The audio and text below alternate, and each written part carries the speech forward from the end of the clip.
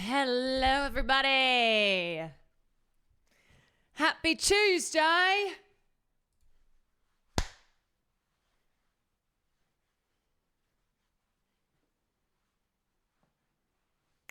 How we doing?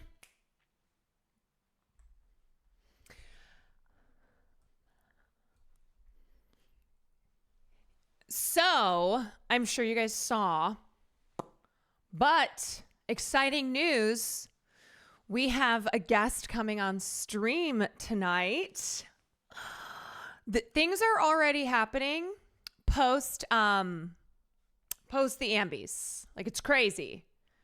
It's crazy how the Ambies have just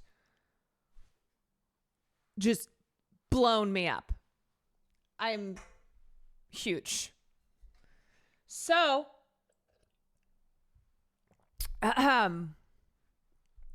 yes, we have special guest,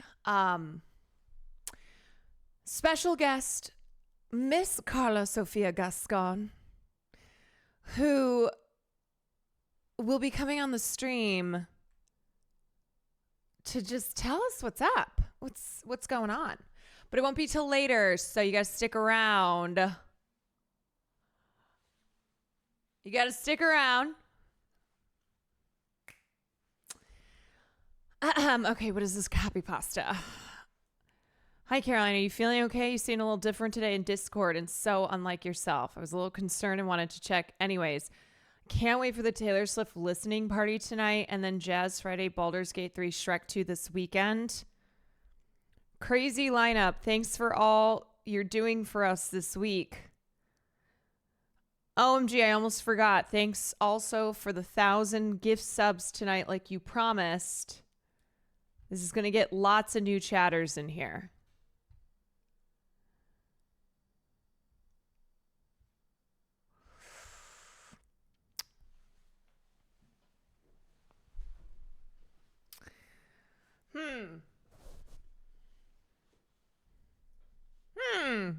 Oh.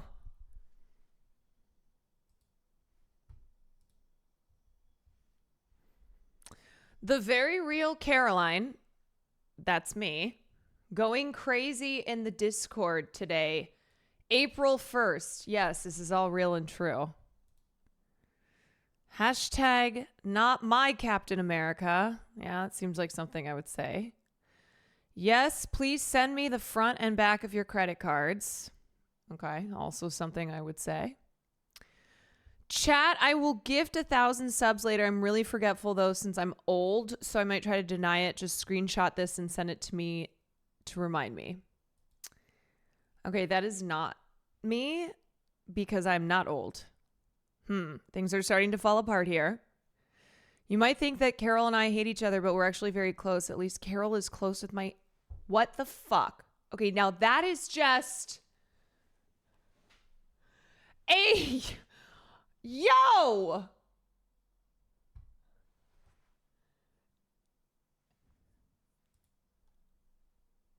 Hey, yo! Oh, wait, I gotta get this QR code off.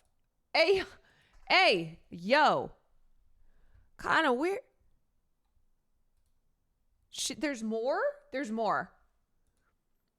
I will gift 1,000 subs tonight. You can even screenshot me saying this is proof if I try to deny it. Yes, I'm streaming tonight. We'll be doing a Taylor Swift listening party, watching Defunctland's Disney Channel theme song. Oh, I know who this is now. And I will be gifting 1,000 subs. Guys, don't let me forget about the 1,000 gift. I'm pretty old. So I get forgetful. So you'll definitely have to remind me, and I'll probably try to deny it. Deny, defend, depose. Since I forgot. So just send a screenshot. How many fucking Discord messages are there of me being like, I'm old, so send me a screenshot? Too many. That's the answer. Too many. As a fell, thank you for the bits. Hogan, thank you for the gifted. Jax, thank you for the 26 months. Jelmer, thank you for the 10 months. Frankenfurter, thank you for the 6 months. Yunjol, thank you for the 8 months. So where's the 1,000 subs? I don't know who this. Oh, I thought this was about to be me banned. Twitch partner DJ Clancy's been banned. Oh, yeah. No, I got him banned. Tell Cersei it was me. Tell Cersei it was me. You met your goal to join the LAPD. You guys, here's what I've realized, okay? The second I join the LAPD, it's like I'll be killed. It'll be cop on cop shooting, as they're known to do. And the cop who will get shot is me. Okay? We all know. We all know what will happen. You're so welcome. Don't tell Will about the 1,000 subs because I may have sold some of his Pokemon cards to afford it. I wouldn't even know which ones to sell. And I don't even know where those Pokemon cards are. Preston, thank you for the bits. Crassvox, thank you for the 5 months. Last Beta, thank you for the 13 months.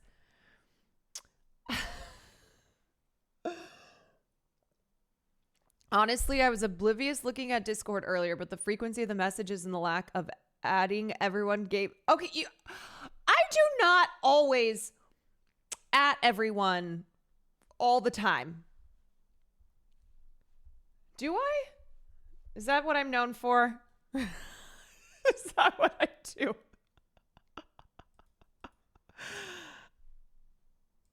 At everyone. Well, I'm sorry that I want everyone to be in the loop. Excuse me. Pardon me for wanting everyone to be involved. Wow. So sue me, you know? Sam, thank you for the 23 months. I addressed that as well. I addressed that too. Sometimes I don't do that because only the real ones will know I was here. See, no, that is fake. Okay. No, I do address everyone always. So that's how you can tell if it's not me in the Discord. Because I'm not addressing the entire Discord. You missed the message where you said you're not an MCU fan because it's now the MCU. Oh. Yeah, as soon as it becomes MCU, then I'm signing up. I'll watch it. I'll watch everything. I'll watch everything. Okay, obviously that was a prank, but I want you guys to know that Karla SOFIA GASCON coming on stream tonight is not a prank. Why would I like lie to you on a random Tuesday? You guys don't believe that I could get Karla SOFIA GASCON, Miss Karla SOFIA GASCON on the stream? You guys think so little of me? She joined the Discord today too. New meme hit the Discord while you were gone. Excellent. You know, I think this is what I should have shown my mom's friends to help them understand what Twitch is. I should have had a PowerPoint with this pulled up on it. Been like, Exhibit A, this.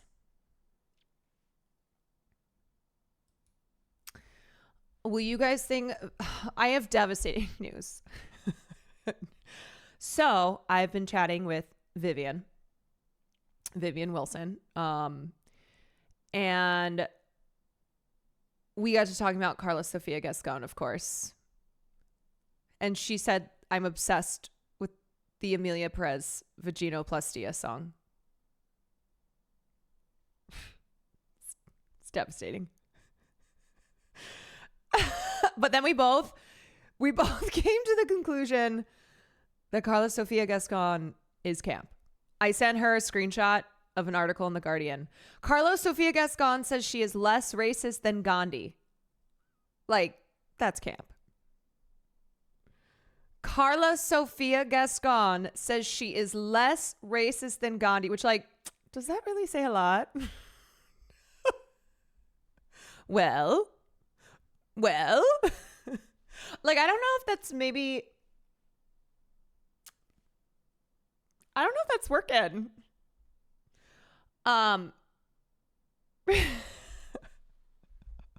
I know. I feel like we just got that song unstuck out of our heads because Oscar season is done. And because Hassan has moved on, thank God. But now, just the mere mention of it. Just the mere mention of it. I know. I'm sorry.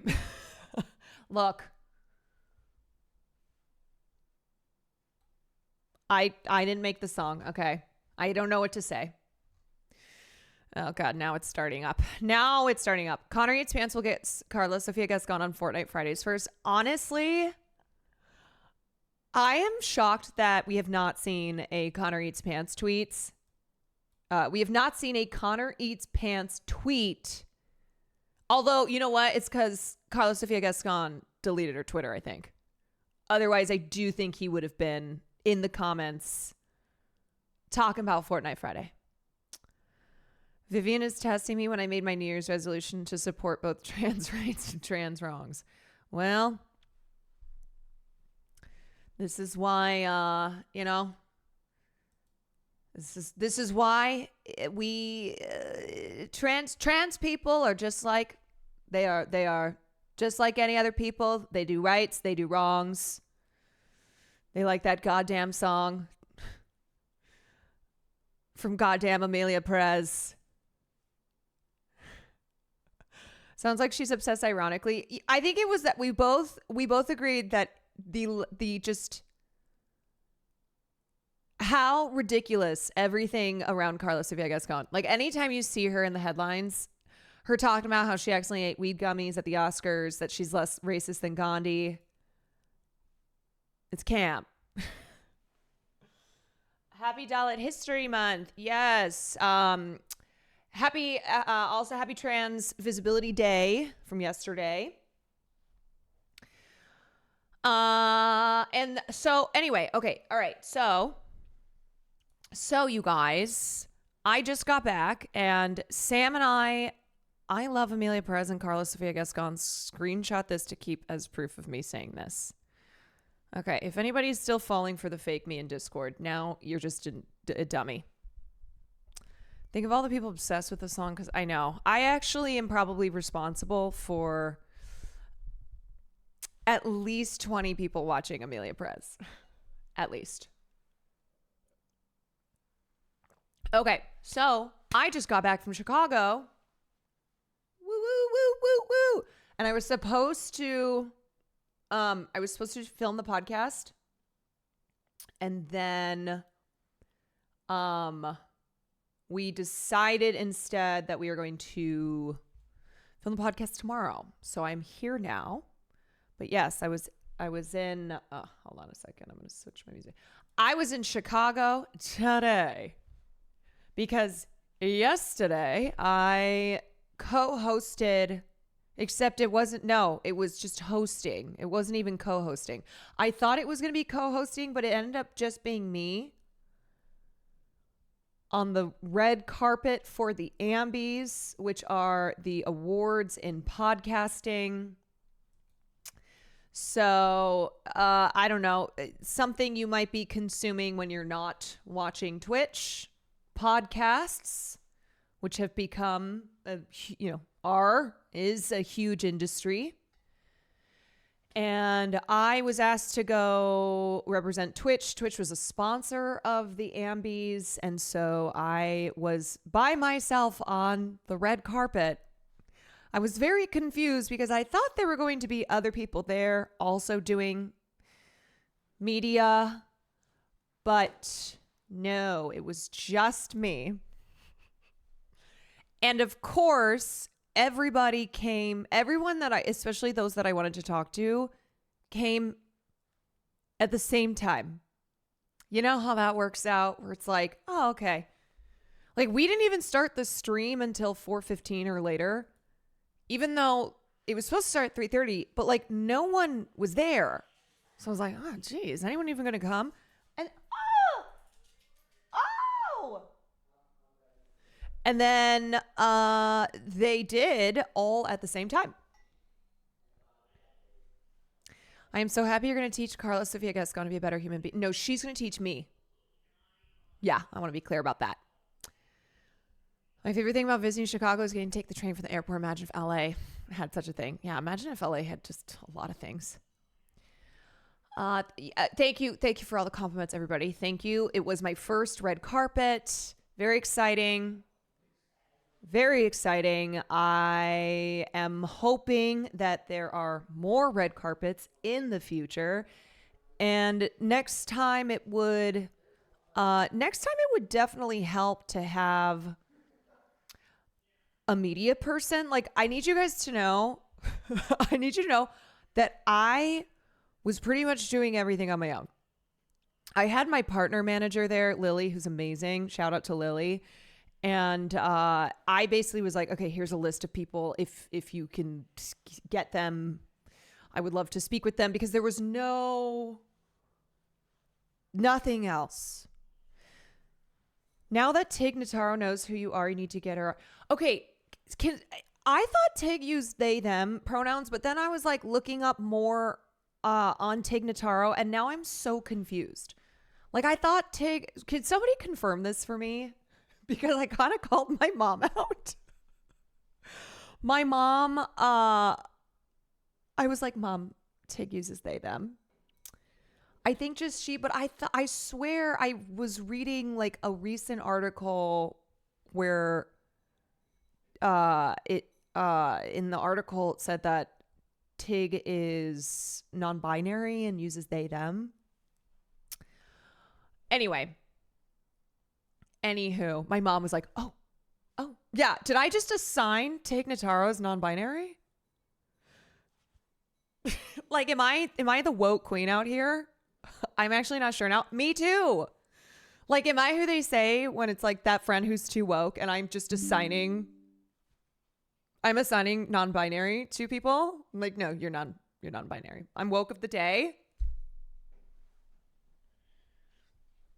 Anyway, for I cannot find a clear answer on that's, I know. See, it's why anytime I would refer to Tig, I just use Tig, because the last thing I wanted to do was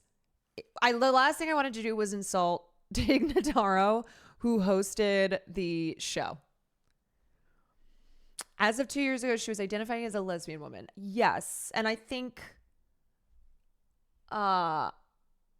I knew that. Wait, Tig is a I thought Tig was straight. And just kidding. Yeah, the Oprah of handing out and you're an NB and you're an NB. I know. I've gone so woke. No, but you telling your mom that is literally me telling my mom about trans people. I know. I just didn't there were just a lot of things going on in my head, and there was a part of me that I just didn't want my mom to because my mom loves Tig Notaro and was very, very excited to try it and talk to Tig Notaro. I was like, please, I just don't want to I don't want to do anything that's going to be insulting to Tig Notaro. And I swear that I read that Tig Notaro, I'm just going to refer to Tig Notaro as Tig Notaro, had as a Wikipedia editor, we're really good about pronouns on there. If it uses she, her for her, and Jana said she identifies as a woman, I'd say go with she, her. Okay, we're going to go with the Wikipedia. Per Wikipedia's usage. Did you hear what Cutie said about Farley? She's always talking some shit, okay? She wishes she looked like Farley. Anyway, so the full government name. Yes. So that was a really special moment from yesterday. Okay. So I will tell you my favorite moments from the Ambies. So favorite moment number 1, getting to meet Matt Rogers. And I also told my parents, I was like, you guys got to go. They were on the red carpet. We were chatting. I was like, so sorry, but I do need to kick you off because Matt Rogers is right there. And I I really need to talk to Matt Rogers. So Matt is the co-host of Las Culturistas along with Bone Yang. And I think I played the clip on stream when Tina Fey was basically talking about how they are now too famous, that they can't, like, they have to watch because shit that they talk on stream is going to get back to whoever it is. And they're like, oh, yeah. Yes, we've already had that happen before. And then Tina just gave this really, really funny speech, but very honest too. Honesty is expensive. Yes. She said honesty is expensive. And she basically was acknowledging that they've moved up into the big leagues now. You know, like you look at the guests that they get on their podcast and it's big time names. So anywho, they have been hosting this podcast, Las Culturistas, for, oh yeah, she told Matt he has a year left. She was like, Matt, you've got about a year until you are going to be, you are basically going to be, pretty comparable to Bowen's status of like, you are frequently working with celebrities. So they've been hosting this podcast for as long as I've been in LA, 9 years. And it was like one of just those, I don't know, it was kind of one of those weird, very special, oops, sorry, I just turned my mic down. It was one of those like very special, but I was kind of having an out-of-body experience moments where you are not only meeting somebody who like you just love their work. Danny DeVito, I love your work. You love their work. You've been a fan. You've been a fangirl. But that I was also in a position where I was interviewing Matt Rogers. And then later I got to give Matt Rogers an award on stage, which was super cool. No red carpet VOD. Oh, did it not post? Let me see. So I presented the award for I did best comedy podcast. Oh yeah, sorry, I guess that didn't post. I did best comedy podcast. I did best entertainment podcast. And then I did best interview podcast, and Las Culturistas won, and Matt gave a really great speech. It was very funny. And later he was like, what a special moment that, you got to give me, like, that we just met and had this really great conversation. Then you ended up presenting the award that we won. So it was quite special. Yeah. Hanging out with Ariana's SpongeBob. Mm-hmm, mm-hmm.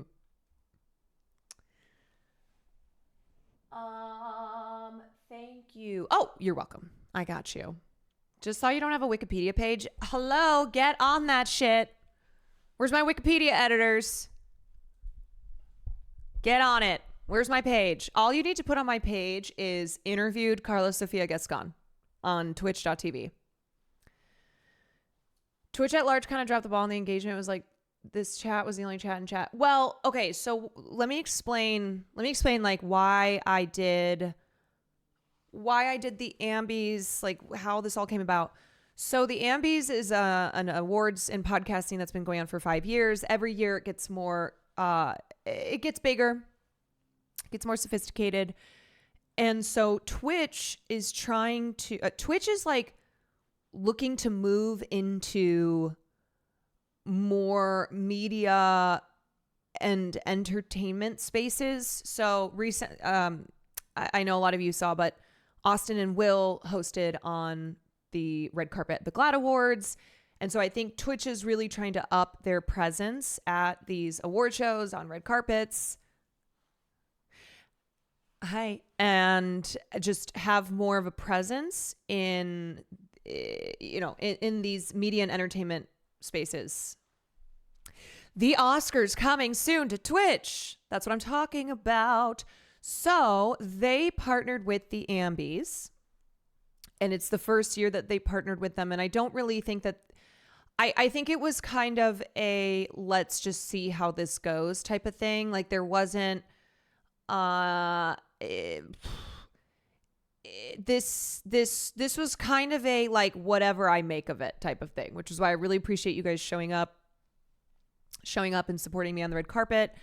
And I think next year, if Twitch is a part of a show like this again, they'll have it'll just be more built out, I guess.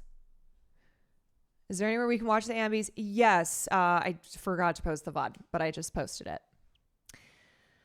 Yes, that's right, Willie. That's right. Caroline, I would kill for you, allegedly. Good to know. Good to know. So anyway, yes, very exciting. Very good. All great stuff. Best clip from the show. Let's see. Oh, yes. Okay, this was another one of my favorite moments from the show. Is this when Tig mentioned my name? I'm assuming. Oh, hey everybody. Hope you're having fun.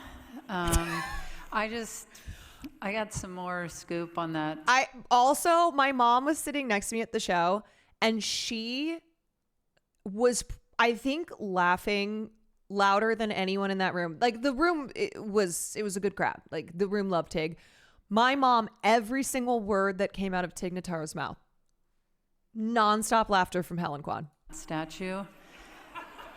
When I was just standing back there, I was told that actually is the statue from a previous winner, because this is true. The one that was shipped out was signed for by another business or company. And so they have the award. I can only assume it's the cardiology event that's going on. So congrats. By the way, my dad, I turn around, he had a cardiology, American Institute of Cardiology lanyard around his neck. I was like, why are you wearing that? He goes, oh, well, they were handing them out. And so I got one. I was like, what do you mean? Why are you wearing that? He was literally wearing it at the show. To them for their award tonight. And thank you to Caroline Kwan for mentioning why I didn't get nominated. Anyway, just 2 more to go. And that's why I'm back. I like that she used my full government name. Tig Notaro used my full Caroline Kwan. No more entrances and exits. We're closing up shop. And I've got the honor of presenting. So basically, when I had gone on stage, okay, I wrote this in the Discord, but they had sent me a script ahead of time for each of the awards that I was supposed to, that I was going to be introducing. I didn't have time to go through the script and kind of punch it up in the way that I would have for myself. And so before the show, we just did a really quick rehearsal. So I knew like where to go backstage, blah, blah, blah. And then just quickly ran through each award I was going to be doing. And they had basically were like, any changes to the script or anything that you wanted to say, you were supposed to send in ahead of time. And that way they could approve it. So you're not just going off book and saying God knows what. But every other presenter, well, like Matt Rogers, John Cryer, Ronan Farrow, they all had a little bit. They all, before they introduced the awards, had a couple sentences, little improv. So I was like, oh my God, I gotta do that. But then I was like, oh God, but it's not approved. Like, am I gonna get in trouble? I said, fuck it. So I went out on stage, and Tig throughout the show had been talking about how, basically been joking that none of her podcasts were nominated. So I said that actually that her podcast had been nominated in every single category, which is true. It's truth. It's just that it was a conflict of interest because she was also the host, which is why she ended up with 0 nominations. But that is why she mentioned my name Sounds like you have a new sub-alert sound. Tig Notaro saying Caroline Kwan. Yeah. I did not expect her, though, to, next time she was on stage, mention my little improv bit. Pretty tough to try to put a lid on what a bunch of podcasters and streamers can say. Instincts. It does. It really does. It's like all I do in every single day is just say whatever I feel like saying. There is no script. Real, recognize real. So this was another really cool full circle moment for me because Tig, I really wasn't lying when I told Tig that story on the red carpet about how when I used to do really just mundane temp work, I'm talking $10 an hour, the most boring shit you can imagine. And I listened to a ton of stand-up on Spotify, I think it was. I think at first I was on the free Pandora, and then this was around the time that I got myself a Spotify membership, which cost me only 1 hour of working. So the way she was like, oh, thank God this isn't a depressing connection. Yes, because so Tig, one of the things she's the most famous for is her special after she was diagnosed with cancer. And let me see if I can find just a little bit. Tig Notaro. I have cancer.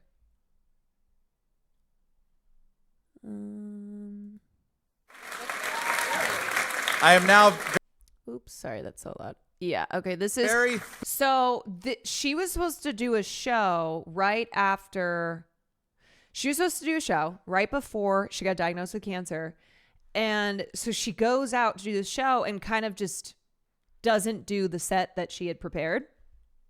And what ended up happening is that it was so good that she filmed a special out of it. So this is just, I think, this is just audio. Thrilled, and it is my great privilege to bring to the stage someone OG who Barlow's, is, thank you for the 5 months. Nice, extremely funny, extremely warm-hearted and wonderful, and also was on The Office once, and is a very, very dear friend who I love and cherish, and you do too, of course. I'm talking about Tig Notaro. Okay, so before I play the rest of this clip, I mentioned this to Tig as one of the stand-up bits that I just listened to over and over and over again. And I think most people, when they come up to her and they're like, "Oh my God, your comedy has just gotten me through the worst times in my life, like when my dad died of cancer, or when I was diagnosed with cancer, my sister recently died." Like really sad, depressing things. And so I think she thought that I was about to be like, yeah, man, when whoever in my life or myself was diagnosed with cancer, your stand-up got me through it. Instead, I was like, man, I used to work the most boring temp jobs. And let me tell you, your comedy got me through it. And so as soon as she heard me mention the temp work, she's like, oh my God. Okay, I was so prepared for you to say that you'd experienced something really depressing, and then my comedy was a lifeline for you. Not that temp work isn't depressing, but I think it was very unexpected. Hello.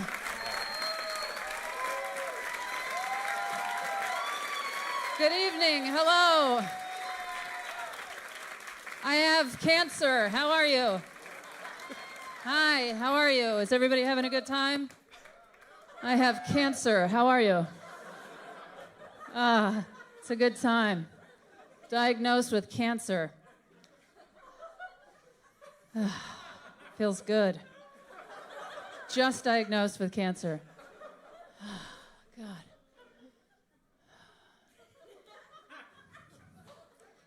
Oh my God. It's weird because with humor, the equation is tragedy plus time equals comedy.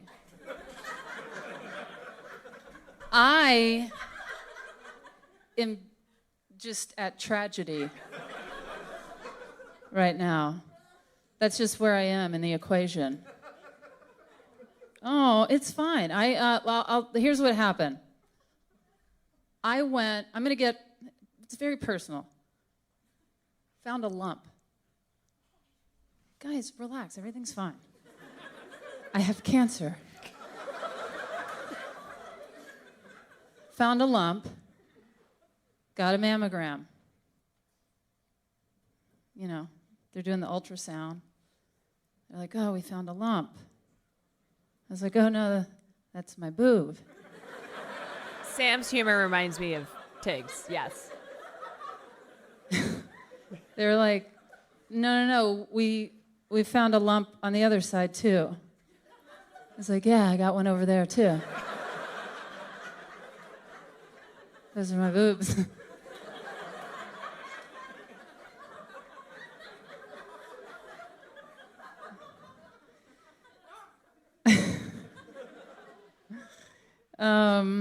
I ended up getting biopsies, which is painful. Feels like being stabbed. I felt like I'd been rear-ended all day and then just dropped off back at my house. I couldn't move or anything. And it was so like intrusive and horrible. And I was just like, God, after all of these like ice pick stabbing feelings, I better have cancer. Somebody over here just keeps going, oh. This is also the type of comedy Cutie would do. I think she might really have cancer. Who's taking this really bad? Oh, it's okay. It's okay. It's gonna be okay. It might not be okay, but I'm just saying. It's okay. You're gonna be okay. I don't know what's going on with me. Anyway, it's amazing because this really horrible thing had just happened. And as a comedian, I'm not a comedian. Shocker, I know. But as a comedian, I imagine like when something like you're diagnosed with cancer happens, you go, okay, well, this wasn't what I prepared to do in my set, but how can I talk about anything else?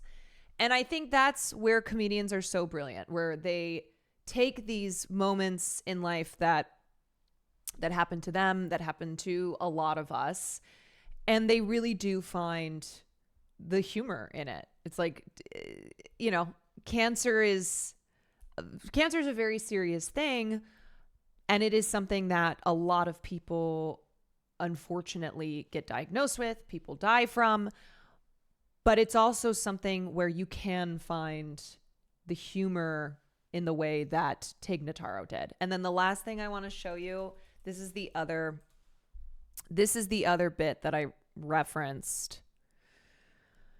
You remember? Funny enough, there's Ira Glass, who was given the Lifetime Achievement or Impact Award last night. Phoenix Phonetics, thank you for 13 months. I wrote a musical about my stage 4 cancer called Chemotherapy. If you ever want to check it out, you should throw that into our Discord. We're all going to die. I guess it's nice to know how you're finally going to go. Well, the good news is that Tig did survive. Survived so that she could host at the Ambies last night. Okay, so this is one of my favorite comedy bits, not just by Tig Notaro, but just in general. And it is the Taylor Dayne story. For reference, since I'm sure nobody in here besides 2 people know who Taylor Dayne is, this is Taylor Dayne. Okay? That is who that is. I do see, okay, there's one person, there's got to be at least another. She did chemo for the Ambies specifically, yes. So I live in Los Angeles, and I went to this party with my friend Pam. And we were going to leave the party, and she said to me, "Do you know who that was standing by the door?" I said, "No." She said, "That was Taylor Dane." Do you know who Taylor Dane is? No? She was a pop singer in the late 80s, early 90s. She sang "Love Will Lead You Back."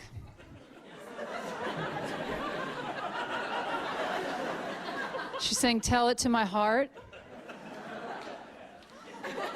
Tell it to my heart. Anyway, I love Taylor Dane. And not ironically.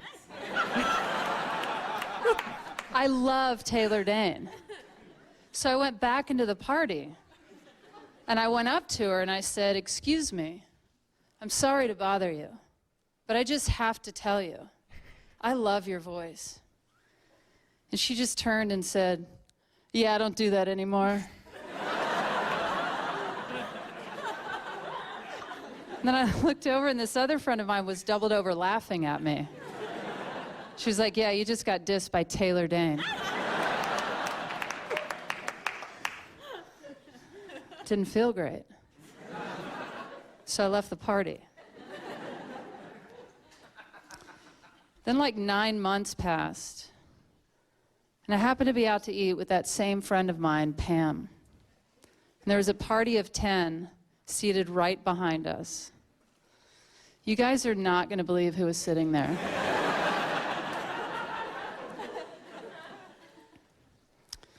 Any guesses?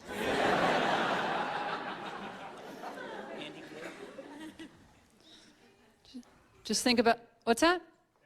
That's correct. It was Taylor Dane. Pam said, "Oh my gosh, you have to say something to her." And I said, "No question." Because I still love Taylor Dane.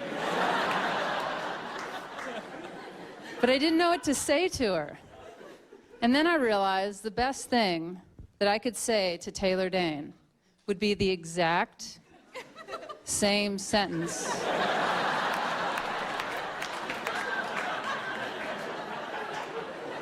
that I said the first time. So I turned around and I interrupted her entire dinner.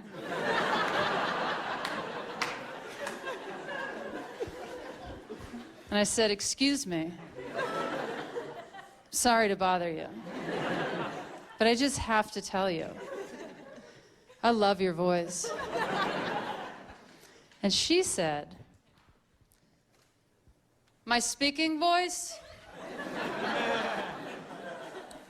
And I said, "Yes." I was sitting here with my friend. I heard someone talking behind me. I said, "I need to turn around and compliment this person on their speaking voice."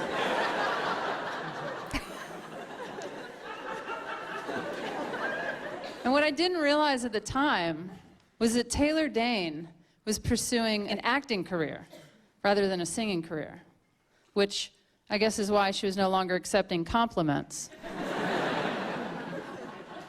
on her singing voice. Then like a year passed. And at this point, I've told all of my friends about my run-ins with Taylor Dane and how she's the easiest person in the world to run into. Like, I'm not even convinced that she's not here tonight. So I was at my writing partner, Kyle's house. Wait, can I just say, side note, how funny of the camera person to go to a woman who kind of could look like Taylor Dane? Like this woman right here. Like the camera person went, "Who's someone in the audience who could maybe be Taylor Dane?" So I was at my writing partner, Kyle's house, and my phone rang, and it was Sarah Silverman. And at the time, Sarah was dating Jimmy Kimmel. And Sarah called and said, "Guess who's promoting Oh, a Sarah. new CD on Jimmy's show tomorrow night.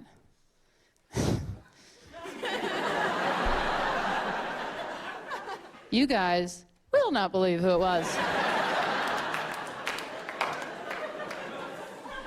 Yeah, how crazy is that? Sarah Silverman and Jimmy Kimmel dated. Anyone remember that? Throwback. Yes, it was Taylor Dane. You're good with patterns. Sarah said, I want you to come down to Jimmy's show tomorrow night. And I want you to say those exact same words that you said the other times. And I said, no question. They'd have falling out But over I who would didn't have end to up care for having to that. go to Jimmy's show the next night. Because that same day,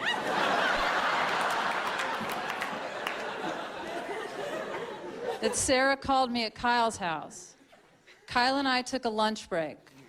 We ordered lunch to be picked up. We walked across the street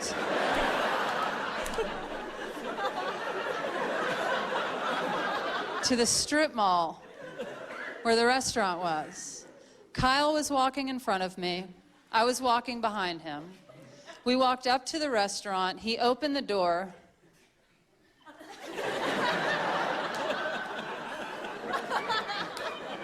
He looked at this table. Then he looked back at me.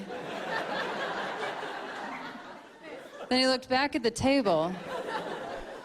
And I was like, oh, yeah, of course she's here.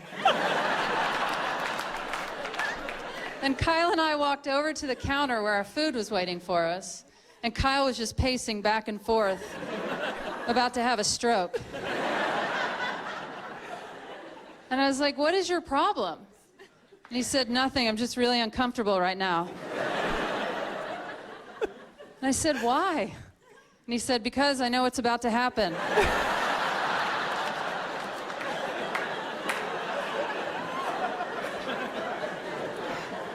And I said, yeah. And I can't wait to do it.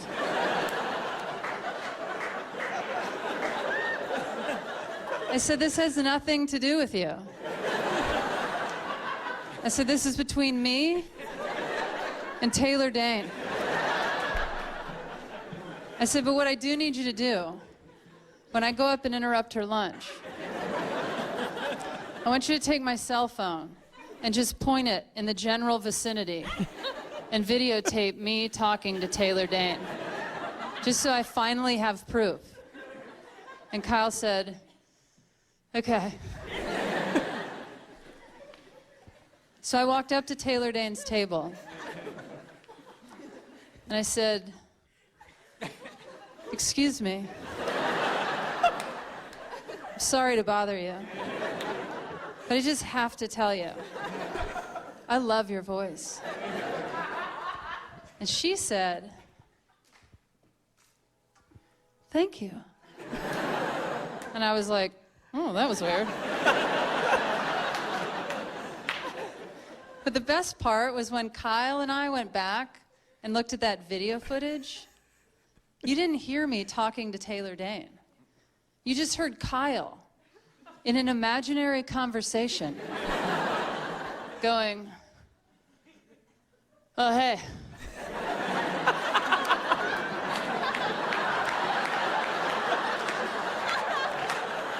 Hey, man, what's going on? I'm having lunch at the chicken cafe, at the at the California Chicken Kitchen Pizza Kitchen Cafe. So the person that Kyle made up in that conversation was the world's most difficult human being that will not let the easy stuff slide. The person on the other end of that call is going, whoa, whoa, whoa, back up, dude. Where are you having lunch? At the Chicken What Cafe?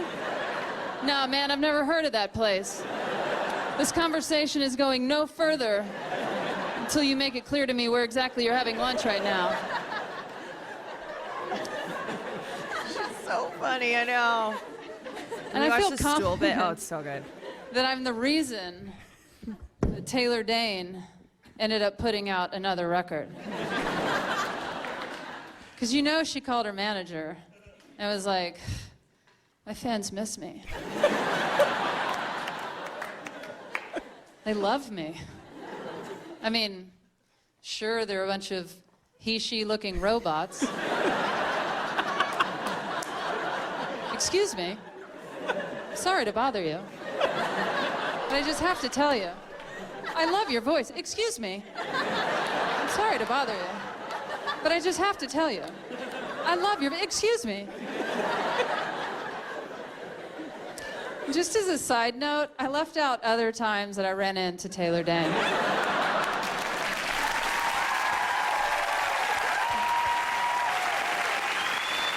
Isn't it so good? It's such a perfect bit.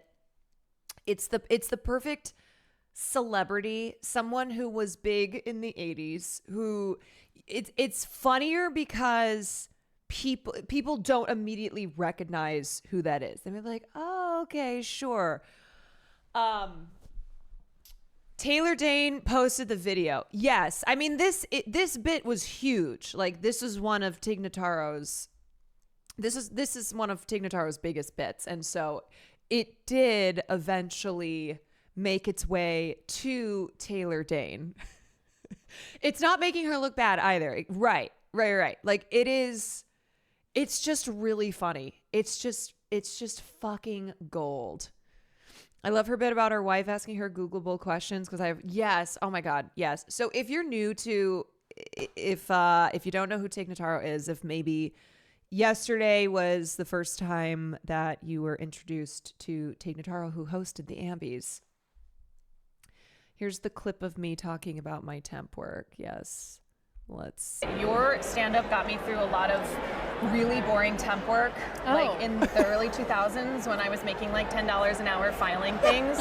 I listened to your Taylor Dayne bit probably 1,000 times. And I'm sorry if like as a comedian you burn out on bits where you're like, oh God, please. Right. So this is when she thought I was going to be like, and you know, I also have cancer, or when my mom was diagnosed with cancer. You can see the O is so funny in retrospect. Please don't mention them. But I'm flattered. That and then your, of course, your special after you were diagnosed was incredible. So thank you for getting me through. Usually when those people days. say thank you for getting me through, I'm expecting something really heavy, and it's fun to hear that it was just temp work. Yeah, no, it was temp work. Yeah. It was That a is pretty 24-year-old, like, what am I doing here? And then I moved to LA, so. Awesome.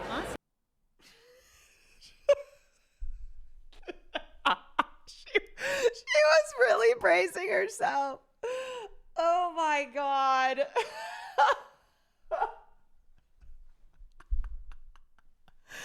Oh, that is so funny. She really thought I was about to like give some sob story about cancer or something.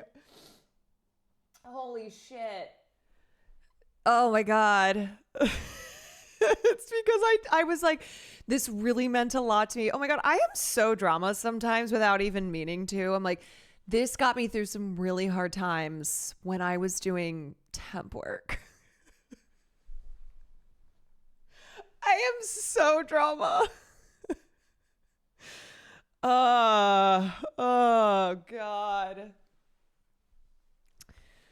But you know what? Shout out to temp workers, okay? We make the world go round. We do. Hogan, thank you for the gift. Yes, shout out temp workers. Hannah, thank you for the 16 months. Hopefully more fun and exciting opportunities to come in the future. There is, okay, this is my agent who was in here earlier. He has been talking with an awards group, an awards body. It's not the Oscars, I will tell you, about me doing some hosting.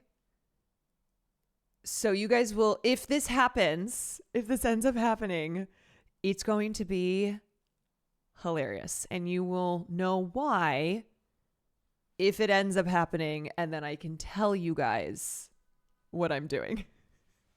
No, it's not the Tonys. It's not the Oscars. It's not the Tonys.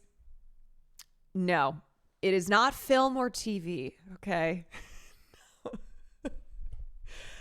Well, it's certainly not the film or TV award shows that I cover on stream. But you will know why it is. You will know why it is humorous. There's comedy to it. If I end up, yeah, get your guesses in now. Get your guesses in now. But let me tell you that if I do get to book, if I do get to be on the red carpet, I am about to become the number one fan of. It's Weird Cuties making. Yeah, can you believe it? It's the Streamer Awards, and I have to go through my goddamn agent. So get your guesses in now, so that if it happens, it's an if. It is an if. Big if, but we can look back. Anti-Semite of the Year awards show. Wow, great guess, but no, did they do did they have that? I know they did it on Twitter. Hassan ended up coming in what? Second place? If it's the NHL awards, I love too how I'm looking at these submissions and we're just like making up award shows. I love it. I love it. We should have an award show for every single thing. Every single thing should have an award show. That's my take. If it's a thing, there should be an award show. You know? Hi, Caroline. Just tuning in. Is the headline of the stream with KSG a joke? I would never joke about that. You guys are just going to have to stick around because I'm not sure exactly what time that interview is going to be happening, but it is going to be big, folks. It is going to break the internet. It is going to be unlike anything that you have ever heard before. All the tea will be spilled and it will be piping hot. Will be piping hot.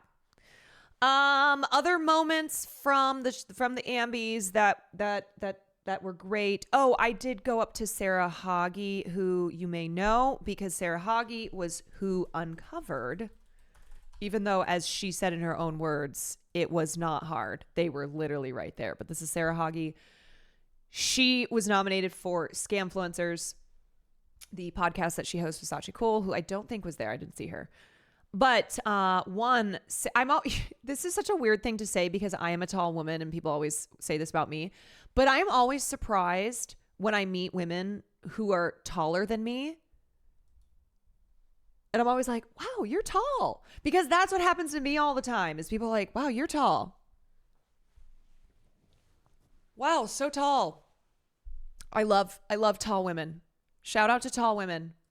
Because if you're like me, you avoided heels probably a lot of your life, not just because heels suck. Like I don't wear heels anymore because my feet are broken, but because I would feel like too tall. I would feel too sometimes awkward around men who are very sensitive about you being taller than them. And you know, the thing, you want to know the difference between a man who's 5'9" and a woman who's 5'9" is that one of them is lying. Actually, you want to know? Here's what it is. Wait, let me work through this bit. Okay. Difference. What do a 5'7" woman and a 5'9" man have in common? They're both lying about their heights. Okay, we got to work on that. You know what I'm getting at though. You know what I'm getting at. 5'9" girlies, you know what I'm talking about. You've probably lied and said you were shorter. Me being in entertainment, I definitely lied about my height. I definitely said I was 5'7" because it would have, I'm not kidding you, it would have worked against me to like say what my actual height was. And then men who say not even just 5'9". My favorite is 6 foot tall men. It's like, are you 6 feet tall or are you 5'10"? It's so silly being a tall woman rules. Yeah, but it is something where like, look, in the way that men who are short are mocked for being short, like face certain disadvantages in certain industries, that like there are absolutely advantages for men who are taller. So I get it. I get why men who are short have been socially conditioned to believe that, I mean, not just men, but men and women believe that taller men are superior. But also for tall ladies, if you're over a certain height, it is also something that has socially worked against you. And I was 5'8", I think starting in like 6th grade. I had size 10 feet. I was 5'8", like close to 5'8". And then I finally reached my full height of like just about 5'9". But my grandma would tell me all the time, because my grandma was about 5 feet tall, and she was like, being tall is good. Being tall is good because you look down on people. I said, okay. Yeah. 16-year-old me trying to take that advice. I was like, I don't know about that. I don't know, but thanks. She said, you want to be tall. People look up to you and you look down at them. I was like, okay, Papa. You probably just talked about it, but I can't believe Tig Notaro called me by my full government name. Yes. Tig Notaro called me Caroline Kwan. Tallest and a ginger. It was rough. Oh, yeah, I can imagine. Like going to Marshall sucks. Where the fuck? Yeah, I would buy men's shoes. Like I was a 6th grader buying, I was a 6th grader who had big wide feet, and I would buy men's size 8. Now we got to get Tig on. Let me know. If Sam does not know Tig Notaro, she needs to be introduced to Tig Notaro's work, because they have a lot in common. They both have that deadpan. They both have, they just have similar humor. Was Jamie Loftus there? And did you meet her? I need to know. You two would be iconic together. I don't know if Jamie Loftus was there. I do love Jamie Loftus. I think she's great. There were people who were there who I didn't get a chance to talk to on the carpet, because like I said, everyone showed up at the same time. And I was really happy I got to have conversations with Ronan Farrow, who also said he wants to stream on Twitch. Not just stream, he wants to game. He wants to start gaming, streaming himself gaming on Twitch. How does he have time? I don't know. Apparently he already games for 50 hours a week, which is, I think, more than I do. And that is embarrassing for me. Ronan Farrow, like the Ronan Farrow, if Ronan Farrow is sniffing in your direction and you're big time in Hollywood or in the media, you're in trouble. Like if Ronan is asking around, is inquiring, is doing some little investigative journalism around you, you're fucked. You're in big trouble. But yeah, so I talked to him, and he, you know what? I should have just like gone straight to gaming talk with him, because I forgot that he does game. Like I remember reading an interview with him where he talks about how much he loves gaming. Because the second that we started talking about it, he like locked in. He was super excited. I was like, okay, yeah, I'll totally help you out. I got you. You and Matt talked like old friends catching up. It makes me feel so happy that that's the vibe it gave off. Because I obviously had just met him, and I am obviously a fan as well. So it's good that it came across as like old friends catching up. Sorry, Will Neff, that I threw you under the bus multiple times, but thank you. Also love the 80s TV ladies so much. They were wonderful. I know. They were really, really awesome. I also talked to, I did talk to Sam Sanders. If anyone listens to Vibe Check, that podcast, this is Sam Sanders. He is a journalist and he hosts the Stitcher podcast called Vibe Check and is also the host and exec producer of the Sam Sanders Show. Pop culture, political guy, very funny. And so I had a conversation with him and he was like, "Oh, I should have you on one of the shows." I was like, "Yeah, that'd be great." Sam Sanders is awesome. I've loved many of his podcasts. Yeah, he's great. And I went up and there were a lot of people I went up to last night that I was just like, "I'm a fan. Hi." Hello. You talked to Boss Baby. Oh, I know. And then he ended up winning. He won in both the categories. Oh, and it's very felt.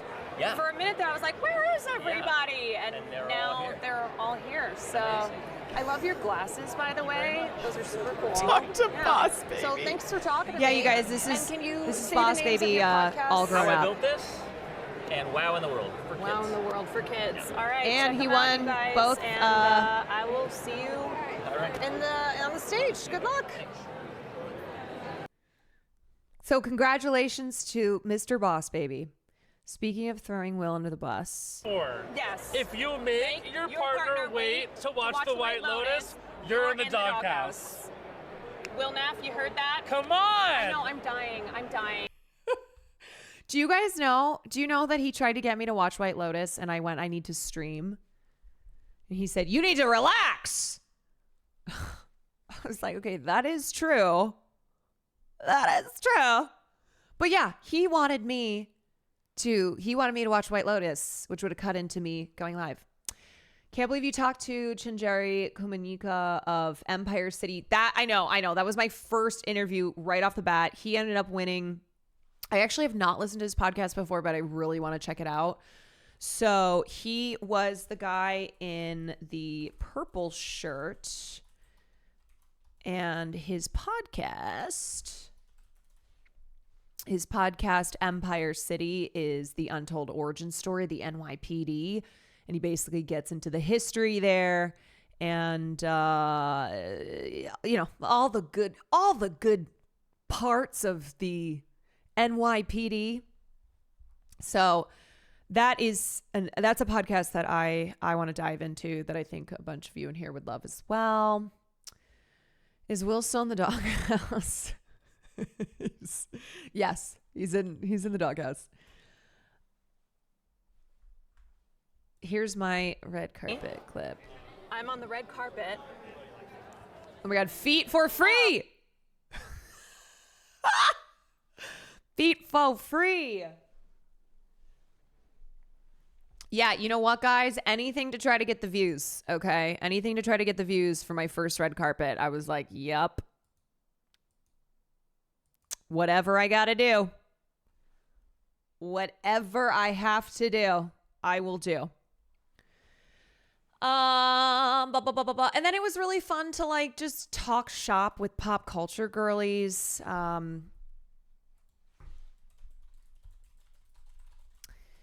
I did talk to these gals on the red carpet, Hunter Harris and Peyton Dix. I subscribe to Hunter Harris's Substack. It's really good. It's called Hung Up. And we just gossed. We gossed about pop culture stuff. They are two besties who have pop culture podcasts, which it's like, love that, you know. Two pop culture girls have two besties who have a pop culture podcast. Oh my God. Man, I wonder if there's another podcast like that out there. I wonder. The 80s TV ladies were amazing. Love them. Really, I really loved all the conversations I had. And it was funny because I think okay. So to wrap this up, this was my first red carpet. There was not really organization. That's okay. This is new. Poor Lily, my Twitch manager, was running around like trying to grab people that I could talk with, and then was in the background like would do this and then would point, and Ronan Farrow or Matt Rogers would be right there. So I'd be like, oh my God. Because I really enjoyed every conversation. I think I normally on a red carpet, there's people are moving like this. They're moving down the line, down the conveyor belt. And so you kind of you really should allow just a certain amount of time for every person. But, I just, I couldn't turn off the conversations. So I didn't get to talk to everyone I wanted to, but I felt like the convos that I had were great. I don't know about y'all, but I saw her kick off the famous Kwans. I did kick off my parents. That's what happens, So that's it. That's what I got for you guys. It was great. I can't wait to do more. Hopefully I get to do more. I did start to mention at the end there when I was talking to Ron Farrow, I was like, oh yeah, like Twitch is unbanning people too. So let me just give my thoughts real quickly. Sam said in the chat at one point how good you were talking to people. I paid her to do that. Okay, let me just shift gears real quickly because I feel extremely gaslit. And I want to know if you also feel extremely gaslit. And I know Peach Jars does because she tweeted this, and I will pull up her tweet.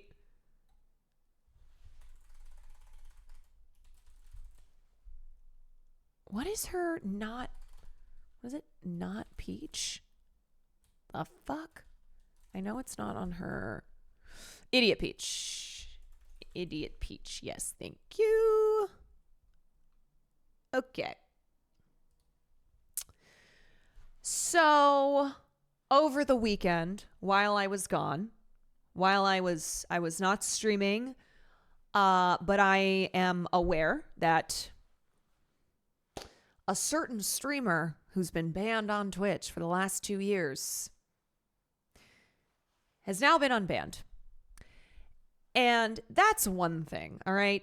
Aiden Ross getting unbanned, that's one thing.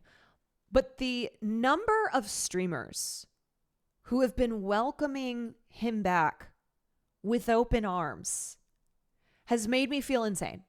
Like, truly, I feel gaslit. I'm looking around like, I'm sorry. So we're normalizing, and not just normalizing, but saying like, yeah, this is all good, all fine and dandy. A person who just recently paid Andrew Tate to come on his stream. And Peach tweeted, why is every streamer congratulating Aiden Ross for getting unbanned? This is the same guy who talks to Nazi apologist and Andrew Tate, right? Did I miss something? And then she said, why is it so shocking that I'm uncomfortable that people I share space with are so chill with associating with sex traffickers and Nazis? Like, no shit, Sherlock. It's crazy. Like, it is actually, it's crazy. Like, this is a guy who not only says horrible things himself, and his community are so unbelievably toxic. Like, they are a virus and they spread hatred. They are so toxic. But not only that, but he platforms people like Andrew Tate. I'm so, I don't know. I feel like I really don't know what to say. I don't know. Peach is 100% right. It's so fucking weird. Yeah. I just, what is there to say besides this is in, I guess, I guess that this is just how everything is now. Like right-wing content has just been normalized all across the internet in our country. You know?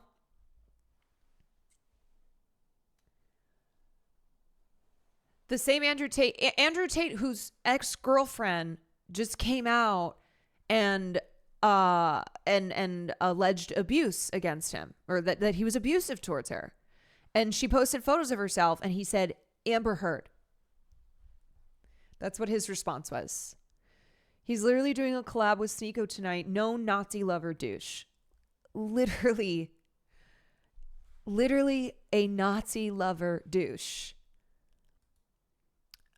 These guys are apolitical though. But that's what's crazy, okay? And I'm just going to state for the record, you are not apolitical. You are not apolitical if you are collabing with, if you are platforming somebody like Andrew Tate, who platforms people like if you are platforming Aiden Ross, who platforms people like Andrew Tate, you are not apolitical. And it's so... I mean, I know leftist political streamers are now using the apolitical. I'm apolitical as a joke because it is a joke. Like it has become a meme at this point to be like, oh, I'm apolitical, but I'm going to normalize Nazis, or I'm going to normalize sex criminals. Man, Aiden's done nothing. And like, I want to state for the record. I want to state for the record that I am somebody who believes in rehabilitation. Okay? That is a tenet of leftism. You believe in rehabilitation. You want people to be better. We want solidarity in fighting these oppressive systems, and there's always room to join in, right? To not be a hateful bigot who chooses to spend their time spreading said hatred. But you have to show that you genuinely are remorseful, that you genuinely want to change, that you rebuke the ideology that you were previously sprouting. And Aiden Ross does not want to change. Why would he? He's one of the most popular streamers in the world. He makes so much money. Right-wing content is normalized on the internet. He doesn't need to change. Like, seriously. If you are right-wing, if you are reactionary, if you are hanging out with Andrew Tate, so is the President of the United States. So this, I don't know, man. It's the same thing when I cover these cases of sexual abuse and harassment in Hollywood. And everyone's like, oh, well, Jonathan Majors, like, we should let him back in because he's changed. No, he has not. He's never apologized. He's never taken accountability. How has this person shown that he has changed? Why are we giving the title of rehabilitated to somebody who has not demonstrated at all that they are A, remorseful, and B, on the path of changing? The first step is admitting doing wrong and then trying to make amends to the wrong parties. I don't think he's done either. No. And as I said, why would he? This is popular. Being Nazi saluting, hanging out with Andrew Tate, spreading hatred online. It's popular now. You're fine. Like, you won't get in trouble. Not only will you not get in trouble, your content will be amplified.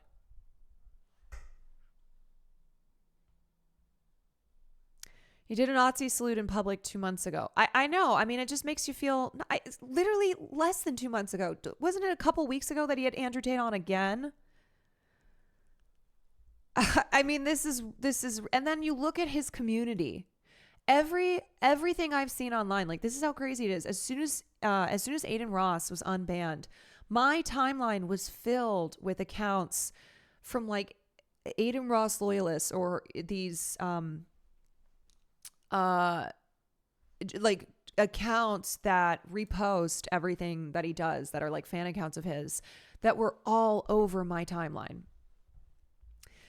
And I felt like I was going crazy. I did.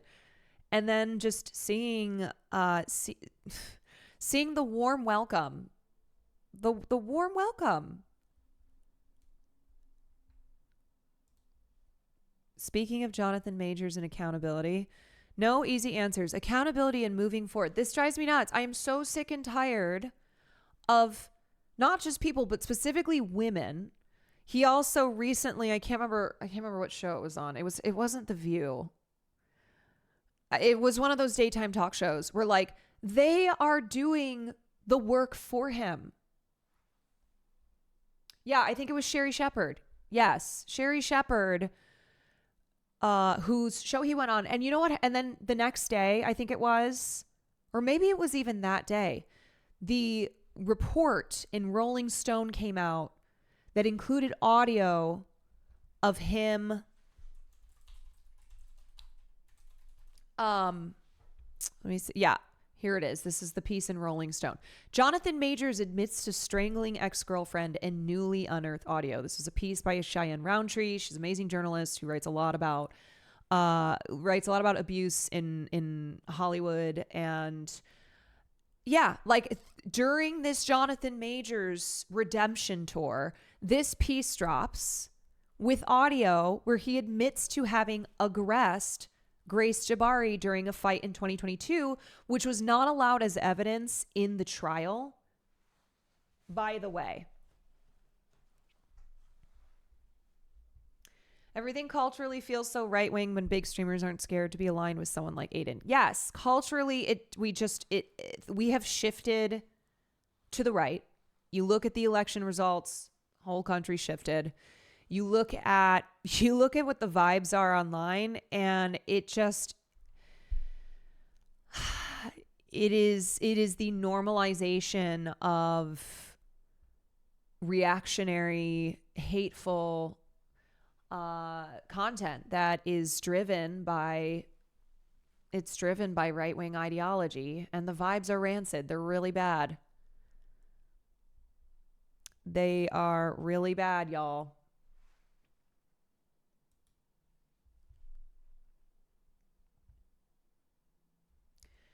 Kiki, girl, what are we doing? What are we doing? There was a Mother Jones article I posted about Nadal Khan. We were talking about in the Discord. A lot of this right-wing content originates offline and then gets absorbed by these influencers and made into an online problem. Yeah.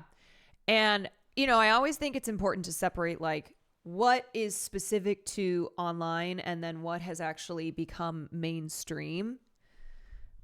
We always say Twitter's not real life, but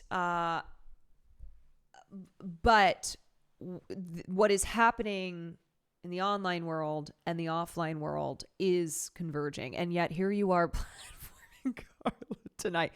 Look, okay. Everybody's doing it. So I'm jumping on board. All right. That's basically my whole speech about Aiden Ross here is me saying, by the way, guys, I would like to welcome Aiden Ross back to Twitch. No, I can't. I can't even make the joke. Apolitical streamer, apolitical number one over here. I mean, if he spreads hate on Twitch, he will just be banned again. I don't think it's that big of a deal for Twitch to give him the chance. Okay, so like I said, there's two issues here. There's one of Aiden Ross being brought back to the platform, where I guess the argument is that even if someone has been banned, that they shouldn't be permanently banned. So if he does things that violate the platform's policies, he would just get banned again. But there's no such thing as perma banning. So I guess it would just be infinite bans. But what I was specifically addressing was that, the very warm welcome that I've seen a lot of streamers give to Aiden Ross, welcoming him back onto the platform, already setting up collabs. And it's made me feel nuts that we are treating Aiden not as a person who has made literally direct threats. Yes, he egged on direct violence to a viewer of his who had a sibling who was a fan of Hassan. Direct threats is just very, very hateful and bigoted, and has a massive audience who takes that and runs with it. And that he platforms, he brings on people like Andrew Tate, who, may I remind you, is currently under investigation, has been charged with sex trafficking, sex with a minor, rape, just all sorts of sex crimes. That's who he's hanging out with and bringing onto his stream. His chat docs Jason's parents. Like, this is how this. Yes, I saw so many racist comments. So many towards everybody, really. Literally towards everybody. Jesus.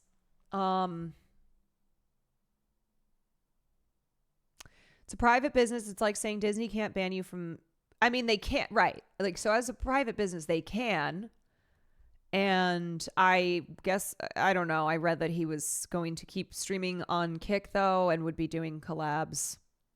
Would be just using Twitch for collabs. I don't know. Like, what are those collabs going to be? I've said it once already, but if there's a table with 9 Nazis and you sit there, there's 10 Nazis, which is exactly how I feel at every streamer welcoming him back. It's just like disappointing. I don't even know if that's a strong enough word. I don't know. It feels exhausting. It does. And it is, you just feel like you're losing. You do. Anyone on this platform who is trying to make this space a better place, trying to make this world a better place, just, you know, make the world a better place. It just feels like things have changed in even the 2 years that I've been doing this.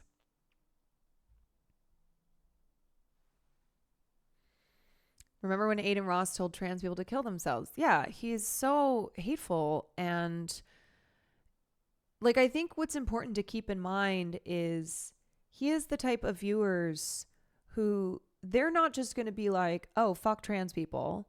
They will use every minute of the day to violently harass and potentially cause harm to trans people, to LGBTQ, just the whole LGBTQ audience, to really just so many already marginalized communities.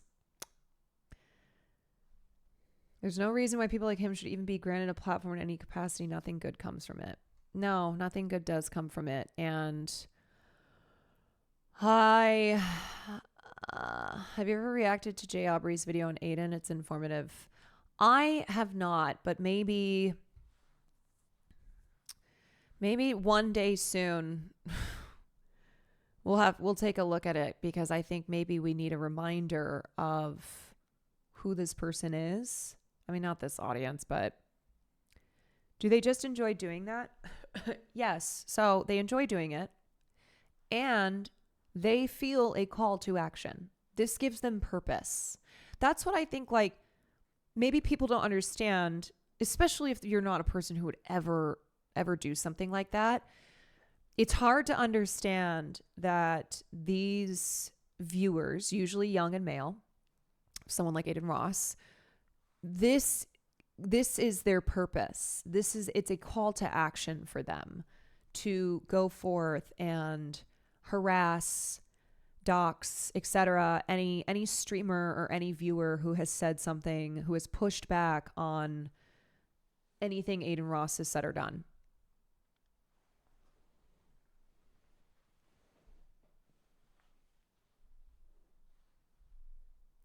Both his vid on Aiden and his vid on Kick Streamers, which talks about the people yes, Jay Aubrey does some really great deep dives into really horrible online creators, and unfortunately there's no shortage. There's no shortage of online creators for him to make videos on.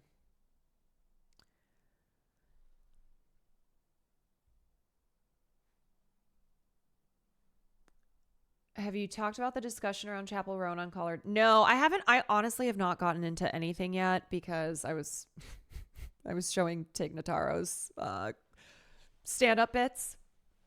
But I can talk about that. As a trans person, it's hard to be on Twitch and know there's such large hateful communities here, and I'm feeling extra anxious watching people's accepting warm reaction and being unbanned. Yeah, I'm thinking about like all the viewers who Twitch is their home. You guys spend a lot of time here. This is a platform that you enjoy watching content on, and it's terrible. It's terrible to know that you are made less safe because of people like Aiden and his community.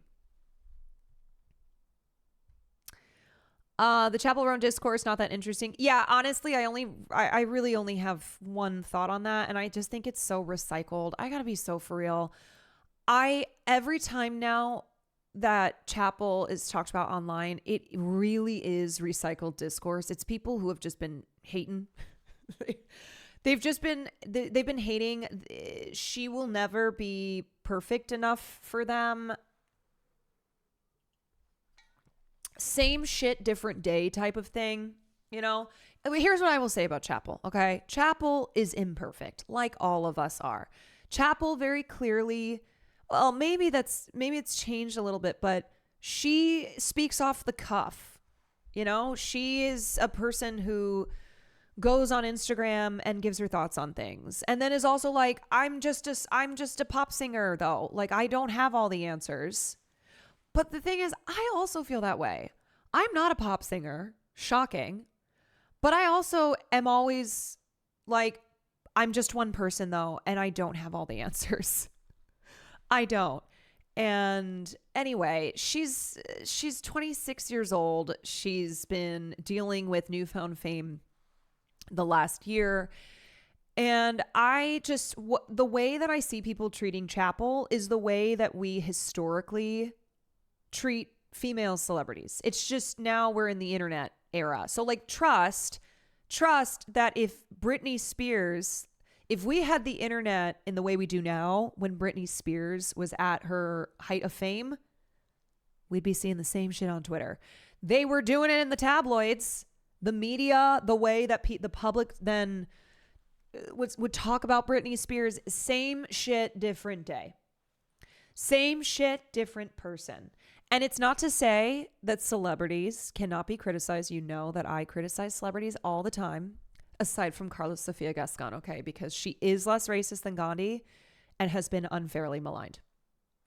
But it's not that celebrities can't be criticized, not that female celebrities can't be criticized, but the way that I see people on the internet, specifically on Twitter, where I spend most of my time, go after Chappell, it is very reminiscent of just this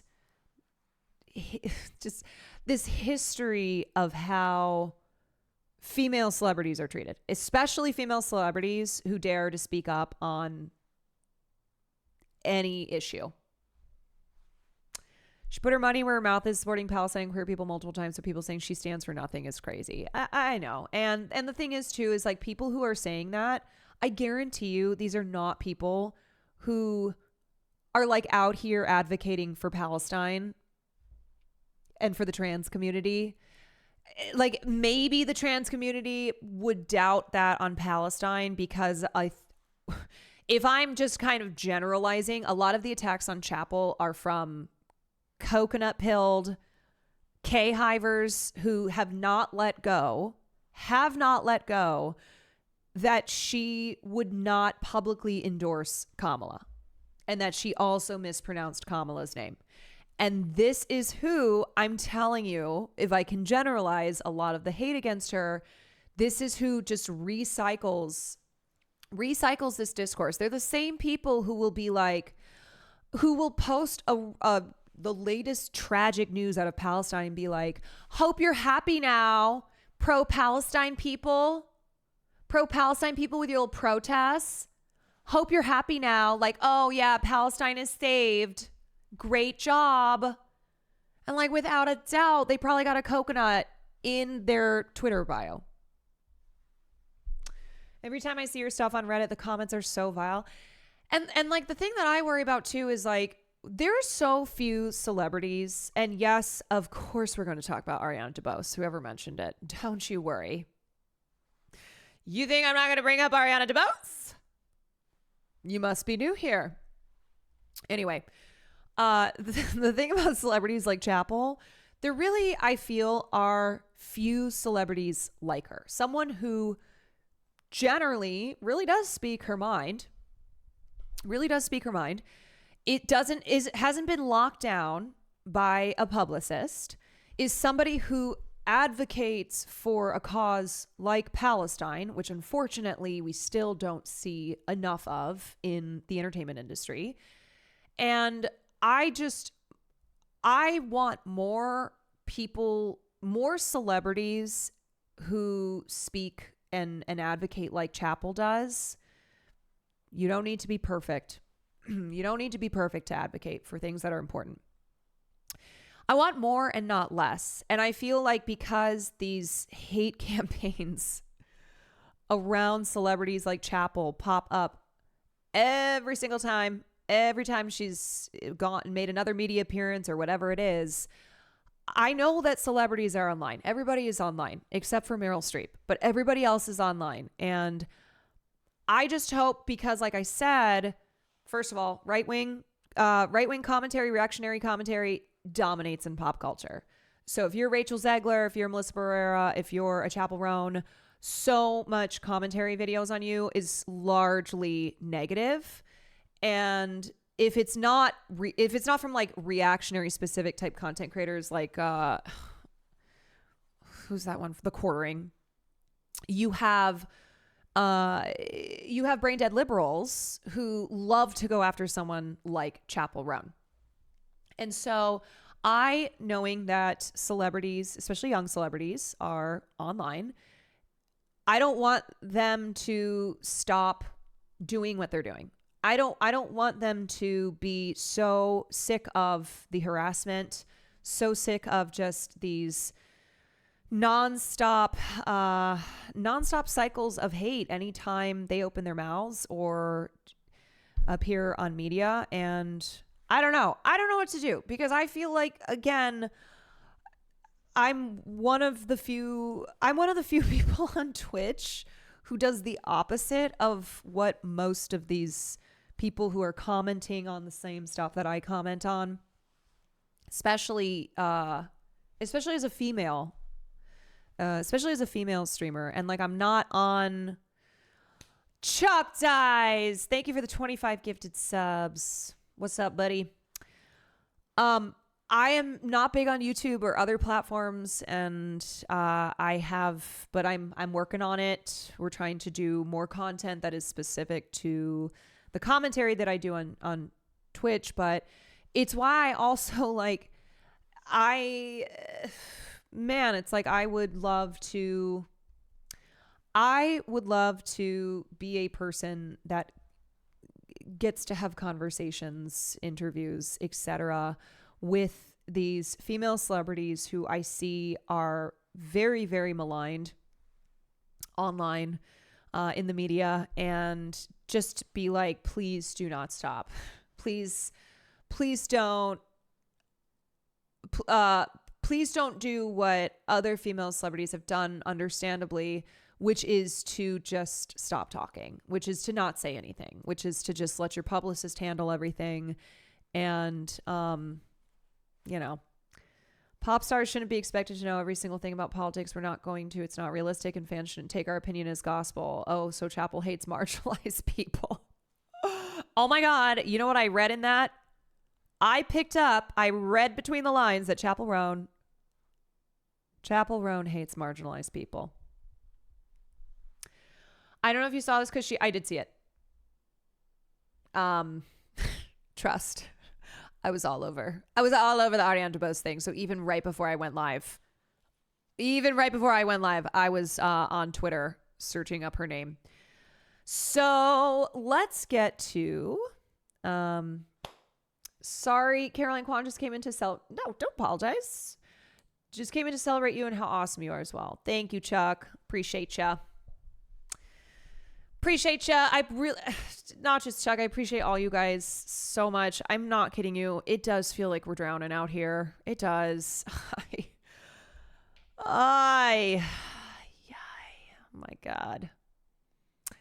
Oh man. And I just, every day when I go to stream, I'm like, how do I talk about the news as a leftist and keep people still laughing?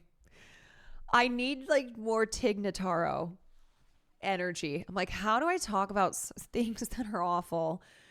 Not that like everything I cover on here is awful, but when you do the news, when you talk about the news, it's a lot of awful things.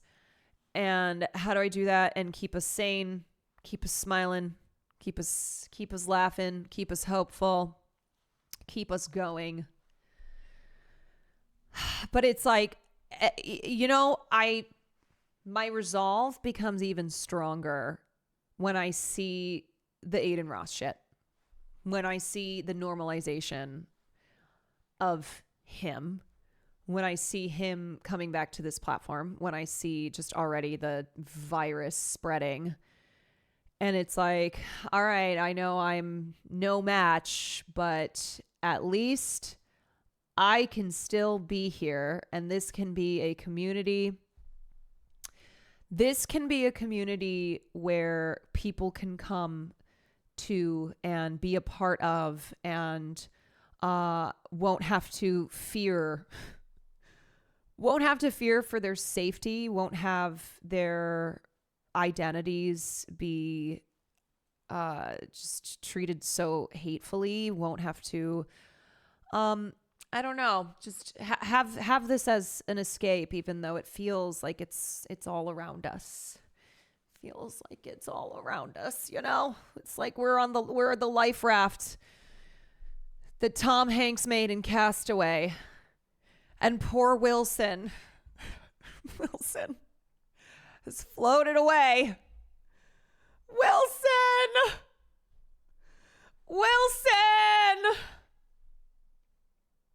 I think he could have gone back for Wilson. Okay, in the same way that Jack could have gone on that little piece of wood that Rose was on, I do think Tom Hanks could have gotten Wilson. I just have to say it, okay? I do. I've always had that take. I'm sorry, Wilson.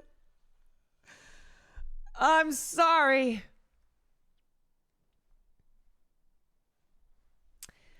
What do you think about Texas passing a Senate bill to make the state a film haven? Do you think they'll make any good movies? I mean, okay, I need to like dedicate a stream to just talking about what's happening in film production. I also was going to try to go to the Stay in LA film rally that some people had invited me to. It's on Sunday.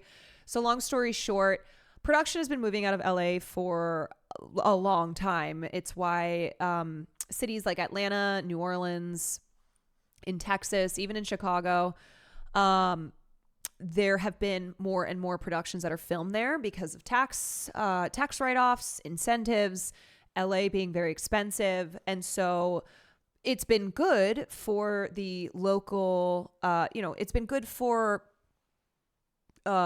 film production in these areas of the country that are not Los Angeles and New York.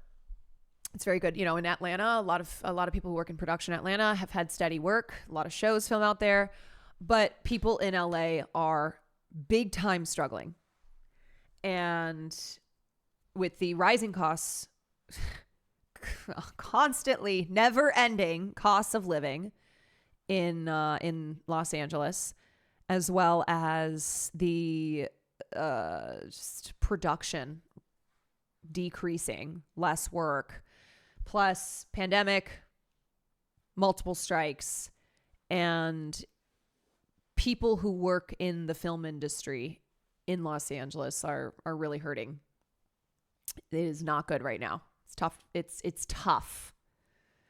Union stuff too, so they can avoid by not being in LA. No, I mean, union productions happen outside of Los Angeles, but essentially they are trying to, the Stay in LA grassroots group, a lot of people who work in film production in Los Angeles, they are trying to, they are trying to get legislation passed that I believe will uncap the incentives for film production in LA, which I can't remember the number right now, but they want it to be uncapped for the next 3 years as basically a super boost to the film industry in Los Angeles, which is then going to boost California's economy.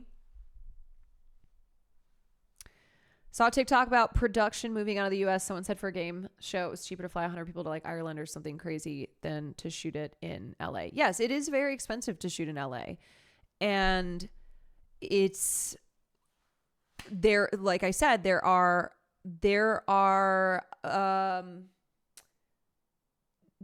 cities and states now that have really built out their film production. So it's easier for films and television shows to film outside of Los Angeles. Celestial King, thank you for the 9 months. Orbs, thank you for the 5. Rain Rodriguez, thank you for the 5 months. Chatter asking about KSG. Oh, yes. Those of you who are just getting here. I see that you saw my headline or my Twitch title. My Twitch title, where, yes, it's very real news that I am bringing on special guest Karla SOFIA GASCON onto the stream to talk about everything, really. I'm going to ask her thoughts on White Lotus incest, as well as Joe Biden, and also what she likes on her pizza. You know, we're really going to cover everything. I don't know if it's face blindness or not, but I think I found the Desi version of you. You've also done the same bit. Wait, let me see.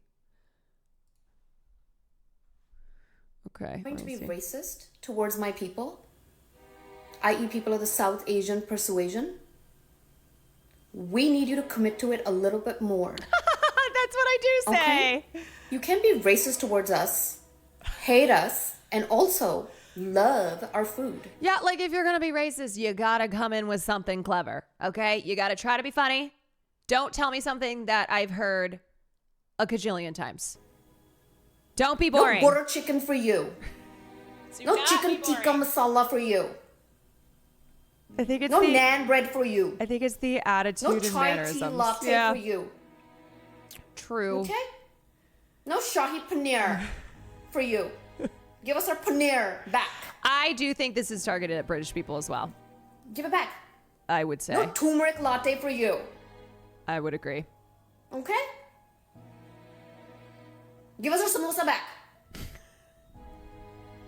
I hate to be like Gretchen Wiener, you guys, but you can't sit with us. Indian food. Okay, Indian food is carrying the UK. When people are like, the UK has great food. No, we got to get specific. The UK has amazing Indian. Oh, the food is so no. Indian food specifically. Okay, we can't leave that out. Bandit D, thank you for the 15. Evil Monkey, thank you for the 8 months. El Hawkeye, thank you for the 26 months. Okay, let's get into talking about the latest that is happening around Rachel Zegler, Disney completely throwing her under the bus. Jonah Platt and his my father had to leave his adult baby sons and fly all the way to the middle of nowhere, New York City, to reprimand 20-year-old Rachel Zegler. Ariana DeBose's latest comments. What else have I missed? What else is in there? Oh, we have an interview, Melissa Barrera interview. By the way, did anybody see Melissa Barrera's film or news about the film that she wrote? Because I feel like the combination of the premise plus the person, it is made for this chat. So Melissa Barrera is reportedly writing a lesbian rom-com. Yes, Sky, I know you did, obviously. Of course. Melissa Barrera, who we love here in this community, is writing a lesbian rom-com. She did this for me. I feel like she did this for the Quantarush community. That is that is just tailor-made for this community. I would die for her, I think. Yeah, she is her. She is her. Lesbian shit doesn't happen in Hollywood without it coming across my table. Yes, you are one of the resident anything lesbian happening in Hollywood experts in here. Okay, so we're going to talk about Melissa. We're going to talk about Ariana DeBose, Rachel Zegler, this letter that was signed by film journalists, which is great. And I also want to talk about the film October 8th, as well as the encampments. What else do I have for you guys? We've got quite a bit of stuff. Quite a bit. But I will give me 2 seconds. Give me 2 seconds.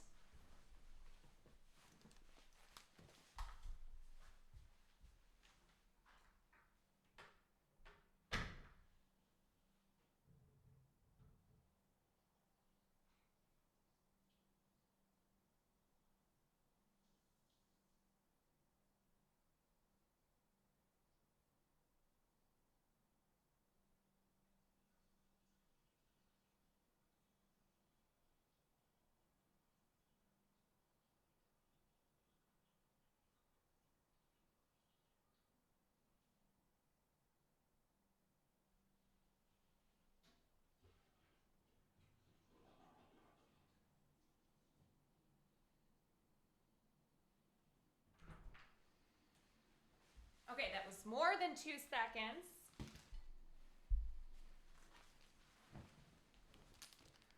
Okay.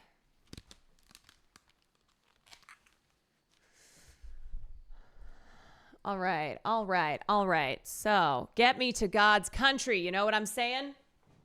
Hell yes. Tell us about the mom. Oh, right. I knew I was forgetting about something. Okay. All right. I mean, it all kind of ties in. It's all part of the same conversation. But the other thing I forgot to tell you guys about.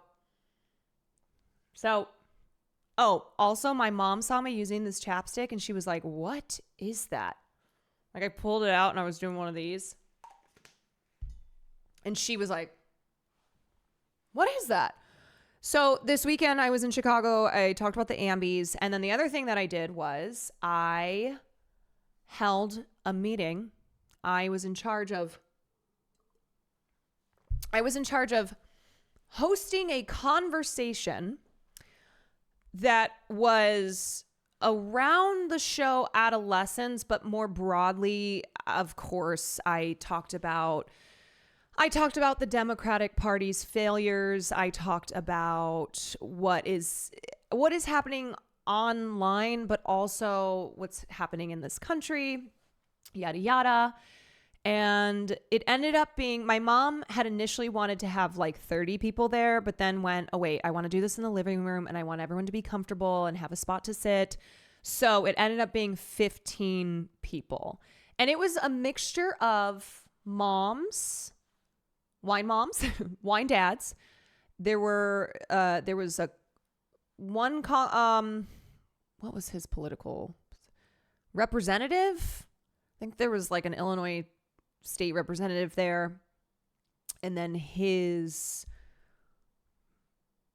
chief of staff, maybe. Anyway, so it was like 2 hours. No joke.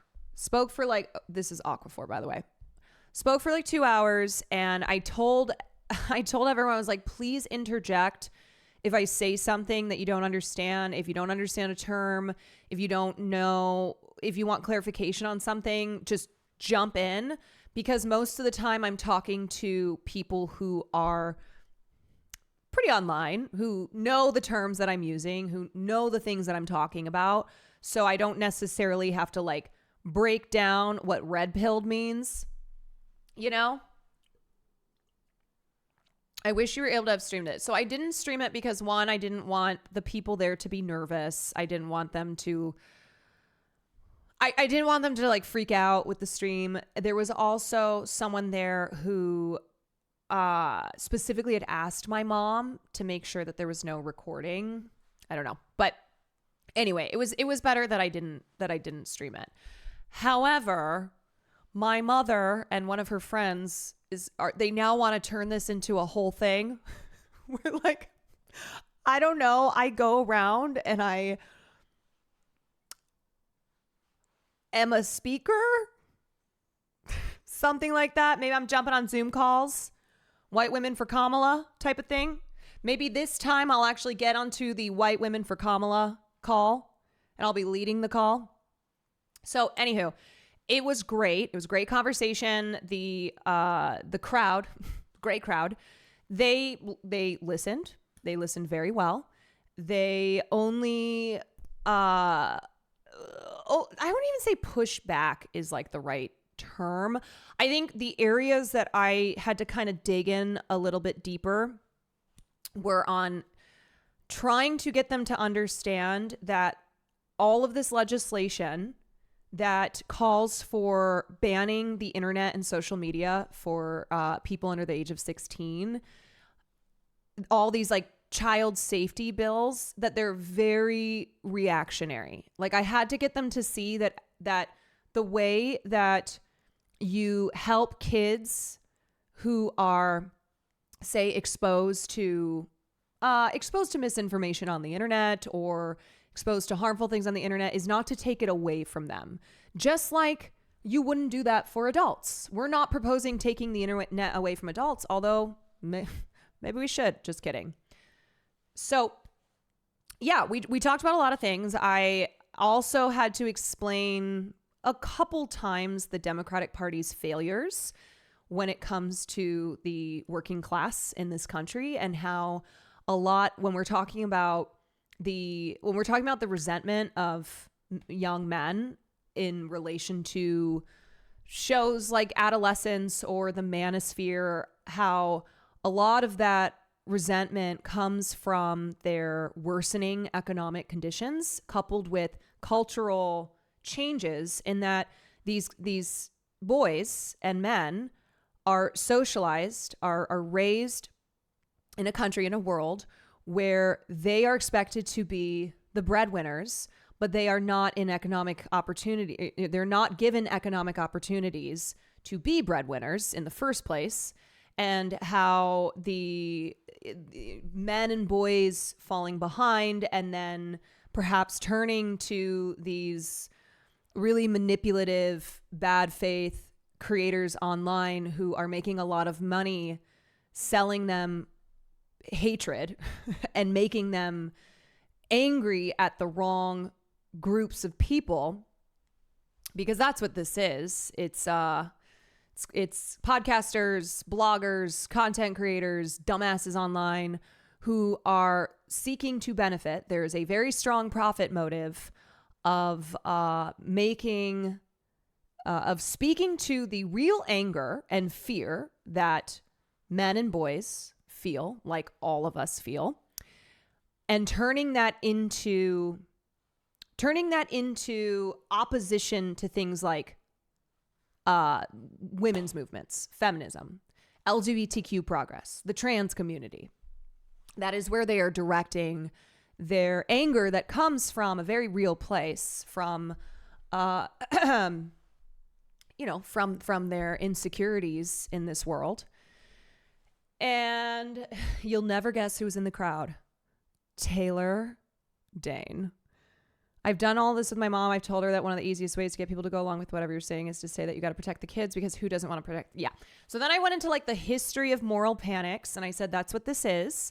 This is a moral panic. And I'm not trying to like make you guys, I'm not trying to make you feel bad when I point out that if you're buying into this, you're buying into a moral panic that comes from the right. That moral panics are nothing new. They are always rooted in very traditional, conservative, right-wing ideology, a return to the way things used to be. I was like, literally name a single thing. Technological advancement, any change, like what, name a change, and there's an ensuing moral panic. And so when you were kids, is the Red Scare moral panic? The Red Scares absolutely was a moral panic. Yes.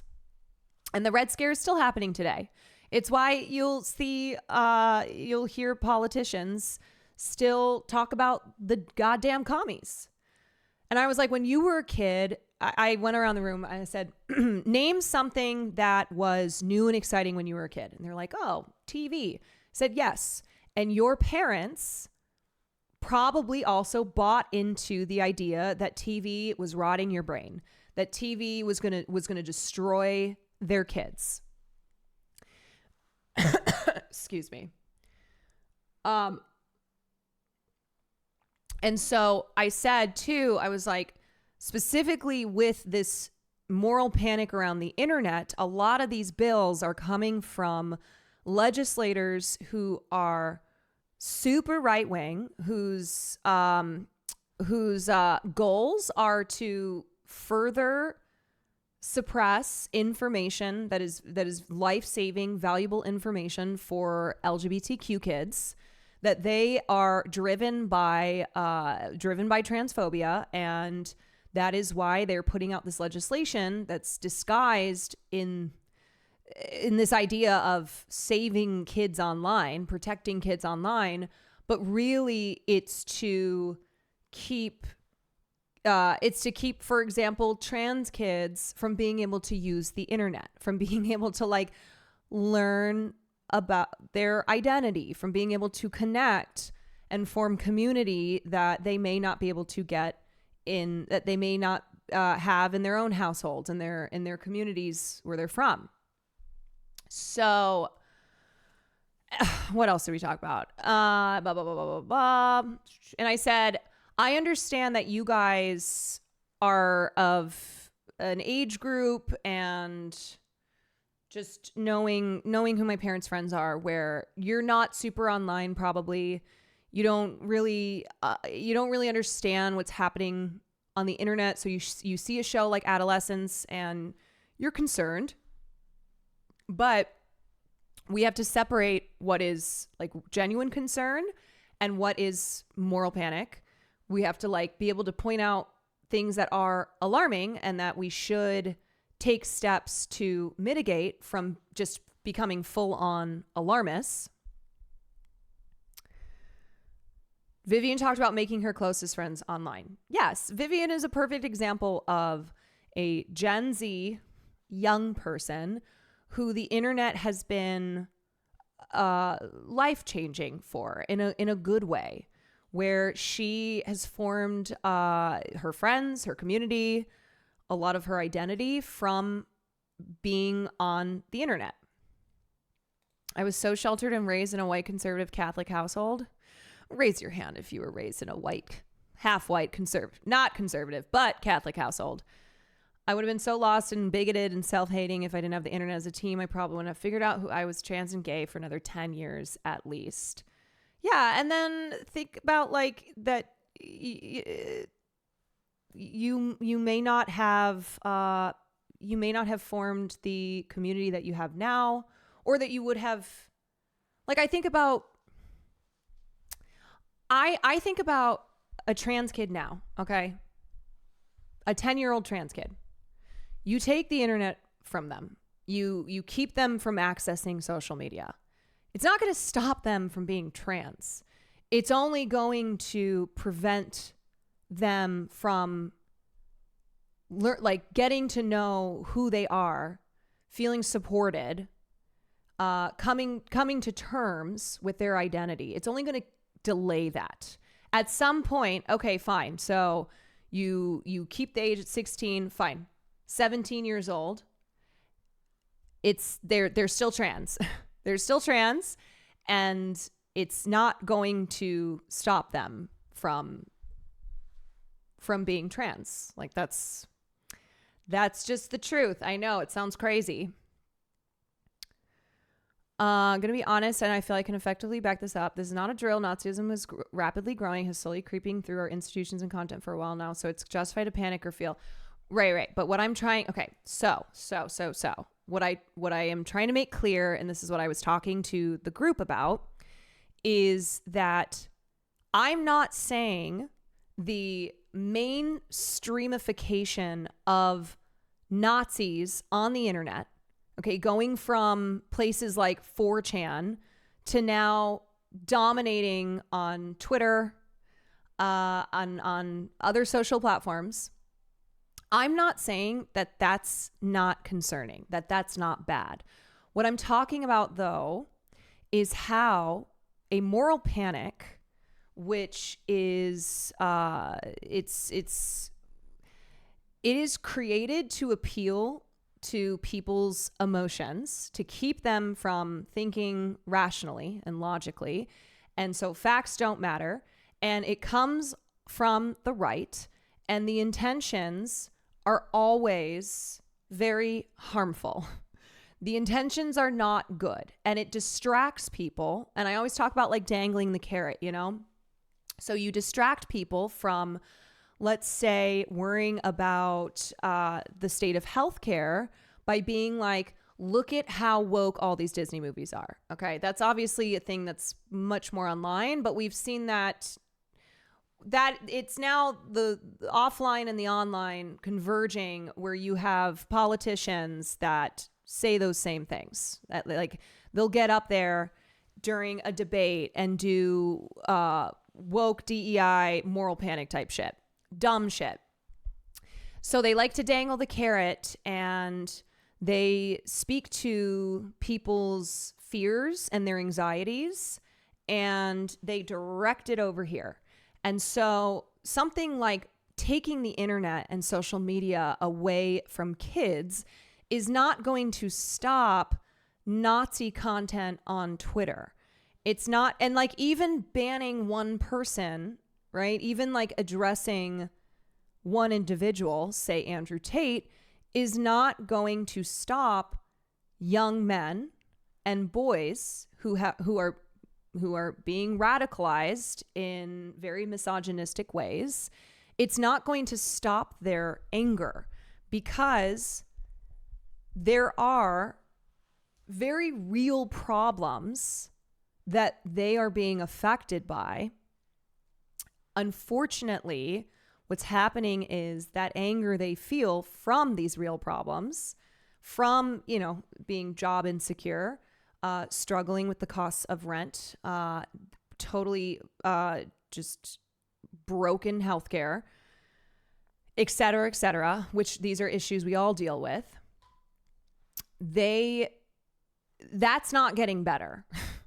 Like, their suffering under late stage capitalism is not getting better, but they are not, and not all of them, but there are many spaces online where content creators are directly speaking to men and boys and taking those insecurities and that anger they feel and manipulating it and making a lot of money off of doing so. So it's like, hey, the problem is you've fallen behind.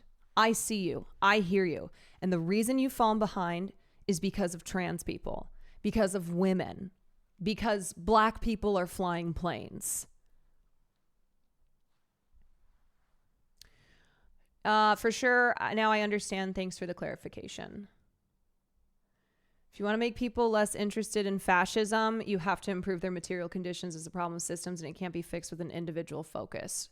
Right. And so that's where the conversation came in with my parents' friends, where I was like, you have to understand.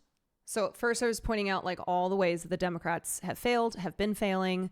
And obviously when I talk about the failures of the Democratic Party, it does not mean then that I'm like, but the Republicans are great. No, it's a given. Okay. It's a given that I'm not hyping up the Republicans' agenda.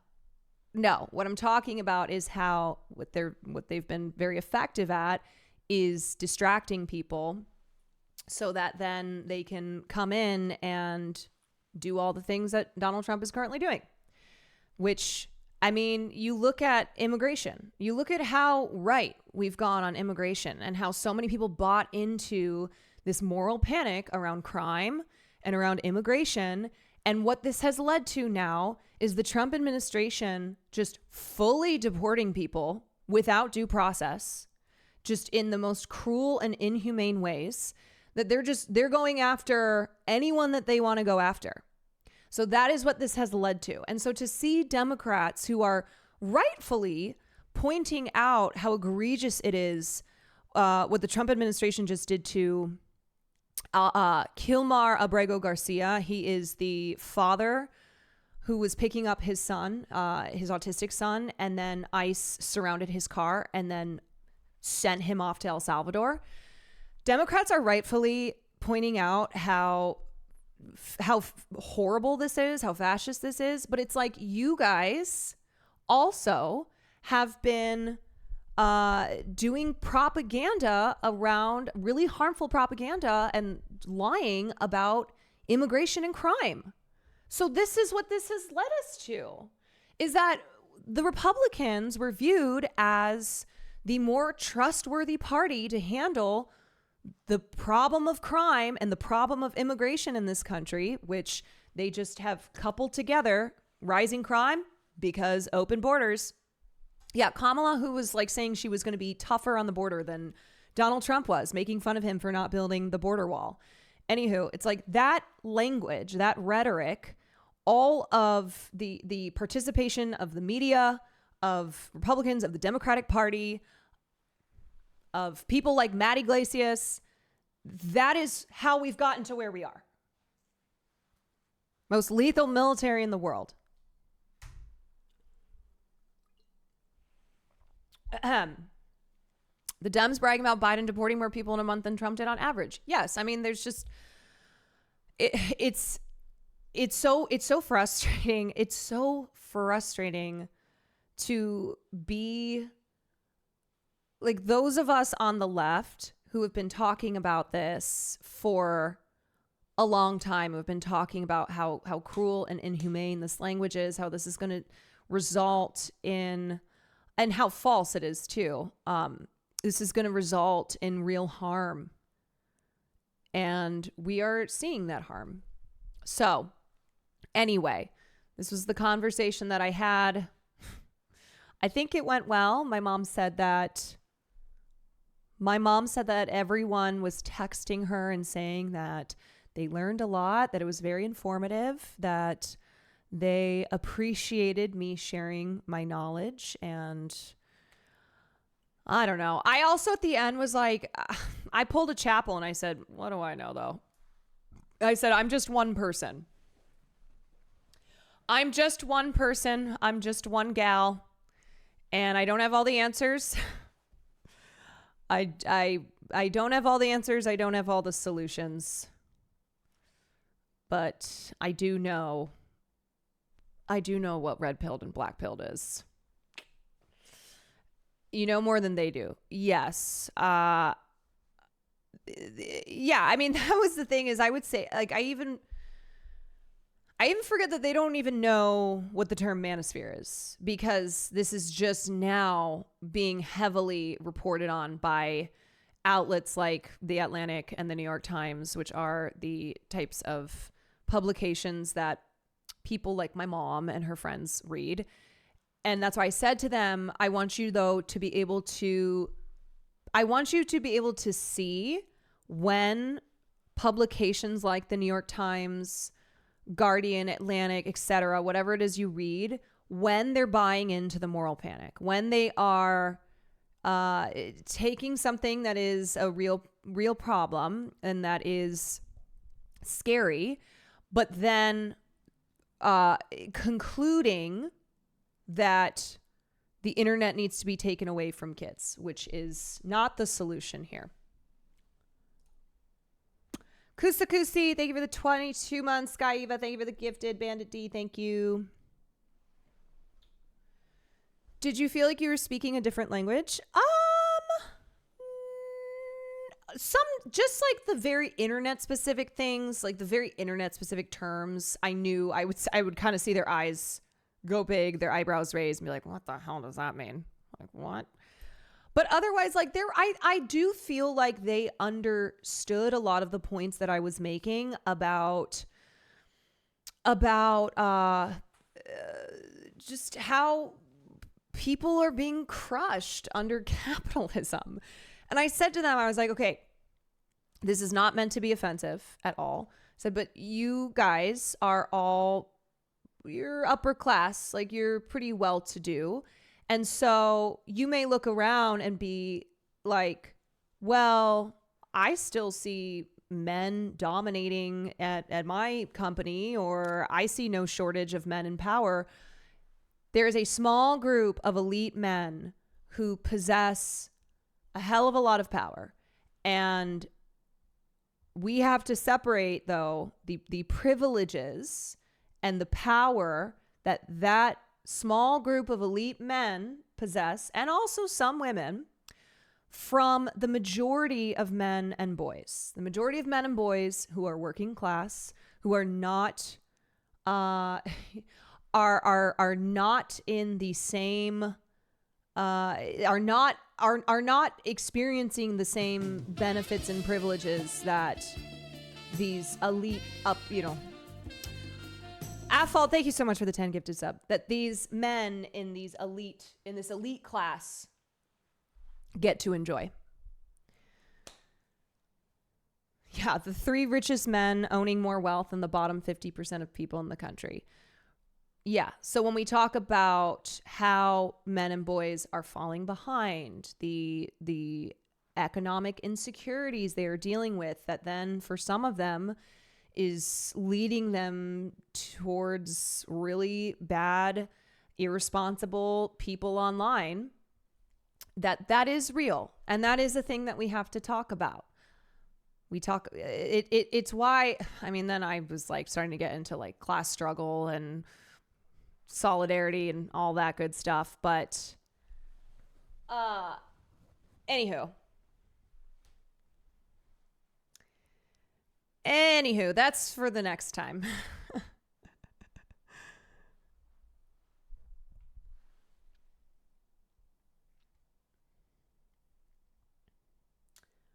It's so funny how where you are now compared to when you started streaming. Yeah, I mean, there's still a lot of like internet. I didn't know who the Nelk Boys were until they had Donald Trump on their show. Like there are definitely individual internet creators that I don't know, or I don't know the history of, but I certainly have learned a lot since I've been here. Razel, thank you for the 5 months. 1,000 gifted. Where are you?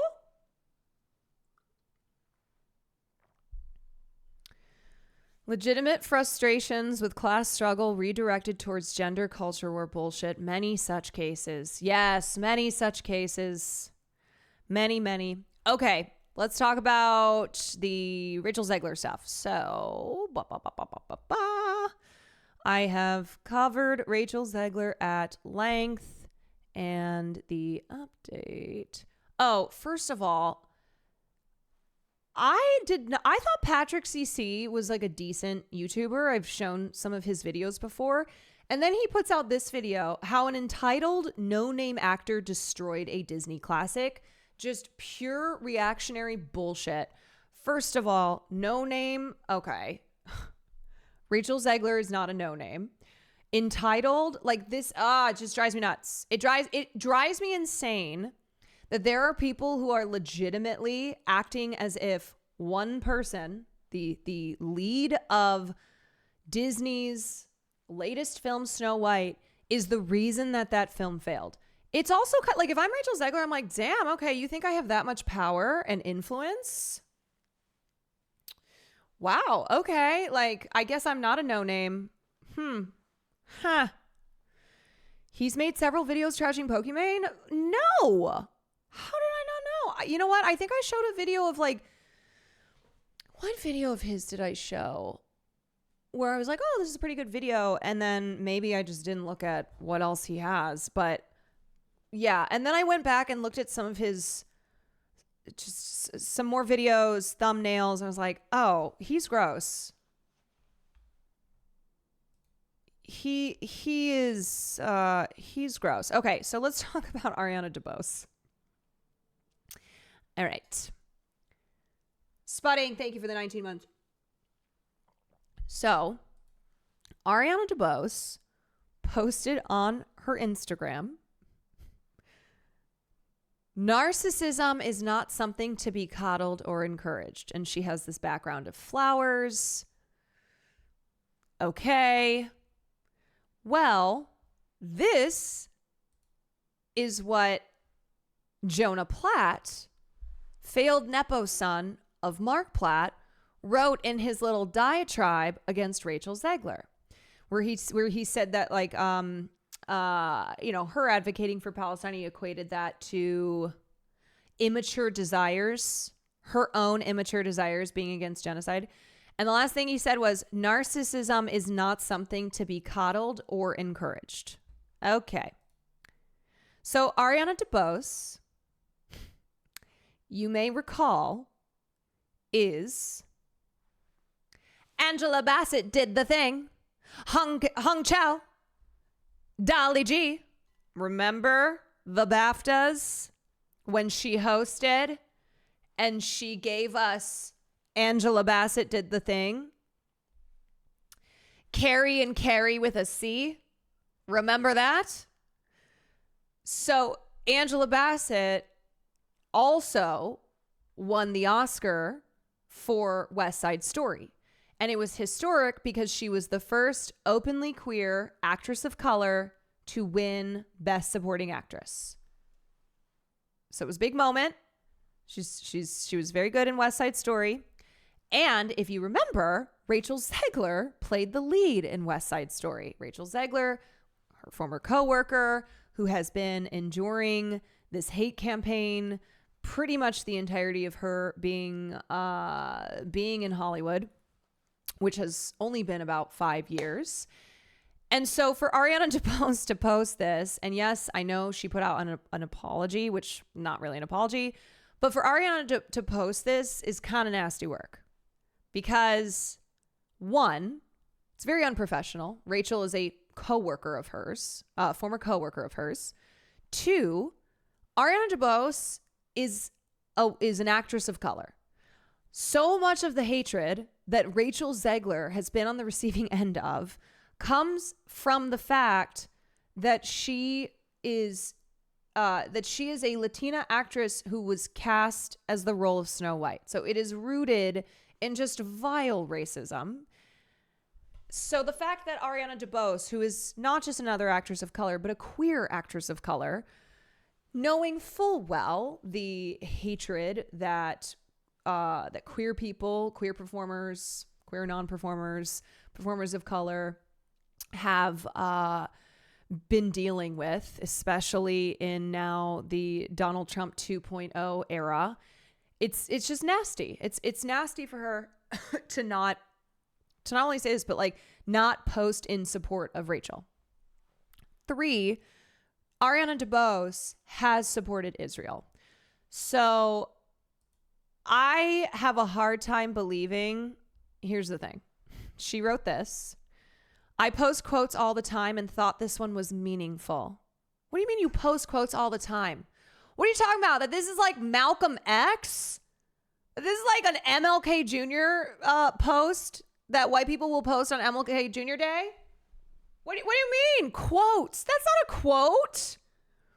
What are you talking about? That you go on Google, like, quotes about narcissism and that line from Jonah Platt pops up?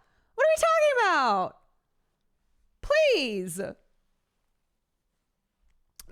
it's just a direct quote from Platt. This is not like a quote in the sense that it's a famous quote. It's a quote that, you know, you put a cute background on and you post on Instagram. What are you talking about? I believe that quote was said by Kurt Cobain. Will fully cop to the fact I did not do any research on where this quote came from, nor did I know of the connection until it was pointed out to me. And by that, she saw the hate she was getting online. So refer back to what I was talking about earlier in the stream, where you better believe that celebrities, except for Meryl Streep, and especially younger celebrities, are on the internet. They are aware of like discourse online. So her saying until it was pointed out to me, she absolutely was made aware, if she did not see it for herself, of the backlash that she was getting online. Okay, moving on. I have no intention of inserting myself into a news cycle. This is not the first time I've posted about dealing with narcissism, and it probably won't be the last. But next time I'll be sure to clarify its origins first. Okay, this is not an apology. Let me just make that clear. This is not an apology. She also still, read between the lines here, this isn't the first time I've posted about dealing with narcissism and won't be the last. She is still kind of endorsing Rachel Zegler being a narcissist for talking about Palestine. For like, that's what Jonah Platt was talking about. The reason that she's saying I'll be sure to clarify its origins first, and that she's like, I didn't know where this came from, is because she's like, I didn't want to get involved in this whole Rachel Zegler, Disney, Platt family stuff. Like the news cycle is what she's calling it. So it's not because she feels bad that she is engaging in this hate campaign against Rachel Zegler. It's not because she supports Palestine, is like, oh my God, I didn't mean to use a famous quote from Zionist Jonah Platt. It's because she got a lot of backlash online and is like, oh fuck, oh God, okay, I gotta say something. I gotta say something without actually correcting what I just did here.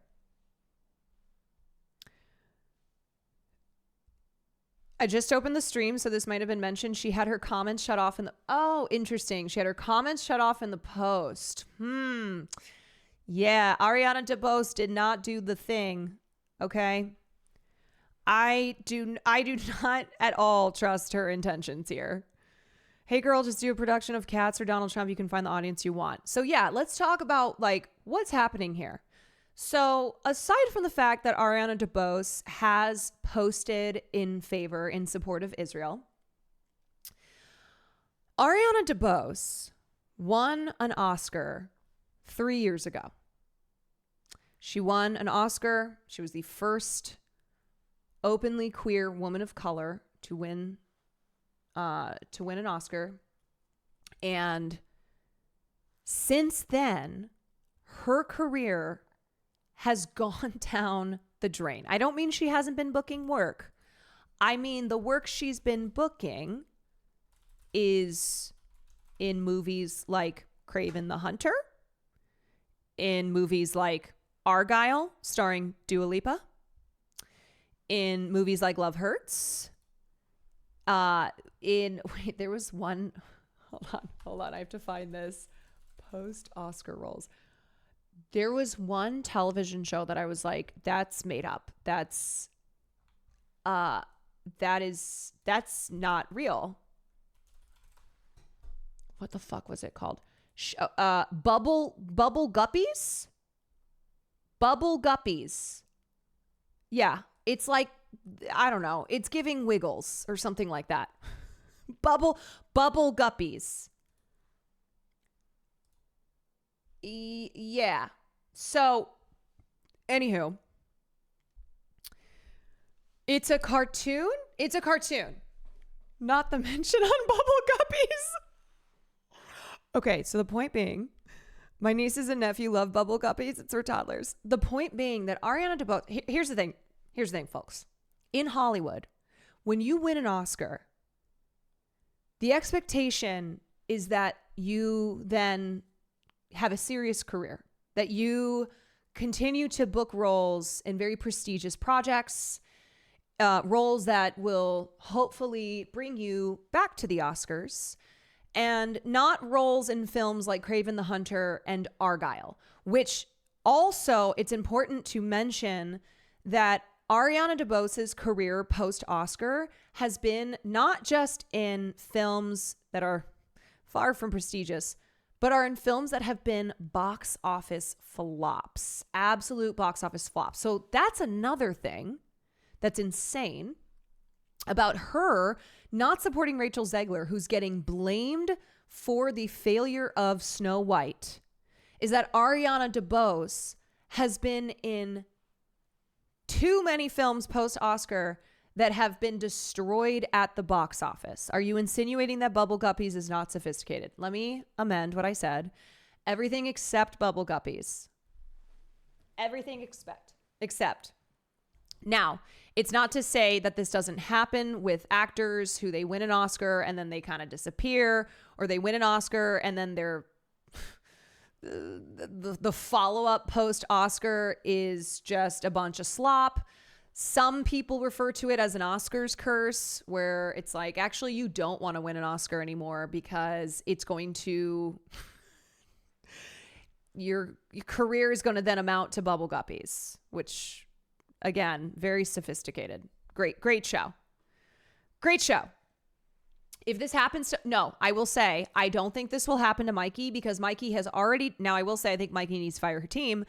Mikey has been turning down roles that are kind of the slop kind. And I think she is being much more selective with what is coming her way. Took Adrian Brody 20 years to get over it. Yeah, and he was still in like a number of Wes Anderson films. He did some crazy roles in between, but it's not like he wasn't working with auteurs in Hollywood. Thank you for clearing Bubble Guppy's name. My family, friends, kids love that show. Yes, I just want to say for the record, Bubble Guppy's greatest show that's ever been created. Should win Emmys. Can't believe that it has not. I love Bubble Guppy's great show. Very sophisticated. So, she says that Snow White's flop is due to Rachel and her support of Palestine. Then what's her excuse? Yeah. So just a lot about this that's super duper whack. And my thinking is like, maybe Ariana DeBose thinks that that her thinking was, I'm going to shade Rachel Zegler. Hopefully Jonah Platt, failed Nepo son of Mark Platt, will see this. He will talk to his father, big time producer, Mark Platt. And then my career will be back up. That I will be back in films where I can return to the Oscars. I don't know. Could be that. It could be the fact that she doesn't agree with doesn't agree with what Rachel has said. And by that, free Palestine. Like, she doesn't agree that genocide is bad. I don't know. I'm not quite sure what exactly the motivation is here. I can only surmise. I can only make guesses based on the information that I have in front of me. Wasn't Rachel a teen? Rachel was 18 or 19 years old. Yes. She was literally, when she got cast, she was in high school doing Shrek. She was doing Shrek. I think actually she was 17 when she was cast. I think she was 17 when she was cast and 19 when the film came out. Rachel was brand new. She was literally a teenager who lived every theater kid's dream of one day you're doing your high school's production of Shrek, and the next day you are starring in Steven Spielberg's film version of West Side Story. Like truly a theater kid's dream come to real life, come true.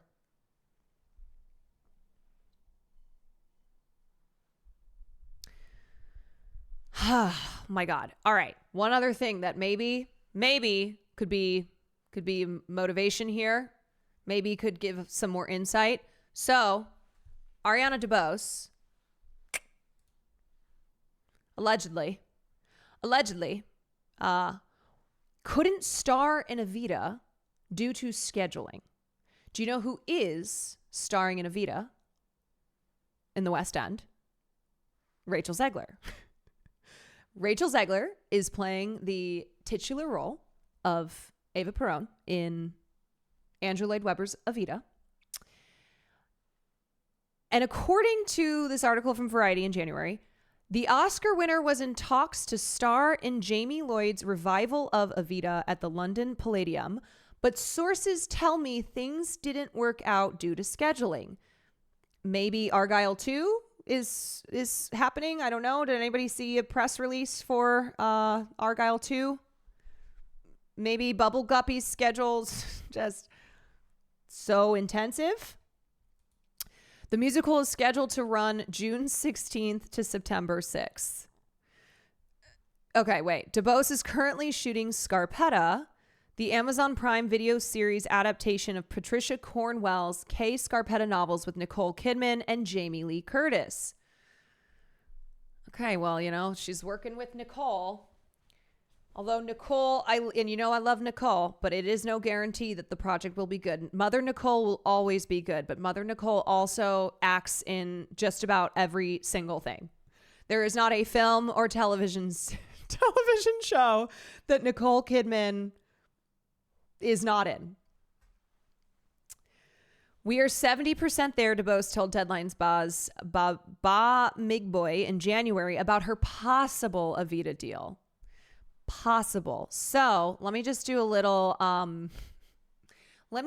armchair TMZ here, which I usually stay away from, but a little armchair TMZing. Perhaps here's a theory. Perhaps Ariana really was not the first pick to play Eva Perón, and it was in fact Rachel Zegler. And so this whole like, oh, well, I couldn't do it because of scheduling. Maybe she was never maybe she wasn't the first pick. A motive. I have been playing a lot of LA Noire, so I do have my detective hat on. Maybe the Evita production is being run by the same director that did Romeo and Juliet that Rachel was in too. So maybe Rachel was the person that they wanted. Maybe they were like, Rachel has a better voice, even though Rachel didn't do Angela Bassett did the thing, Hung Chow, Dolly G. She did not do that, but it could be vocally they like her better. They like her better for starring in Evita. Perhaps. Press X to doubt.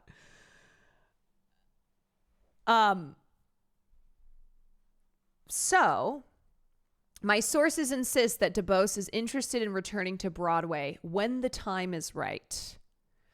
She's like, as soon as I have a break in Bubble Guppies, I'm going back to Broadway. Can you show the Angela Bassett thing? Oh, Nikki.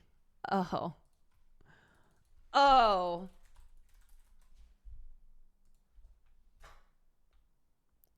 For those of you who don't know, Bassett did the thing. Viola Davis, my woman king. Blanche Kate, you're a genius. And Jamie Lee, you are all of us. Angela Bassett did the thing. Angela Bassett did the thing. Maybe one of the biggest pop culture moments from 2023. I played this at least 5 times, maybe more on stream. Angela Bassett did the thing. Viola Davis, my woman king. Blanche It's been Kate, too long. You're a genius. And Jamie Lee, you are all of us. It has been too long. Yup. The cut to Kate Blanchett just going, what? Huh? What's happening? And that is not even in the entire number. That's just the Angela Bassett did the thing part. So now you know, little context there. A little context. So that's why I tweeted Ariana DeBose did not do the thing. No, she did not. Or she did the thing, and that thing is jumping on the hate campaign against Rachel Zegler. Then, in fact, she did do the thing. Draco Kid, thank you for the 17 months. So yeah, this has continued. This piece in the New Yorker was I thought made some really good points about this whole controversy, which is so insane to say that anything Rachel Zegler has said or done is in like the context of talking about Palestine, advocating for an end to the genocide, that like that's controversial. I hate using that word. But it is stupid and sinister. It is. And here, at some point, Disney started, or despite the film's $270 million budget, the studio scaled back the premiere and promotional blitz and may have delayed making tickets available for pre-order. Currently on IMDb, Snow White is being review bombed. Where, let me just say, if you are an adult who participates in review bombing, you should drink bleach. If you are especially if you are an adult review bombing because you think Snow White should be white, I hope that bleach is extra strong. Okay. More than 91% of users gave it the lowest rating, 1 out of 10. Recent articles in Hollywood's top industry broadsheets pin much of the blame on Zegler. The Hollywood Reporter observed that the movie has been under fire for years on social media due to a combination of the film's progressive creative decisions, presumably referring to Zegler's casting. I also hate this. Oh, we're so progressive. We are casting a half Latina actress in the role of the fictional Snow White. Whoopie-doo. As well as star Rachel Zegler's controversial comments. In a Variety article which promised to take readers inside Disney's Snow White fiasco, a top agent rebuked the studio for permitting the 23-year-old actress to, quote, control the narrative by making a lighthearted quip to a reporter about the stalker-like qualities of the original movie's Prince Florian. The first time she shoots her mouth off, you nip it in the bud, this agent said. Incidentally, the screenwriter of the new Snow White, Erin Cressida Wilson, has said that she centered the character's journey towards discovering and trusting her own voice and her own purpose with compassion and strength. Yeah, so this agent and everyone else who's mad at Rachel Zegler for speaking was like, we didn't mean to get meta with it, okay? We want Snow White to trust her voice, to find herself in this journey. But we didn't mean for you, the actress. Variety also zoomed in on an episode from August shortly after a teaser for the movie dropped when Zegler shared a message of gratitude to fans on X, adding in a separate post, and always remember, free Palestine. The article implied that Zegler's post fueled death threats against her co-star Godot, who is Israeli. Yeah, no mention of the death threats that Rachel Zegler has been on the receiving end of. It also reported that one of the film's producers, Mark Platt, was so incensed by Zegler's pro-Palestine message that he flew to New York to admonish her in person about it. The detail about Platt seemed to strain credulity, but it was later confirmed by his son, Jonah, his almost 40-year-old baby boy, who wrote on Instagram, "Yeah, my dad, the producer of an enormous piece of Disney IP with hundreds of millions of dollars on the line, had to leave his family to fly across the country to reprimand his 20-year-old employee for dragging her personal politics into the middle of promoting the movie for which she signed a multi-million-dollar contract to get paid and do publicity for." This is called adult responsibility and accountability, and her actions clearly hurt the film's box office. The younger Platt may have been alluding to an Instagram post that Zegler made following the November elections, in which she lamented the deep, deep sickness in this country that is shown in the sheer amount of people who showed up for this man who threatens our democracy. She concluded, "Fuck Donald Trump." Zegler later apologized for her Trump-related remarks, saying, "I let my emotions get the best of me." Related, Bill Burr on Snow White. You know what? I feel like you can always count on Bill Burr. These days, especially, I feel like any hot topic, Bill Burr is coming out and basically being like, "Fuck you, idiots. Fuck you." So placing the failure of Snow White largely at Zegler's feet, as many insiders in Hollywood are evidently eager to do, is almost pervasively flattering to her. And I've said this before, but it's like, okay, so they're going to say that Rachel Zegler's support of Palestine is a reason that people didn't see the film. But then they won't also take into account the boycott of Disney. They won't take into account that people were saying they would not see Snow White because of Gal Gadot. So the reality is, the major reason that Disney's Snow White flopped is because it was not a good movie. It did not look good. Reviews were not good. Word of mouth reviewing, not good. AI looking dwarves. And that the IP was not exciting. So that's the reality. Okay, when we are really talking about why this movie failed so spectacularly. But it's just crazy that it's like, okay, you want to bring Israel and Palestine into this, as far as Rachel's support of Palestine is why millions of people didn't go watch this film in the way that you thought that they would. Then how about Gal Gadot's being Gal Gadot, not just being a bad actress, but being a former IDF soldier and continuing to support Israel, as well as Disney being on the boycott list. So anyway, you know, Walt Disney himself didn't want there to be a Snow White remake or live action film made. Yeah, this film was never going to be a success. Never, ever. Okay. The Walt Disney Company has a market cap of nearly $180 billion, and yet in Variety's telling, this international conglomerate could not overcome the backlash that had been brewing like a fairy tale cauldron. I'm no box office analyst, but for what it's worth, my kids are squarely in the Snow White demographic, and I don't think they were lukewarm on going to see it because its star has insufficiently nuanced opinions about Prince Florian, President Trump, or the Israel-Hamas war. Boo. Okay, so now I want to read this open letter. This is an open letter that was signed by film journalists. We, the undersigned, wish to express our strong condemnation of the Variety article titled "Inside Disney's Snow White Fiasco: Death Threats, Beefed Up Security, and a Social Media Guru for Rachel Zegler." As film journalists and steadfast supporters of the Palestinian cause, we are shocked by this attack on Rachel Zegler and her activism, masquerading as a piece of insider news in what is considered our industry's leading trade magazine.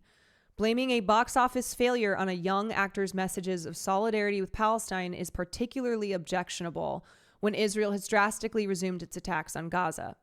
This week, Hamdan Bilal, co-director of the Oscar-winning No Other Land, was seriously injured in an attack by Israeli settlers and detained by Israeli forces.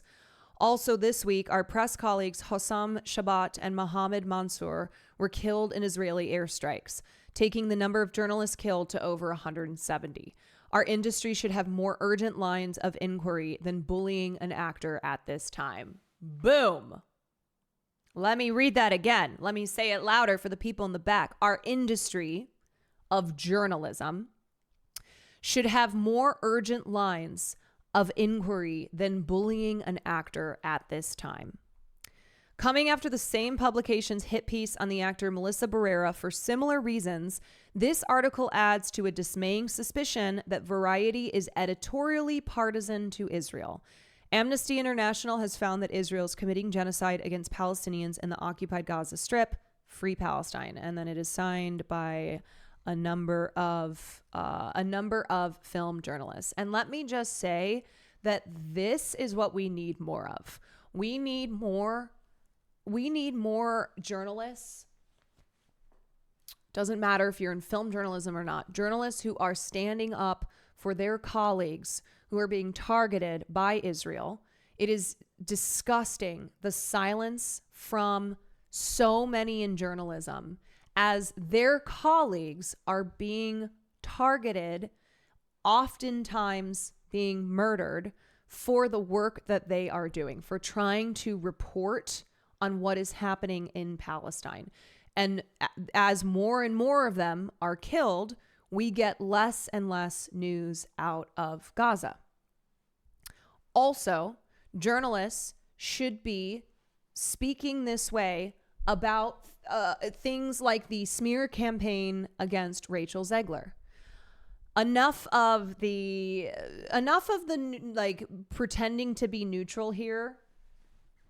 Okay, and just identify this for what it is. Someone tweet this at Patrick CC.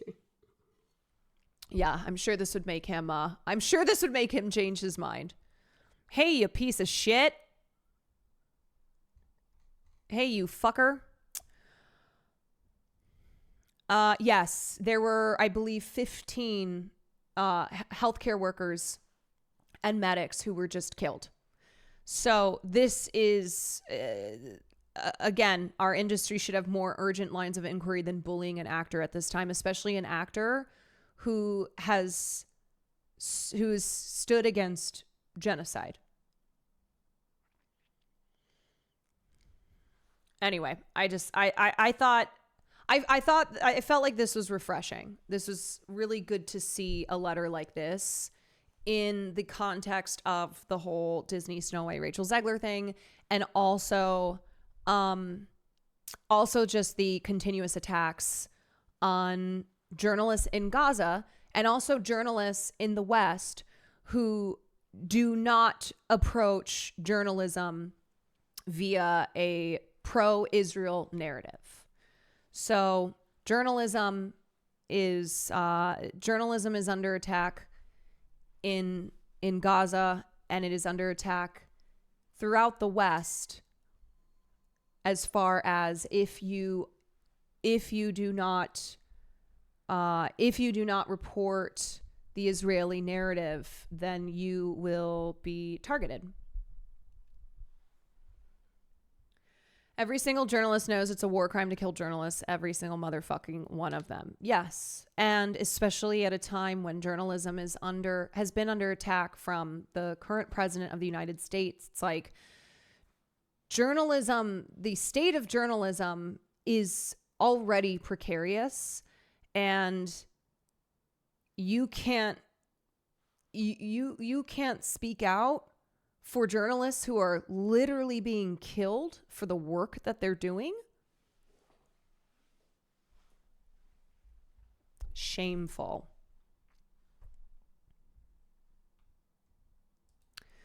The reasons behind the implosion of Snow White are structural and multifaceted and emblematic of an industry that has no new concepts and poor judgment about which of its old ideas warrant revival. For example, Disney recently pulled the plug on a streaming series based on The Princess and the Frog, which is easily the best and most modern of the Disney princess movies. Glorious New Orleans blues, jazz, gospel soundtrack, outrageously stacked cast, makes an airtight case for marrying for money, the works. And no dwarves in caves. But that's what Disney is doing, because they are also capitulating to Donald Trump's war on DEI. Whether it's the fate of Snow White to become a symbol of the anti-woke, anti-DEI fervor that characterizes the Trump 2 era, or it's simply a casualty of reboot fatigue, the identity and political views of one performer could never have sunk the film on their own. This is just it's the truth. Rachel Zegler is not responsible for why Snow White has lost a lot of money.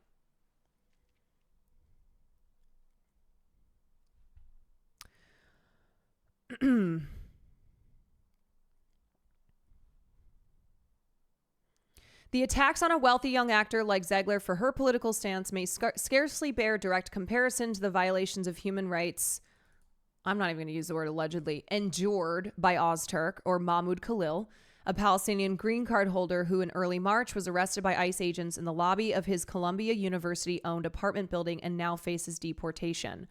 But a commonality between them is that they work within ostensibly powerful cultural institutions that are now under direct assault by the Trump administration.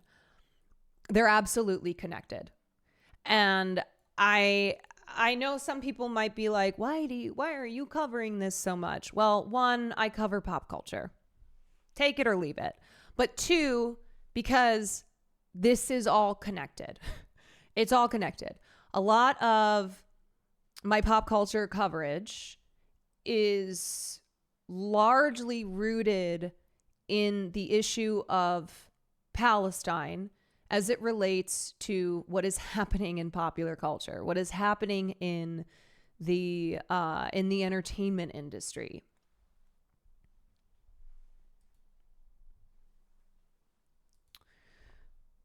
But a commonality between them, okay, blah, blah, blah, blah. Columbia, along with Harvard and other universities, may lose hundreds of millions of dollars in federal funding owing to allegations that they allowed anti-Semitism to flourish on their campuses during the anti-war protests of late 2023 and 2024.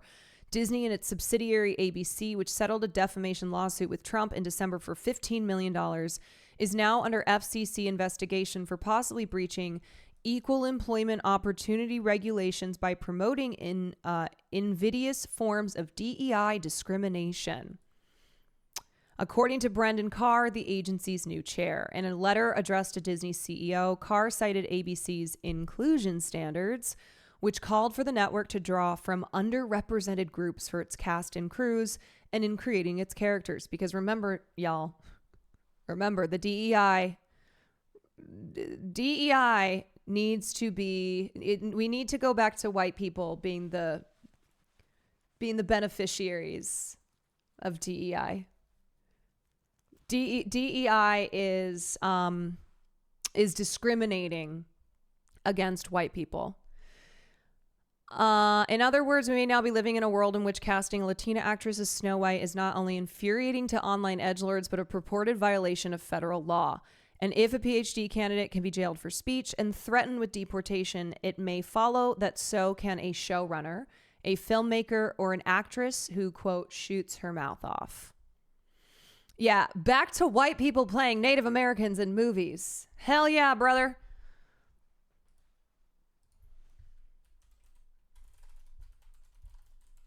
White people in movies about Native Americans, that's the world that John Wayne wanted.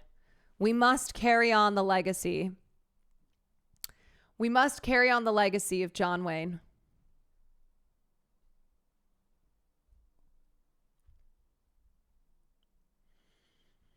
All right, let's look at this interview with our queen, Melissa Barrera.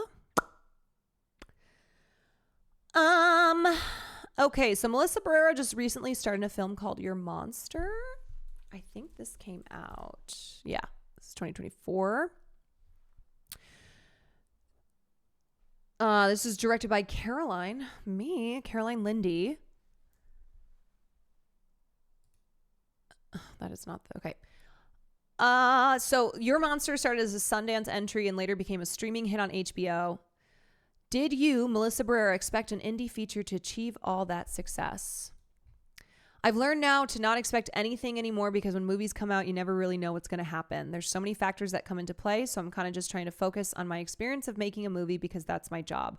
And in all honesty, I am sure, first of all, that Melissa Barrera has lost out on further roles, not just being booted from Scream. And 2, that she probably thought she would never work again and was probably told by her team, where I think she did get dropped at WME, but was probably told, like, if you keep talking about Palestine, you will not book work, or if you book work, it will just be in small indie films. Like, you will not be going forward in your career. Your monster sheds light on the way women can be mistreated in the theater industry. How similar was your experience to the main character, Laura Franco? Similar enough, I've ran into people like Jacob before. That's part of the reason I left Mexico. I was kind of tired of constantly being told that my name didn't have enough value to be the lead of something by myself. So I was being paired with someone famous to share a role in theater specifically, so I'd have to alternate roles with someone that had a bigger name, because that's how the industry works. They need to sell tickets, and they think that a bigger name is going to do that. And so I was just tired of being made to feel like I wasn't worthy or good enough by myself, and that's kind of what Laura goes through in the movie. She develops this character and basically built it with Jacob, and then in the end, they give it to someone famous and they ask her to be the understudy. So yeah, it's a really real thing that happens in both film, TV, and theater. You know, that's the thing about like being a screenwriter and an actor, is you write something. A lot of screenwriters who were struggling to get opportunities in acting wrote for themselves.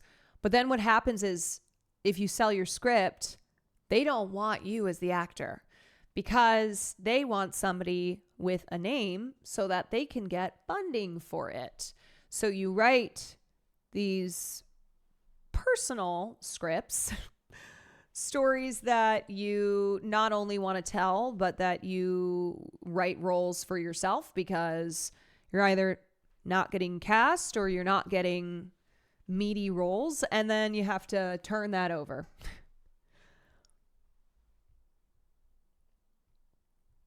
Okay, let me skip down a little bit. She loves Chapel Roan, of course. I noticed Susan Sarandon was in attendance at the Your Monster premiere. How is your friendship like?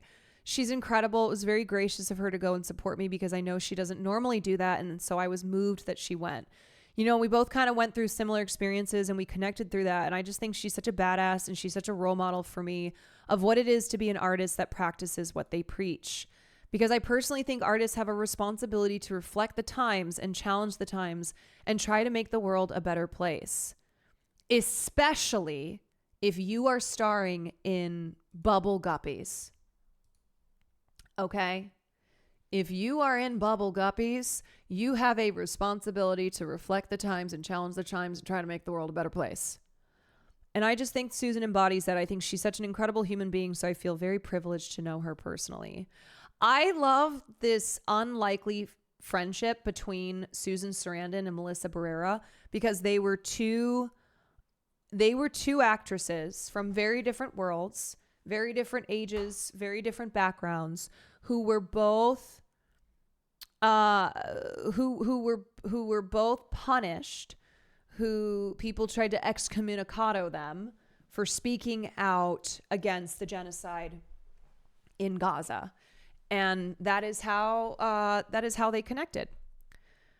Have you seen No Other Land? Yes, I have. I went to the theater in Canada to see it. It was an incredible experience. All the people that were in the theater were crying at the end. We were all kind of sitting there in shock, but like not really shocked, because we've seen a version of that on our phones and social media for over a year. And that's why we need to ban social media. That's why we have to take it away from the kids. I think what was really moving was seeing it up in theater and just knowing that anyone that has access to the theater that's playing it could go and see it. And the fact that it won the Oscar just gave me so much hope that, at least in the anonymity of the ballot at the Academy, that a lot of people can see the truth and care about human rights, justice, ending oppression, free Palestine.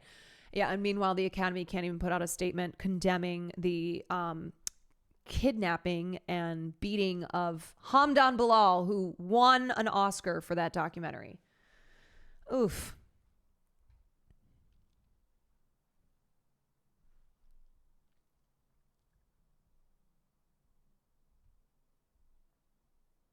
I heard you. Okay, this is what we all been waiting for. I heard you were writing a lesbian rom-com. Have you finished it? I've written it. It's done. I'm in the process of ending it and making it better. I've sent it to a few people to read. Hi, I'll read it. I've got notes, and now I just have to jump back in and incorporate some of these notes. It's not a rom-com anymore. It's just a romance. I took the comedy away because I was just feeling very dramatic at the time that I was writing it. So I think it just came out of me as romance. And I'm very excited about it, and I want to direct it, so hopefully I can do that. Oh my God. If you're looking for an actress to play in this lesbian romance film,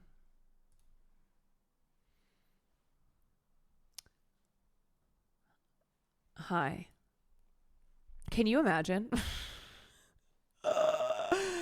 That would be crazy. As the straight friend? No.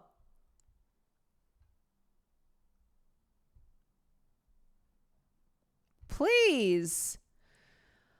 Boop, boop, boop, boop, boop, boop, boop. How about Boots Riley as a director that you want to work with? Yes, Boots Riley is one of my faves. I was actually supposed to be in his last movie and it didn't work out scheduling wise, but I'm sure that I'm going to work with him at some point. I will beg him to put me in another one of his movies. Boots Riley, another person in Hollywood who has been nonstop advocating for Palestine. We really tried to make it work, but I was shooting Copenhagen. It was just hard with scheduling. We couldn't make it work. It broke my heart because he was actually one of the first people.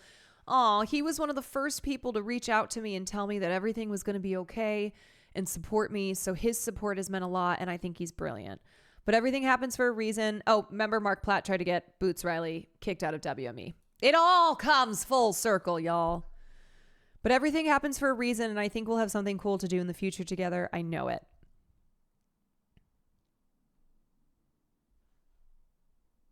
How do you feel? Oh, wait.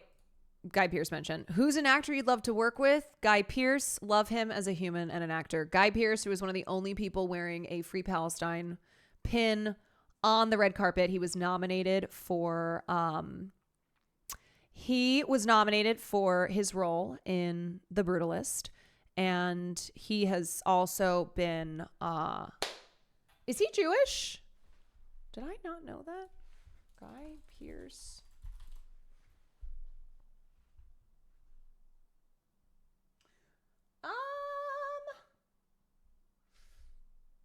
I don't think so. Guy Edward Pearce. I don't see. I don't know. I just know he's Australian. Anyway. Anywho, Guy Pearce is anti-Zionist and has, he's great. And he also, we talked about him recently because when he was talking, he went on, I forgot what show it was, but he was talking about The Brutalist. And then he talked about how Kevin Spacey had sexually harassed him and that he was, for a long time, he couldn't come to terms with it. And basically, I think it was Terry Crews when he was talking about the sexual assault that he experienced. You know, that's the thing too with men who speak out on their on their experiences with sexual abuse. That also helps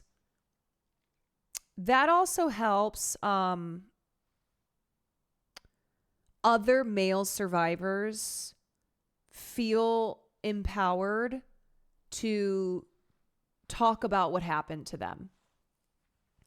Like that's what happened with that also happened with Brendan Fraser, where it was not just Terry Crews, but it was the Me Too movement when he saw all these actresses coming forward and talking about really powerful people like Harvey Weinstein and their experiences with him.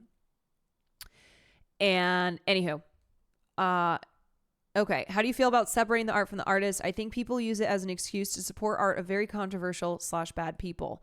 So at this point in time, I don't agree with it. I think there's so many talented people out there that are good people too, that it just makes sense to me to champion good humans that are also talented rather than champion shitty people, because it inevitably gives them a spotlight that then translates into influence over others. And so if you're a bad example as a person, we're just putting bad energy out into the world. Yeah. Why did you feel that it was important to post about the one-day boycott? I think it's important for people in general to not give up their power to the governments, to their corporations, and others. I think we're at a time where it's been such a long game that a lot of people forgot that there's more of us and that we have the power with where we decide to put our money and attention. So I think it's a moment of waking up. I think it's important that everybody wakes up to that realization of, oh, I actually have power and we have power in numbers. I use my social media as a loudspeaker. We see you. We hear you, girl. Keep going. We support. Thank you. Thank you, Melissa Barrera. Okay. Yes, I have seen your chat comments about Val Kilmer, who's been sick, and God, he was only 65 years old. I think he had cancer. Yeah, he was diagnosed with throat cancer in 2015.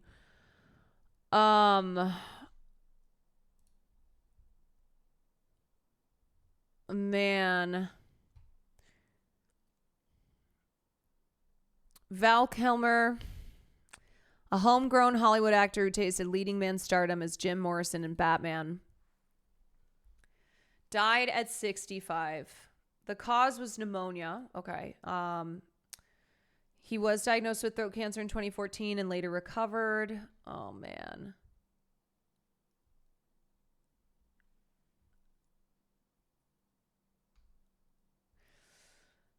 Ooh, maybe we gotta watch a Val Kilmer film soon for film night. Who is Val Kilmer anyone's favorite Batman in here?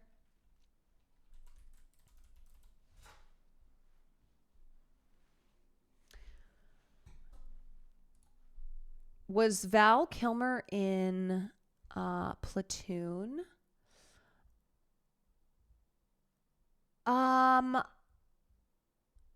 Yes. Yeah. God, I haven't seen that movie in a long time. No? I think it was a story that he auditioned. I honestly can't remember. I think he had auditioned for Platoon, but he wasn't cast. My favorite role of his is still from Kiss Kiss Bang Bang. Yeah, I have to think about what is my favorite Val Kilmer? What is like the most obscure Val Kilmer film that we could watch? So obviously he's in Top Gun, he's in Tombstone, Batman Forever, Heat, The Doors. Hold on a second. Hold on. What is this? 1984's Top Secret?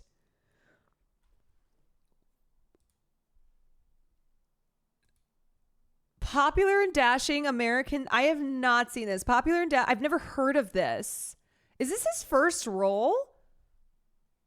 Popular and dashing American singer Nick Rivers travels to East Germany to perform in a music festival. When he loses his heart to the gorgeous Hilary Flamen, he finds himself caught up in an underground resistance movement.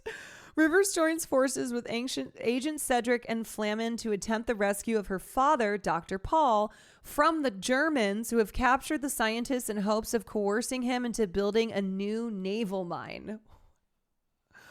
What? This sounds like the prototypical corny 80s film. Oh, it's by the Airplane, the guys who did Airplane. Okay.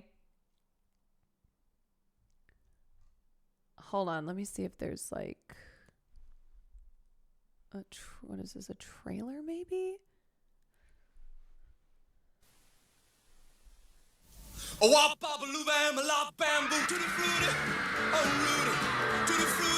my God.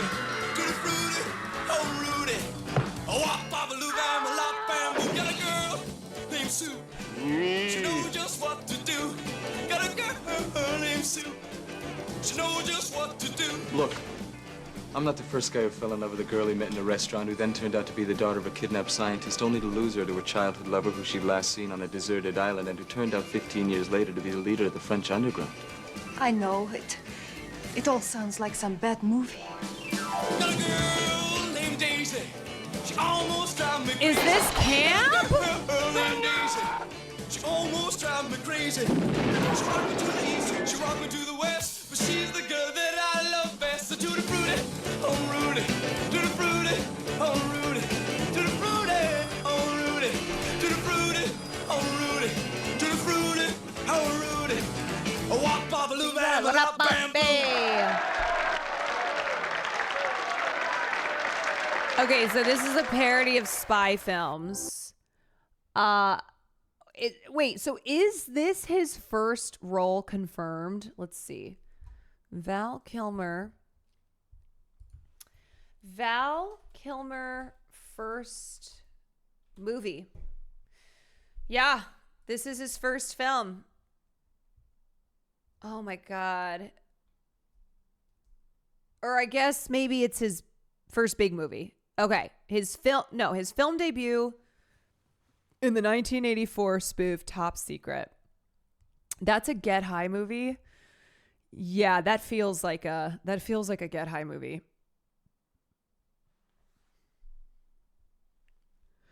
Val Kilmer did have an adult actor's face not many know about. Wait, like he did porn?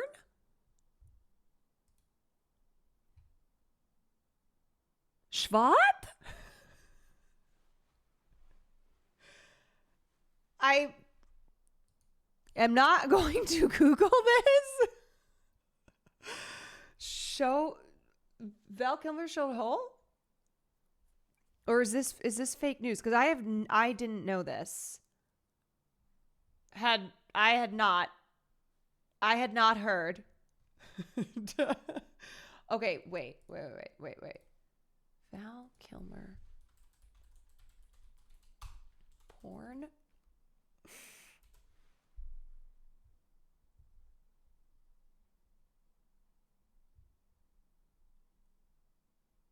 No, hold on.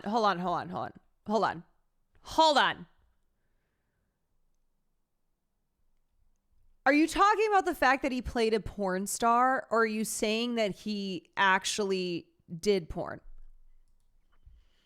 Because Val Kilmer porn videos is a link on Pornhub, but again, I ain't gonna click that, and who knows what it is. But he played a porn star. He played legendary porn star John Holmes in the film Wonderland from 2003. So, anywho, wait, he was Moses and the voice of God and the Prince of Egypt. Yes, he was. Stop Googling. I was just kidding. See, this is why I can't trust you guys at all. Cannot trust you at all. Oh man, Val Kilmer. Oh yeah, there's this documentary that came out. Hi, my name's Val. I don't do this with every interview I go on. Take you inside my home. I don't. But I'm going to. God, he was so good looking. You can't say that after you duped us with that title. Okay, that's true. I did. No, I mean, she's still coming on.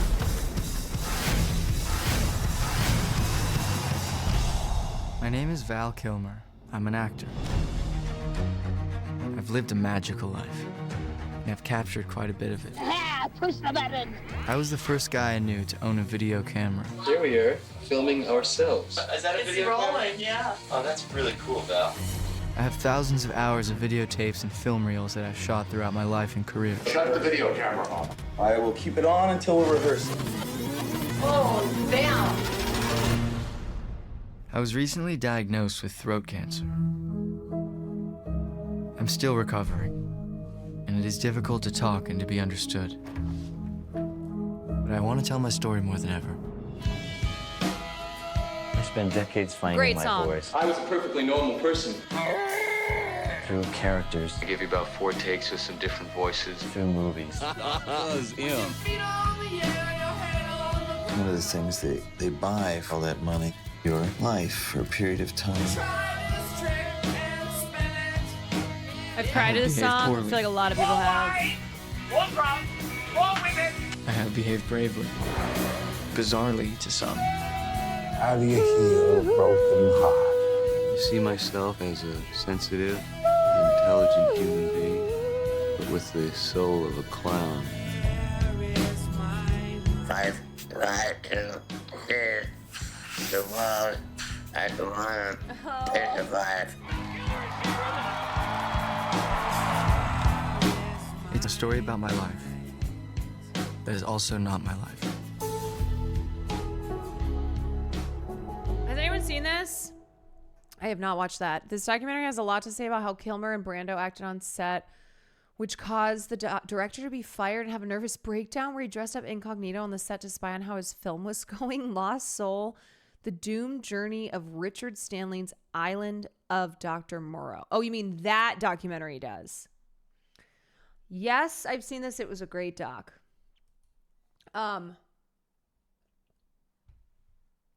So that came out in 2021. Can only hope to live this hard.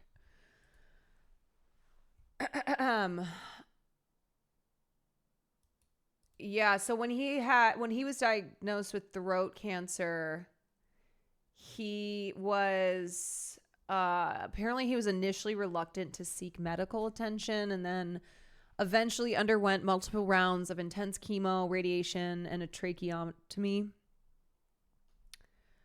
And it took away his natural speaking voice. Like, I remember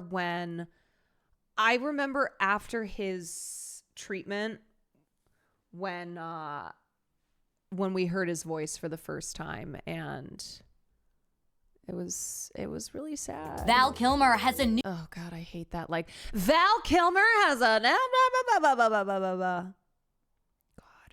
After a throat cancer diagnosis, the radiation and chemotherapy that followed, and a tracheostomy that permanently damaged his speaking voice.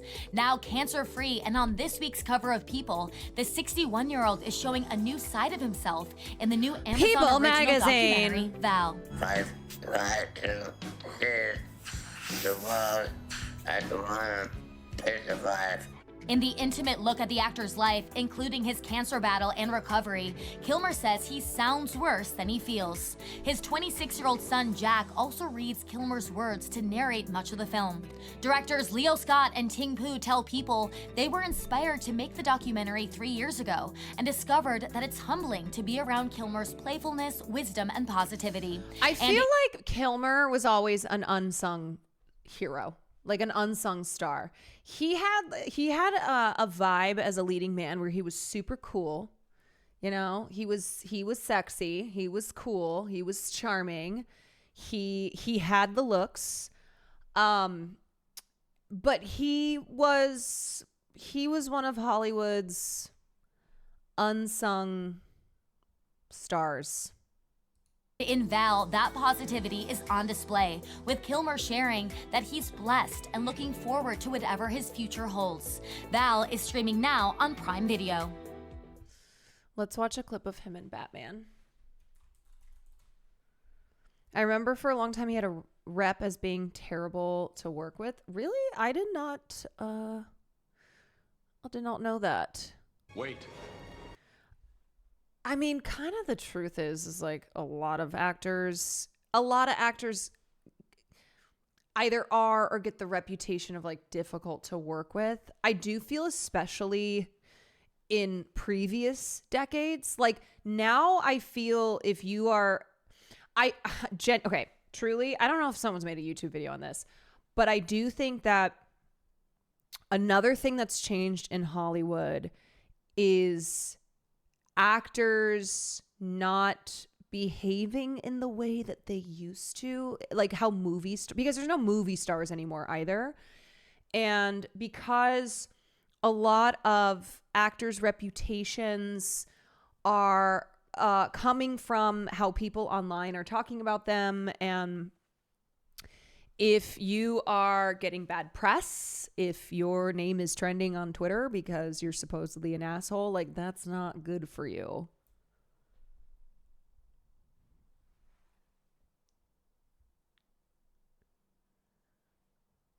My grandma's sister I grew up with had that, and she sounded like a Donald Duck voice for lack of better terms. She didn't want the robot one. She's like, give me the Donald Duck. Give me the Donald Duck. Life is easy when your celeb crushes are Devin Sawa and Paul Rudd. Can you imagine if the day were to come that we find out Paul Rudd is actually the biggest monster of them all? I'm just kidding. I'm not putting that out there. Let me just state for the record, I take that back. What do you mean no movie stars? In the way that the industry has changed, where you don't have individual stars, movie stars with movie star power, like of the past, where it used to be that you had a bevy of movie stars who were usually the ones in like the 20 million range, where people would go watch the Tom Cruise movie. People would go watch the Julia Roberts movie. People like it doesn't sell in the way that the IP does now. Like that's what they market. They market the franchise. They market it's the latest Marvel film. It's the whatever.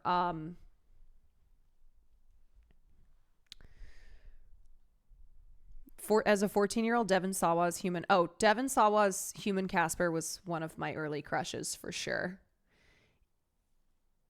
Absolutely. Celebs are too on. Yeah, we've talked about the internet kind of taking away the mystique of celebrities. Yeah, I think Adam Conover actually just put out a video on this. We could watch that. Maybe not now, but producers aren't able to just say, hey, this movie is George Clooney, go watch it, and people would. Right, like butts in seats because the Will Smith, the new Will Smith movie just came out. I have a riddle for you. For me? Really? Tell me. I see without seeing. To me, darkness is as clear as daylight. Got his voice. What am I? Please! You're as blind as a bat! Exactly.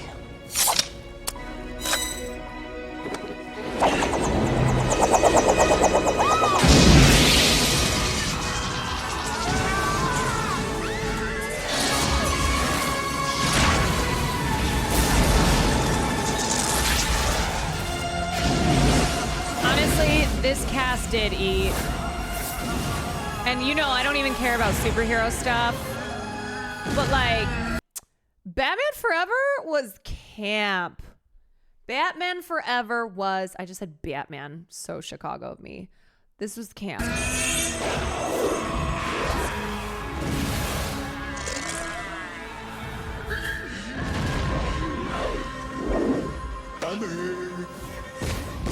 Jim Carrey as the Riddler.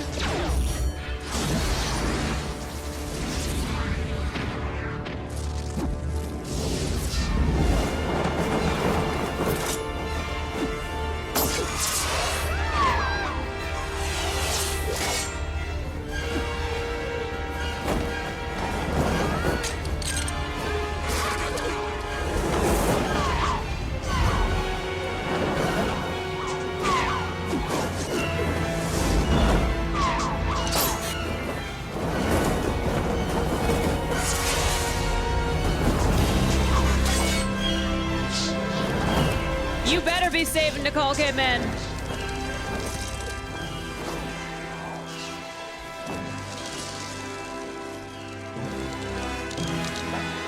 Was this the one with Uma Thurman as no?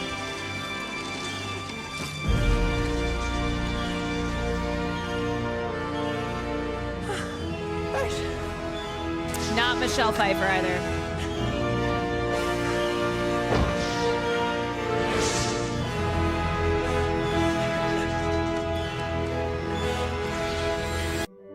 No, this cast was Val Kilmer as Batman, Jim Carrey as Riddler, Tommy Lee Jones as Two-Face, like seriously an iconic cast. Nicole Kidman, who played Chase Meridian. Chris O'Donnell plays Robin. Drew Barrymore's in this. There's a lot of Batman movies. Uma was in the next movie with George Clooney. Michelle was the movie before with Keaton. Yes, Michelle, who... she's my Catwoman.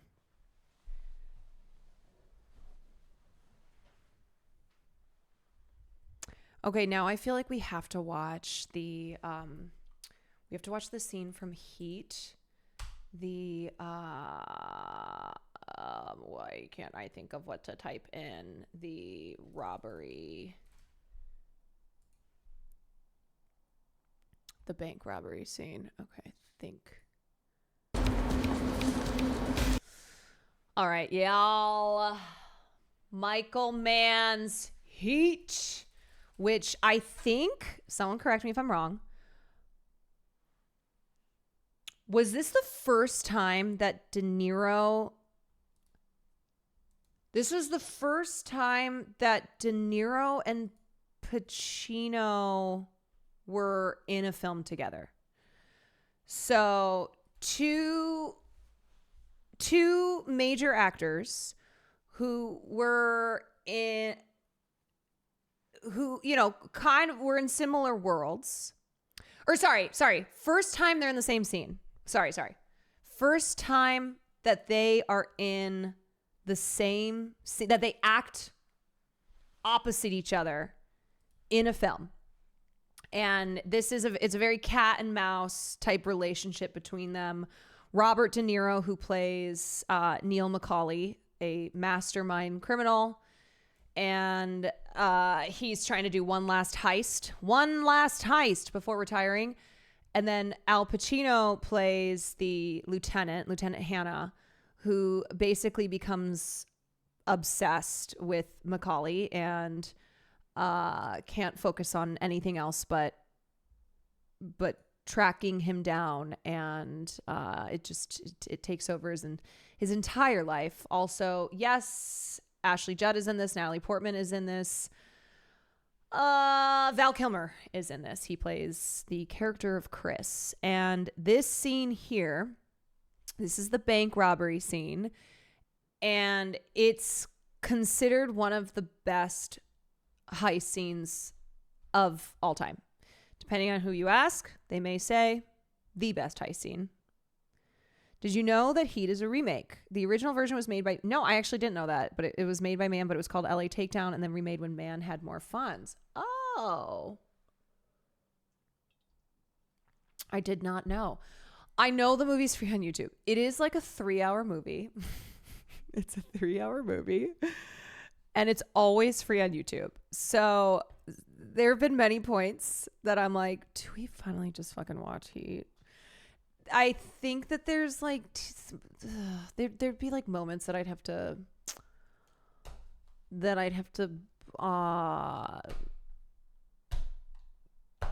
TOS my not that I haven't done that on other films. Okay, but anyway, I think we should still watch this scene because Val Kilmer has just passed. So censor is the word. Thank you. Yeah.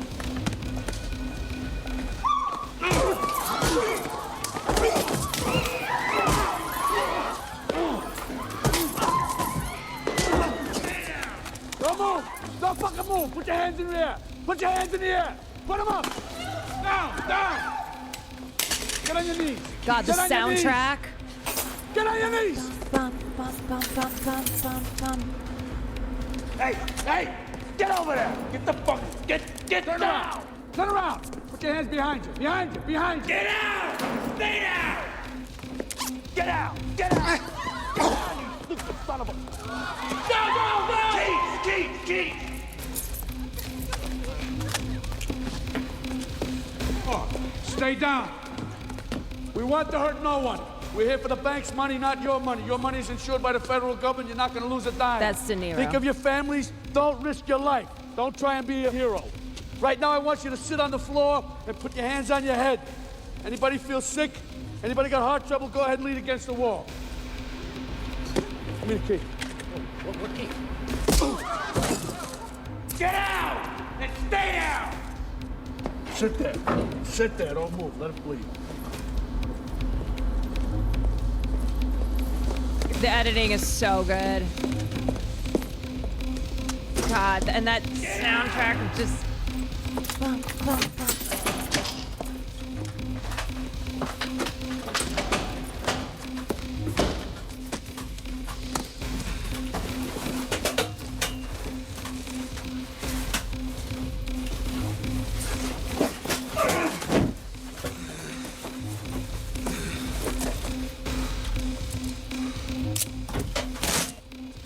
Hey! Hey!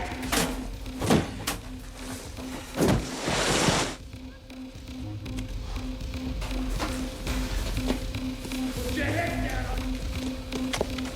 Don't look at me again. Down! Put your head down! Got down!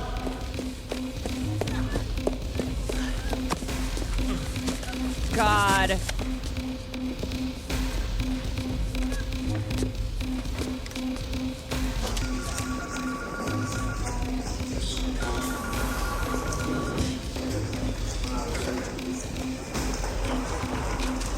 Hey, Casals. You guys working the case on the Neil McCauley? This CI Hugh Benny called in about a bank they're looking at or something? Ransom!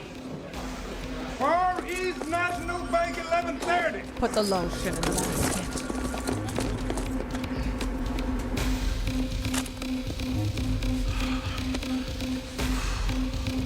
God, the flow of this scene, it's perfect.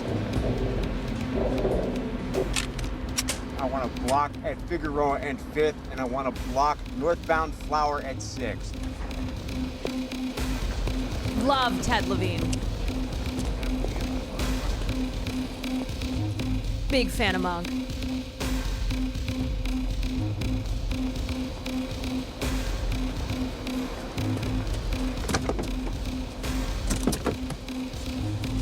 The most unrealistic part of the movie, cops being careful of their shots.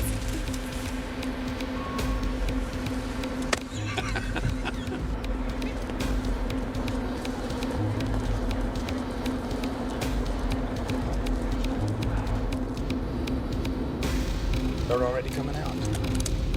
Okay, we're gonna have to take them in the car. Wait till they are all in. Get clean shots. Watch your background.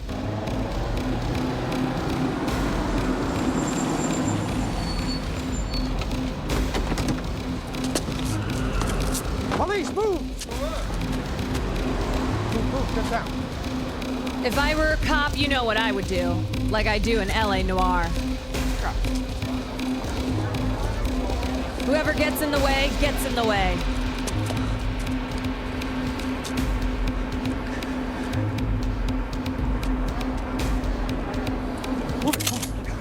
Get down.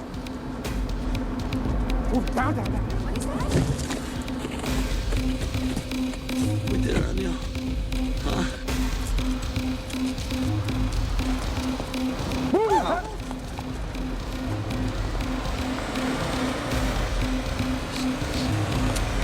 Get down.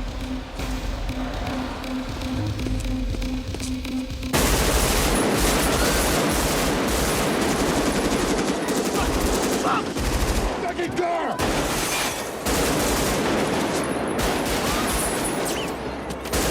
He smiles right before he shoots.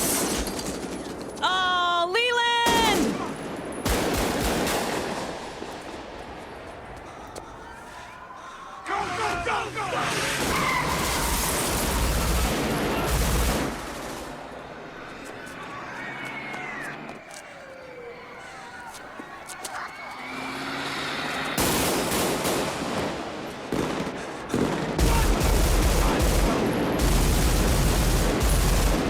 God, the sound design.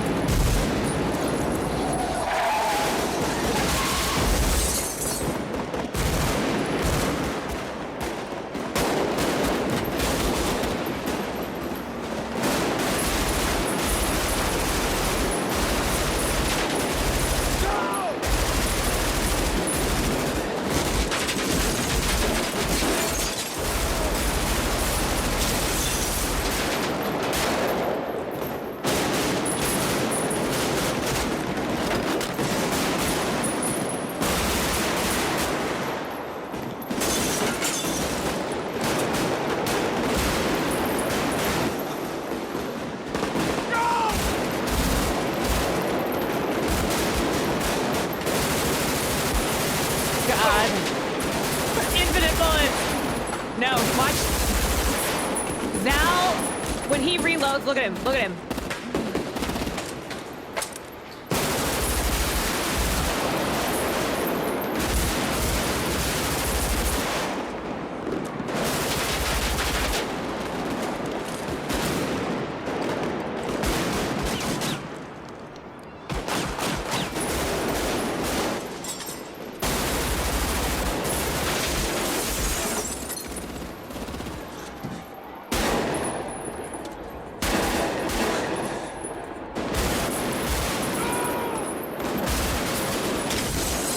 Triangle, R2 left, L1, X right.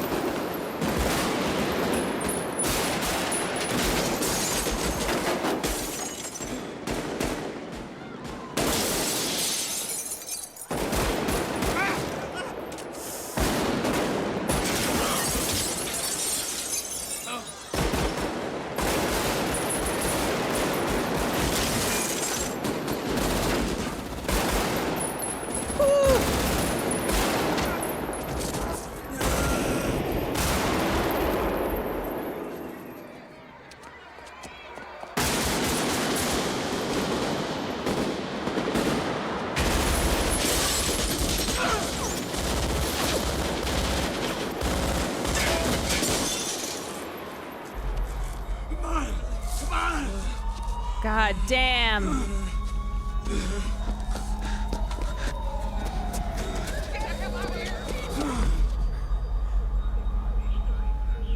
I think maybe one more shot.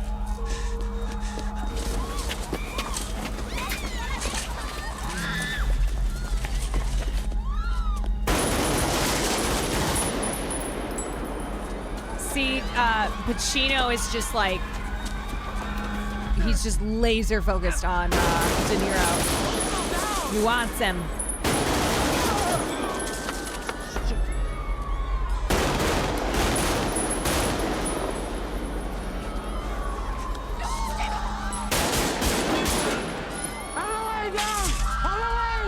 Get that down, down.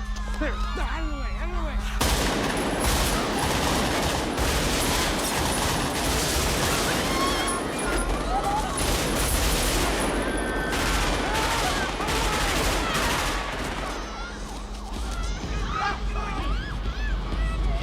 Should have put the cart back, bozo.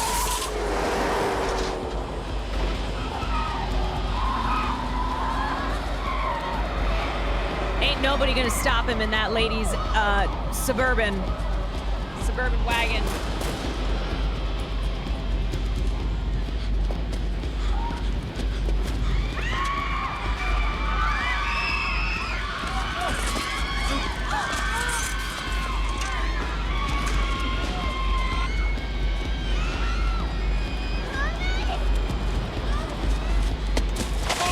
You know what? If it's LA Noire, I'm shooting the kids too.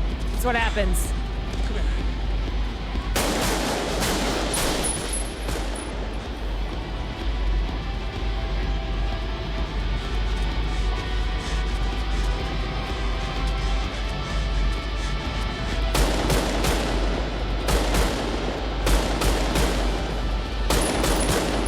I just pause real quickly if you don't want spoilers. If you don't want spoilers, come back in like 10 seconds.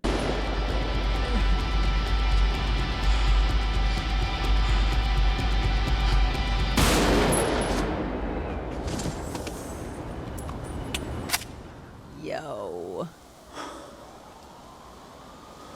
Got him. What if you shot the kid? Isn't that just unreal? That 11-minute scene.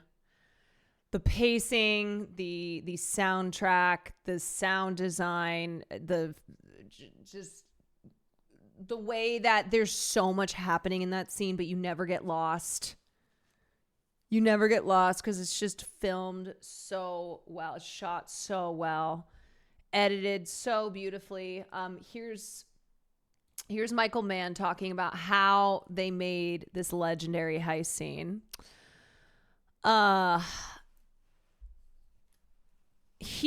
is one of the most critically and commercially successful films of Mann's career, and immediately garnered an iconic reputation among cinema fans for being the first movie to put De Niro and Pacino on screen together. Yes, they appeared in The Godfather Part 2, but did not share screen time. All right, so that's a trivia fact. I bet you, if any of you do trivia, I bet you that might be a film trivia question. What is first? So if they say, what is the first film that Al Pacino and Robert De Niro were in together? Well, technically Godfather Part 2.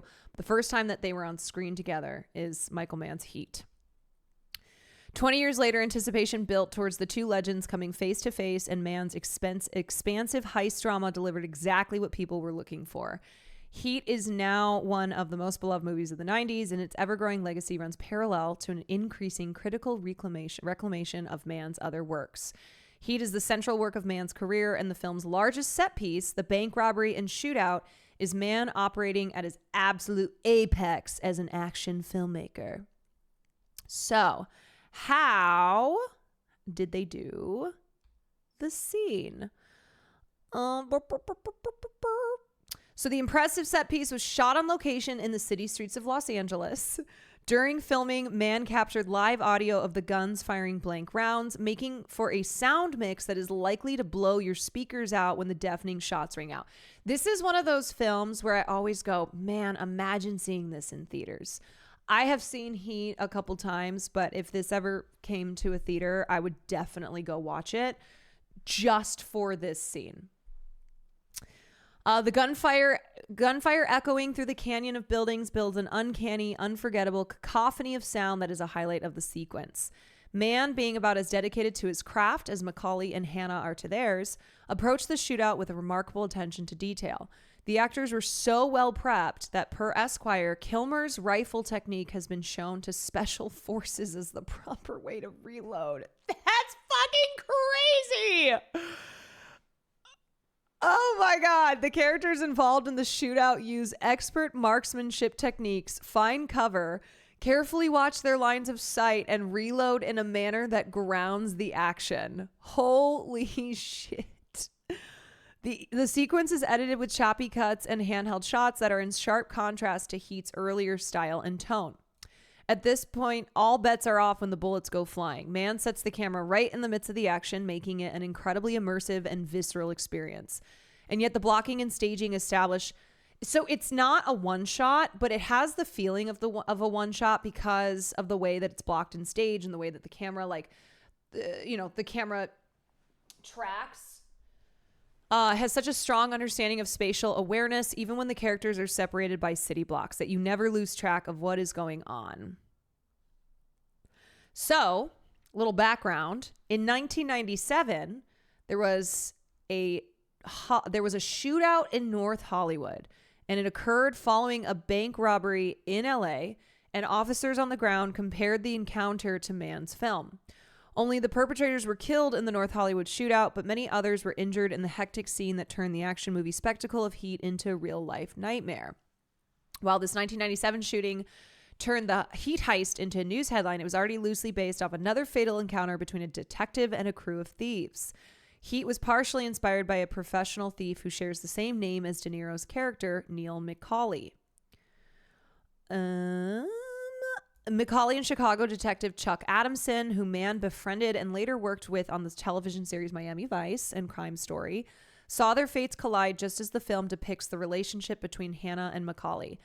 The two even met for coffee and built a respectful rapport as seen in Heat's iconic diner scene.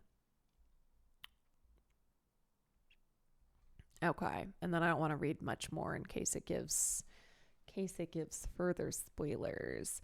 You can listen to the full police band from the 1997 shooting. There's also a ton of videos.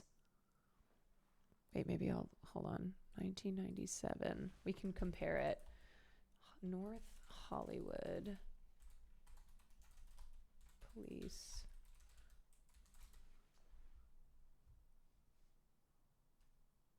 Notified code 3. All officers stay down. Shots are being fired from AK-47. At that time, I was assigned to the SWAT team. Multiple officers hit. Multiple officers hit. They had no care for life. And this was obvious when they come out of the bank, and they start shooting at anything that moved. Uniformed police officers were outgunned. They don't have assault rifles, the suspects do. As you can see, they are opening fire right well, not anymore. The police forces in this country are fully militarized. Phillips, as he has a malfunction with his AK-47, he drops it. He continues to walk down Archwood. The local department had to go to a gun store. Oh my God. Takes out a Beretta, so do the citizens, 9mm brother. and handgun, Damn starts straight. shooting at anything that moves, and he gets shot in the hand. He drops it, picks it up, puts the gun under his chin, and presses the trigger. As he goes down, an unknown uniformed patrol officer fires and hits him in the upper torso, through the side, misses the vest, and severs his spine. We then... Wow, this would actually... See, this is the type of context that Film Night would be delivering you. This changed police doctrine forever, went from shotguns and .38 special revolvers to Glocks and ARs solely because of this event. Damn. Yeah, that's... I only roughly knew that Heat was based... So I knew Heat was based off of... loosely based off real life events, but I didn't know the history. I didn't know the North Hollywood shootouts place in history when it comes to the LAPD and how protocol changed. This is before police forces were fully militarized like they are today. Proceed to shoot under our car at him, and we hit him 28 times until he stops being a threat and he stops shooting at us. The three of us take the suspect into custody, and I take the ski mask off of Emil Masreno. He looks up at me and his comment was, "Why don't you just put a round through my head?"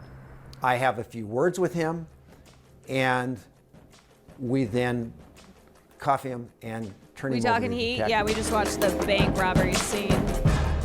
If this were to happen today, the incident would be over before SWAT would get there. As a result of the shooting, there are rifles in all the police cars, in all the stations. All police officers are trained with assault rifles to be able to handle this type of a situation. Damn, wait, I want to try to find some of the, I want to listen to some of the police shootout.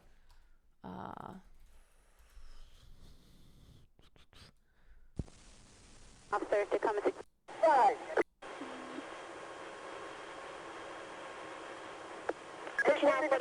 5942 is requesting a unit to safely position their... Exiting through the... Weapons, there's nothing we have that can stop them. L40 of... I understand your suspects in the day vehicle. Hold the frequency, please. Hold the frequency. Airship, talk to me. Talk to me. Are there suspects in that gray vehicle? Yeah, I'm not showing any of the footage. To go to BNB. Just in a gray vehicle. I was just trying to see. I was trying to see if you could hear, any of the. Whoa, that's so weird. My audio just got weird. If you could hear any of the sound design of the shootout. Rising officer down Laurel Canyon, north of Archwood. Get someone in for him. We're going to reestablish the CP further away at Allen Ed's Auto Stop. I think probably not, because it's just the. What the fuck? Hello. That is so weird. That is. Whoa. Maybe my ears are just blown out from watching the bank robbery scene in Heat. Heat's my ultimate Uno card when people ask me to name a remake that's better than the original. Yeah, I don't think people even knew that Heat was a remake.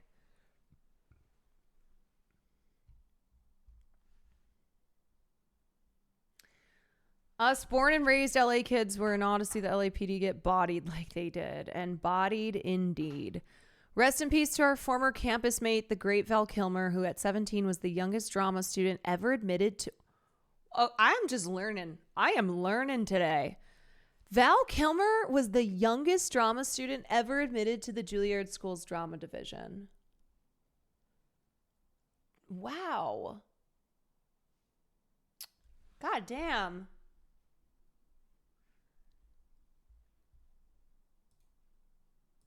Val Kilmer. Like I said, one of Hollywood's great unsung heroes, I do believe. We should watch a clip from Val Kilmer.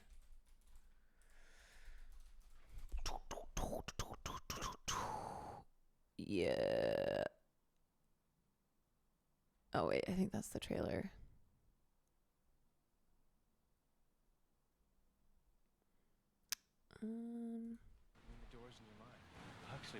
Oh God.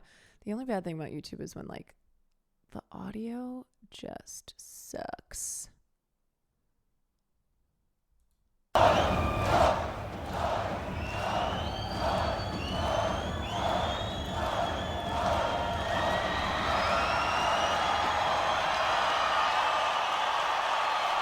I feel like he actually really looked like Jim Morrison, unlike the casting of the Beatles where they just went, they're all white guys. Seriously, did you see the official Beatles casting? What? Why? I feel like they just wanted to take 4 popular white actors and cast them as the Beatles. Here, I will show you. I think I might have bookmarked it. If not, let me just Beatles. I need the I need the side. Yeah, here we go. Paul Mescal as Paul McCartney. Harris Dickinson as John Lennon. Joseph Quinn as George Harrison, and then Barry Keoghan as Ringo Starr. They even picked photos where they look the most. It's like the picture that they could find that looked the most like the person that they are playing. Can they all sing? I have no idea. It's even worse in this photo. This is the one that I saw. One of the biggest things about... Wait, also, they're supposed to be young. One of the biggest things about the Beatles' essence and success was that they were just 4 young boys from Liverpool with a massive passion for music. So casting 4 grown men in their late 20s, early 30s when they weren't even 30 at the end of the Beatles ruins that magic. Hello. We're the Beatles. They're just 4 young kids. 4 30-something-year-old teenage boys. Okay, but they look 42 and the Beatles as teenagers look 40. I think it's April Fool's. No, I don't think so. It is Sam Mendes It's going to be directed by Sam Mendes, who's great. So I don't know, y'all. This better not be Freddie Mercury played by Rami Malek with those fake ass teeth again. Do you know what I mean? We better not be getting like 4 sets of those teeth. Please. I cannot do any more of those teeth.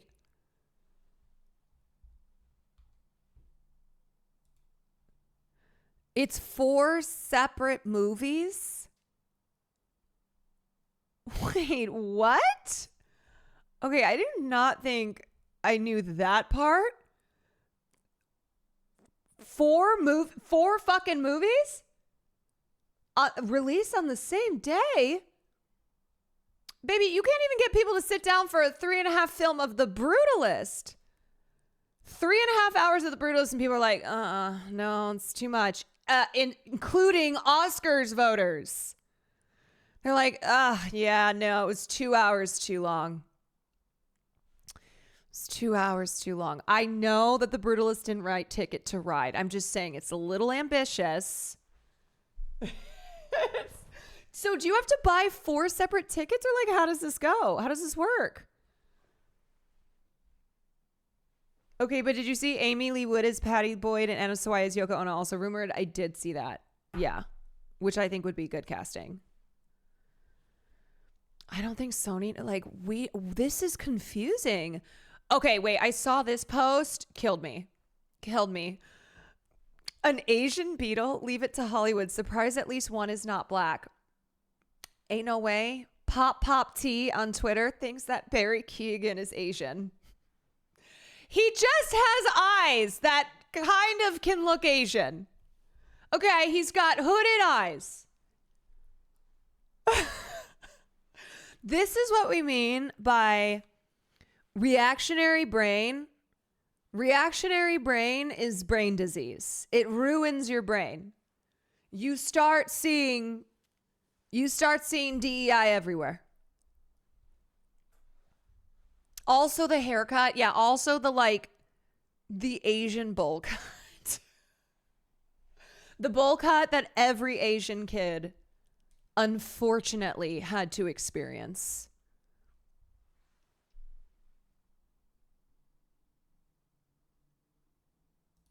Okay, so Sam Mendes, the Beatles movies, all four of them are coming out in April 2028.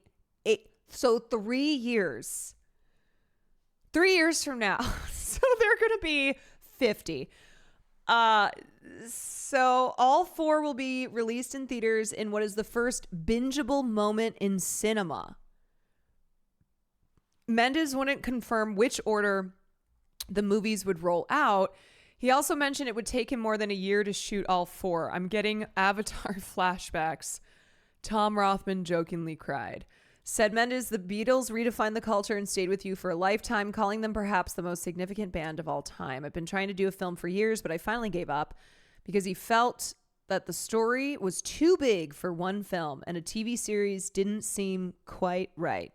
There had to be a way to tell the epic story for a new generation. I can assure... Okay, this might sound like a dumb question. Go back to who is playing them. Okay, so who's playing them is Harris Dickinson, Paul Mescal, Barry Keoghan, and Joseph Quinn. Okay, crazy question. But how does Gen Z feel about the Beatles? If you weren't raised on the Beatles, genuinely, if you weren't raised on the Beatles, not that like Gen Z is the only people who go to the movies. In fact, Gen Z watches a lot of films on their phones, like via streaming. But yeah, I don't know. Good question. As a millennial, I loved the Beatles growing up. Like, I loved the Beatles because the Beatles were played in my house. I am a millennial. I'm on the younger side of millennials. Some might say I'm actually Gen Z. But yes, I learned the Beatles because the Beatles were playing in my household.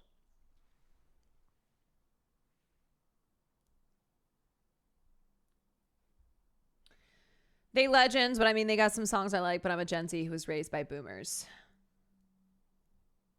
You know who has, I don't even know if you'd call, Will Neff has some thoughts about the Beatles. Let's just say that Will Neff has never bought into Beatlemania. I didn't listen to them growing up and I don't care about them like respect, but snooze. Dying at this guy that thinks Barry Keoghan is Asian. And then Lola replied, no, I like the Beatles. I just didn't expect one of them to be Chinese.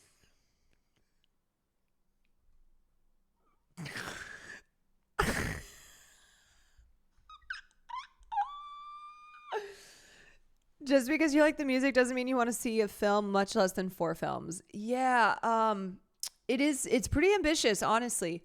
Imagine how embarrassing it would be if your Beatles movie made way less in the box office than the other 3. Someone didn't think, can I be so for real? It's like when you're gaming with people and obviously everyone has different size audiences, but you're like, oh my God. Like I'm playing the same game I'm playing the same game as these other people. And they have tripled the amount of people who are watching.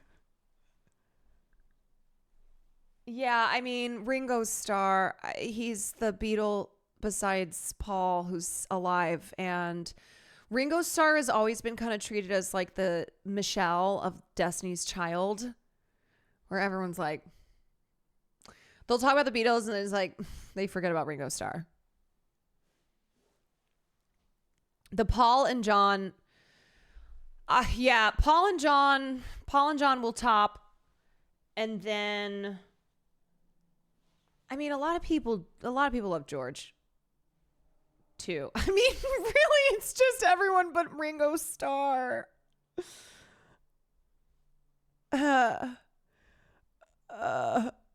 Okay, wait, let me read some more here.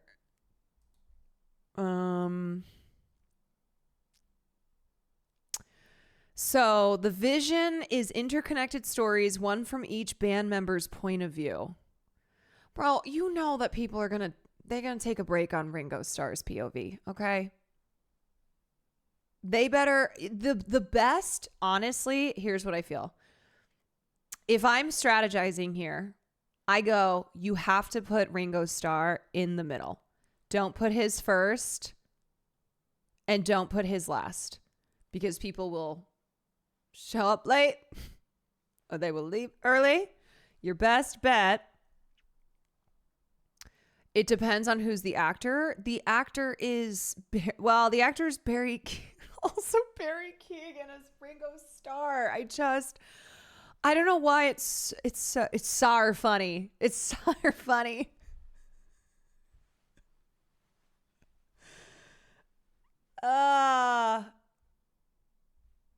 It's sour funny. The Asian guy, yes. The Chinese guy. That's the other thing. Go woke, go broke, okay? Hello, you cast a Chinese guy to play Ringo Starr. That movie is gonna tank. 4 tickets to the George film, please. Yeah, you DEI Ringo Starr and you die. So the official logline for The Beatles, a 4-film cinematic event, is each man has his own story, but together they are legendary. Does Ringo have his own story? Mendes, Pippa Harris, and Julie Pastor of Neal Street will produce along with Alexandra Derbyshire in association with Apple for Sony Pictures. When it was announced, I immediately thought of this casting from Walk Hard. Honestly, you probably should have just cast them. You know?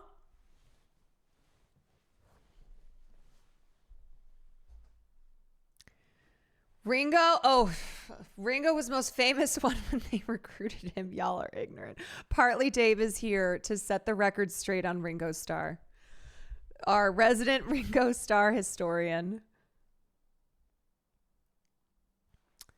Ringo's biggest personal drama is that his wife cheated on him with George. Oh my God, if they have that as like the main selling point of his film, that's so evil. I know. I need to watch Walk Hard. This is like multiple times this film has been brought up in here. I know. I need to watch it. We talked about it when I was talking about Timothée Chalamet in A Complete Unknown.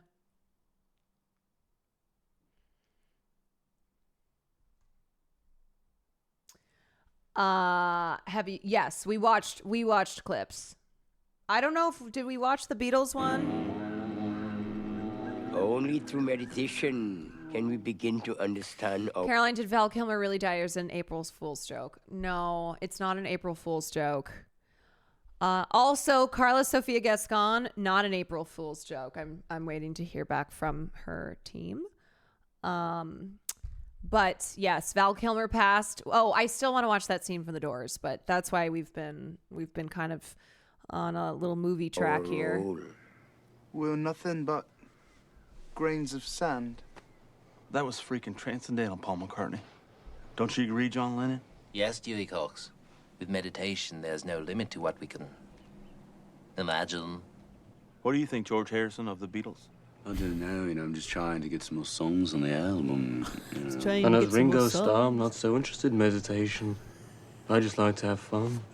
Justin accents. I like the little one. Justin Long's It's so accent dark is in this spot on. tent, It reminds me when the Beatles, the four Beatles. us. From Liverpool. Yes, we are from Liverpool. We used to play those dark clubs in Hamburg. Remember that, Paul? Of course I do. I booked them. I'm the leader of the Beatles. But I have to say, I like your stuff. It's pretty good, and most of your records I really enjoy. Well, we're big fans of your records, too. We like to think that Hard Day's Night is our guilty as charged. Great record. Excellent album. We learned a lot from Great it. record. Well, we're real big fans of y'all. Huge fans. You guys are almost as good as the Monkees. You guys are great. I think I might adjourn to another dimension and take some LSD. You care to join me? Yeah, let's do that. Care to join us for some LSD, Dewey? It's good for you. Built by scientists, it is. Lysergic. Gotta check with headquarters. Mum, Dewey Cox. Think you might enjoy it. Open up your mind to new experience, a new level of consciousness like we do because we are the Beatles. Why don't you just let him decide if he wants to take LSD, he'll take it. He doesn't have to listen to you. You're not the boss of him. Don't tell me what to say and what not to say, Paul McCartney. I'm sick of you being so dark when I'm so impish and whimsical. I'm sick of it. Hey, everyone. I've got a brand new mansion. Paul's a big fat cunt. Don't know why you two don't let me write more songs. I just sit here while my guitar quietly whimpers. Well, They you are the practice quiet these one, exes so for why don't you 5 shut minutes the fuck up? I've got before a song showing about up. an octopus. Jam it up your ass. You're lucky we still let you play drums. Wow. Seems like there's a rift happening between the Beatles. I wonder if your songs will still be shit when I'm 64. Great song. No! Stop it!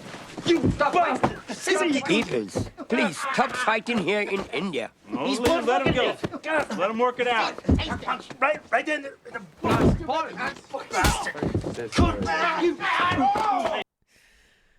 You know, the casting was right there. Do you ever listen to Comedy Bang Bang? There's a comedian who does it great. Yes, Will has shown me that bit before. Casting is right there. I cannot believe they didn't just go with those four. I'm playing my drums. He doesn't want to do LSD with us. Yeah, I really do need to watch that full film. Okay, let's close this out. Val Kilmer in the Doors playing Jim Morrison.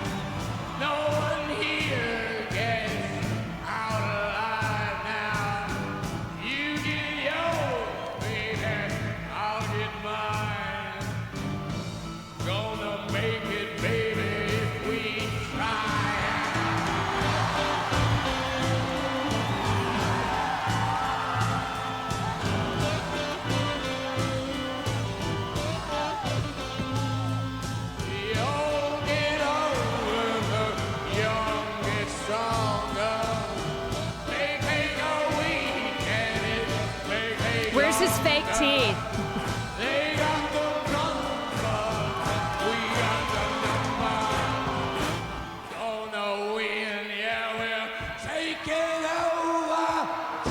Like, it's hard to tell if this is from the movie or just like an actual old video of the Doors.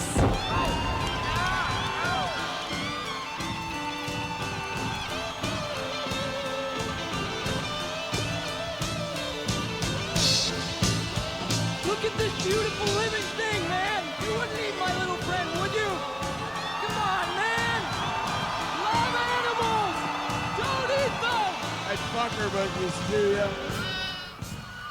Did he have trouble moving on from this role? I don't remember.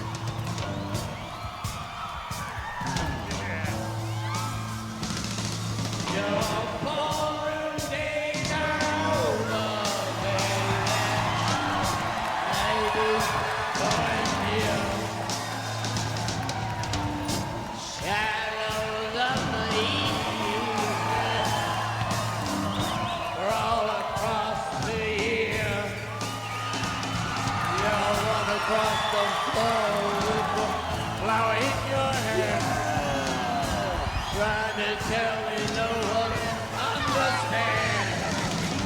Trading your outlets for a handful of time.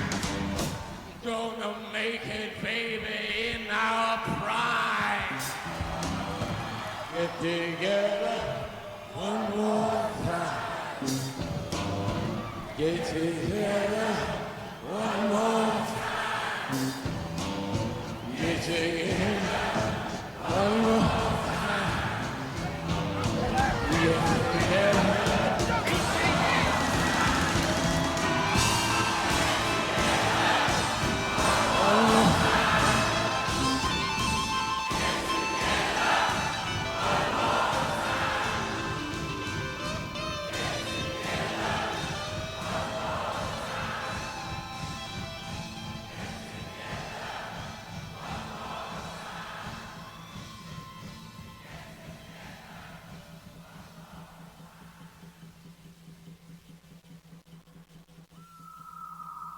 God, the way the scene just...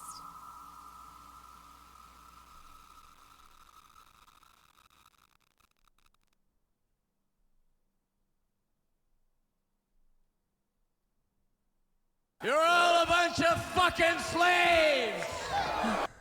God.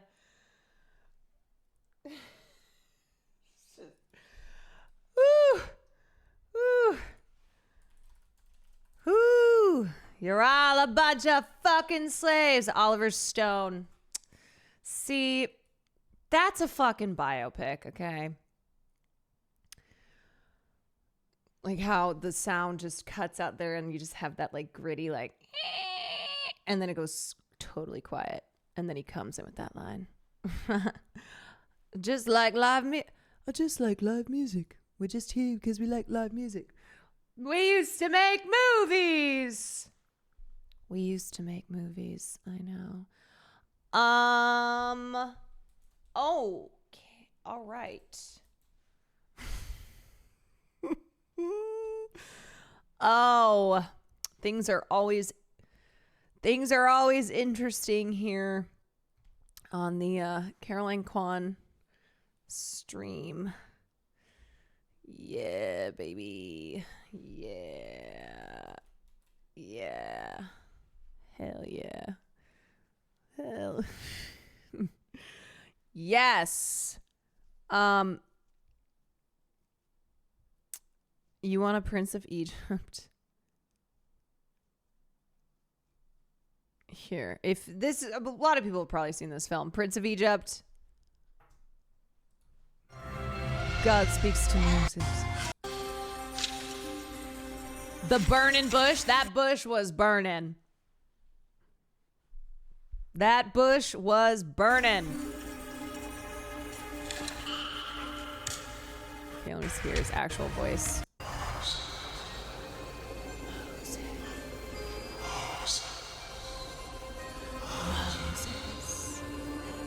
Smoke me, Moses. Smoke me. Take the sandals from your feet. For the place on which you stand is holy ground. By the way, he does both voices. He does Moses and he does God.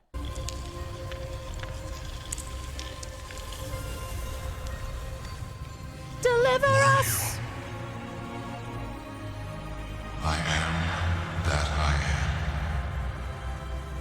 am. Imagine if all Christian propaganda was as good as this. I am the God of your This movie ruled. Abraham, Isaac, and Jacob.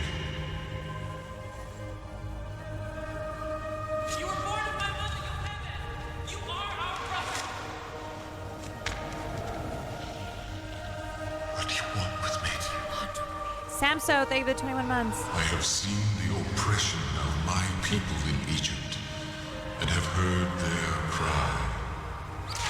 Stop it! Leave that man alone! So I have come down to deliver them out of slavery and bring them to a good land. A land flowing with milk and honey. And so unto Pharaoh I shall send you. Remember who you are, Simba. They'll never believe me. They won't even listen. I shall teach you what to say. Yeah. Wait, we go from you're all a bunch of fucking slaves to a clip from the Prince of Egypt. That is called excellent cultivating, curating. Their children. You've chosen the wrong messenger. How can I even speak to these people? Who made man's power? Who made the deaf, the mute, the seeing, or the blind? Did not I? Now go! Yo, that bush is burning! Have you seen True Romance where Val plays the Elvis mentor character? Yes.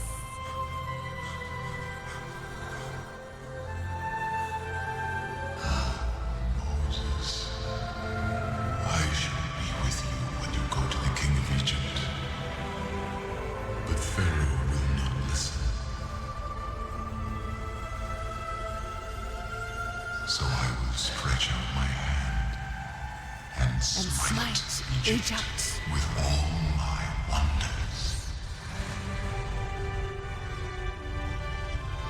Take the staff you People gonna die. with it. You shall do my wonders. I shall be with you, Moses. Moses.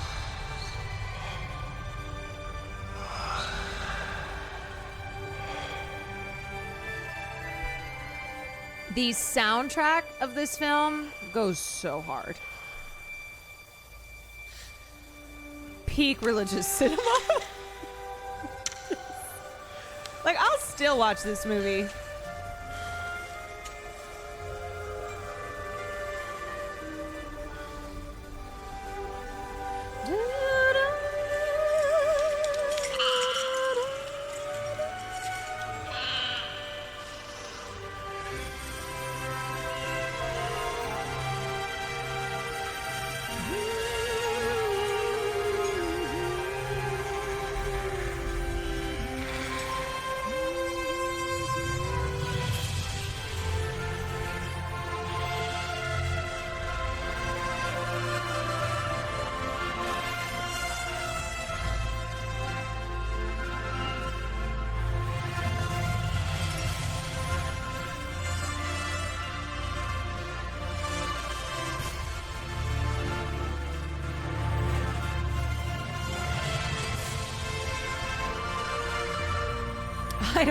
I don't watch it for the religion. I watch it for how good of a film it is.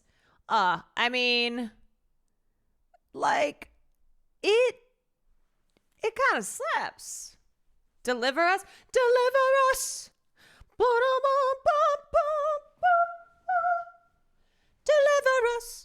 to the promised land.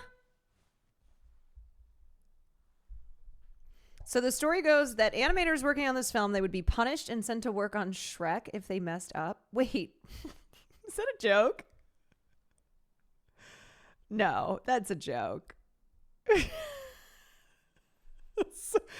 No, it's real? Wait, what? No. Is this April Fool's? They would be punished and sent to work on Shrek? Wait, why was Shrek a punishment?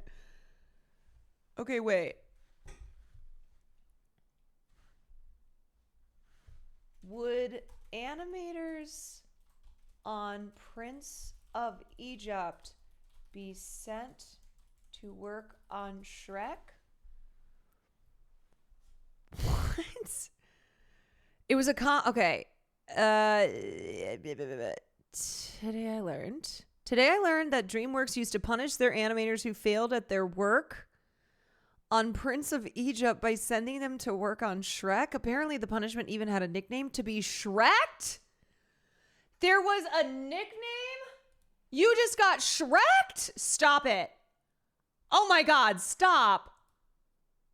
Oh, we got to bring that into our vocabulary. You just got Shrek'd? Get Shrek'd. When somebody comes in here, okay, when a dumbass chatter comes in here, and whatever, you just got Shrek, like, get Shrek'd. Get Shrek'd is so good. Oh my God, we have Clueded. Okay, you just got Clueded. Get Clueded, and now we've got Get Shrek'd. It's in the Bible. Yeah, it is. It is in the Bible. There's a lot of things in the Bible, and they're all true. Scooter Pepperoni, thank you for the 11 months. This is a fact that I did not. I'm learning a lot of facts tonight. So back in 1996, you would hear that Shrek was the ugly stepchild of the studio's animation wing, a movie that would never see the light of day, let alone an Academy Award. Little do they know that all these years later, every time I talk about what we're going to watch for film night, every single person in my community goes, Shrek 2! Before its 2001 release, DreamWorks considered Shrek a low-budget boondoggle, a project to which animators were banished once they failed on other projects, according to the new book, The Men Who Would Be King, an almost epic tale of moguls, movies, and a company called DreamWorks. It was known as the Gulag. One animator told author Nicole Laporte, if you failed on... I do know Shrek was supposed to be played by Chris Farley. I do know that. If you failed on Prince of Egypt, a DreamWorks movie that later flopped... Oh my God, I didn't even realize that Prince of Egypt had flopped. You were sent to the dungeons to work on Shrek. Employees called it being Shrek'd. You just got Shrek'd. The project bore few traces of what it would become. Shrek was essentially the story of the ugliest guy in the world who meets the ugliest woman in the world. They get together and have the ugliest children, said an animator who stormed out of the story pitch in disgust. Based on a 30-page children's book by William Steig, its budget was capped at $20 million by Katzenberg, who also limited the number of characters to 17 and insisted on hiring recent college grads. Working out of a hideous warehouse complex in Glendale, California, they were nicknamed propeller heads, doomed to toil at motion capture animation, widely considered inferior to traditional 2D drawing techniques. Laporte tells the Post it all added up to degenerate status at DreamWorks. Ain't no way. They had the D-gens who got Shrek'd, who were also nicknamed propeller heads, who made the movie, who made the classic film Shrek. You know, honestly, this does kind of make sense. This does all add up. A revolving door of directors, writers, animators, and actors didn't help either. The original screenwriters were replaced by Joe Stillman, who did Beavis and Butthead Do America, and Roger Schulman, who did Balto. Director Henry Selick, The Night Before Christmas, gave Shrek a shot, but was replaced by two first-timers, Andrew Adamson and Vicky Jensen. Turns out the movie star wouldn't last longer. SNL alum Chris Farley, hot off Tommy Boy and Black Sheep, had been tapped to play the ogre. I found Farley's wild energy exhausting, but really funny, said animator Tom Cito. He was constantly flushed. I feel like he would have died doing Shrek. He was constantly flushed, bouncing off the walls, sweating heavily, and looking like he was about to burst out of his clothes. I know, R.I.P. to another legend. Farley's physicality soon seeped into Shrek's. Chris was a huge influence. He was the perfect role model. He started to look like Chris as an ogre with a big nose, funky ears, and Tommy Boy type hair. But when Katzenberg saw a 1-minute test, he was appalled. The characters looked unrealistic, more like the early Simpsons than the refined Disney characters with which they were competing. Production was stopped. The crew of 40 was cut loose. DreamWorks had blown millions of dollars with nothing to show. And then 18 months later, Farley was dead. They had a moment of, do we scrap the project? Instead, production was shifted to a computer-generated imagery shop in North California, giving Shrek a more lifelike feel. More importantly, he landed Mike Myers, fresh off of Austin Powers, also signed Eddie Murphy to play Donkey. Damn, even with a talented cast in place, the movie progressed in fits and starts. To match Myers' style, Shrek shed some of his Tommy Boy looks and took on bushier eyebrows and a large, square-shaped face. After recording dialogue in his native Canadian accent, Myers insisted on changing. One thing about Michael Myers is that Michael Myers, horror icon. Mike Myers, actor. One thing about Mike Myers, though, is that he will always use a Scottish accent whenever he can. If he can use a Scottish accent, he will use a Scottish accent. So they changed it to the Scottish accent of somebody who's lived in Canada for 20 years. It was an impulse that came with a huge price tag. After much deliberation, Katzenberg choked out a yes and greenlighted what may be the best spent $4 million in Hollywood history. Shrek, as we know him, was born. Still, Shrek screened at Cannes Film Festival just days before its May 16th release in the US. Here we are sitting in tuxedos and evening gowns wearing borrowed jewels, and everyone's watching Shrek take a poot in the water. That is amazing. The audience didn't know what to make of the madcap send-up of Disney fairy tales. Nobody laughed. At least not at first. For the first 10 minutes, nothing, Katzenberg recalled. My heart was thumping. My forehead was breaking out in a sweat. I said to myself, they're going to burn the place down. But by the time Shrek and Fiona celebrated their swamp wedding, the insiders at Cannes had been won over. Shrek got a standing ovation, went on to gross $42 million in its first weekend, DreamWorks' biggest take ever. Ultimately, the film generated $484 million in worldwide sales and received the first ever Oscar for Best Animated Feature. Damn! Katzenberg pony up $10 million to each of the actors for a week's worth of. It was a week's worth. That is fucking insane. Shrek completely came out from behind. It stumbled lifelessly along for years and years and years. Everything that could have possibly gone wrong did. No one expected it to do as well as it did. We got Shrek'd. We did. We all got Shrek'd, and we have been Shrek'd to this very day. And a star was born. A star was born that day. Okay, but Shrek 2 when? Shrek 2 when? Do I know Shrek is love, Shrek is life? I feel like you guys have shown me this before. It's an internet thing. Shrek is love, Shrek is life. It's an internet meme.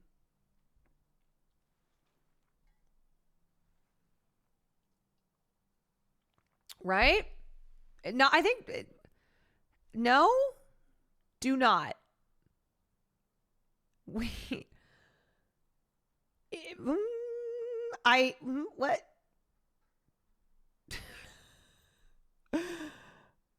Okay, you're telling me not to do it, but now I feel like I should do it. Let me call Nandre. Hold on. I am gonna. Is Nandre streaming right now? Let me see. I'm gonna call him really quickly. Hold on. Okay.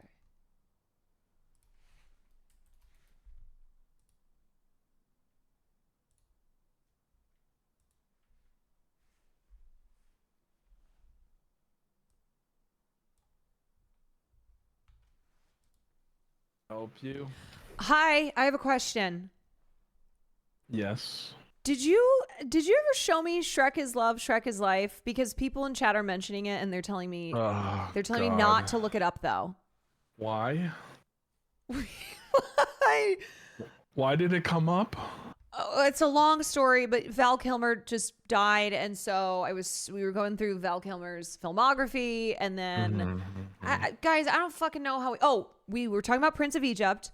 And then from there, we ended up on Shrek because apparently when animators fucked up on Prince of Egypt, they got sent to work on Shrek. It was called getting Shrek'd. It was a bad thing. And then we were talking about Shrek. And then chat was like, do you know Shrek is love, Shrek is life? I said, I think that's something maybe Nandre has shown me, but also I don't know. And then everyone started being like, no, don't look it up. No. But then, of course, there's at least 3 people being like, no, look it up. You have to. Okay. How do I begin to explain this? Do you know what /B is? No. /B is the random board of 4chan. And there are no rules about what gets posted there. So it's just imagine the bottom barrel of the internet posting literally whatever the fuck they want all day, every day, repeatedly on this board. Okay. There was a post. Okay. Let me send it to you. And posts on 4chan are called green text.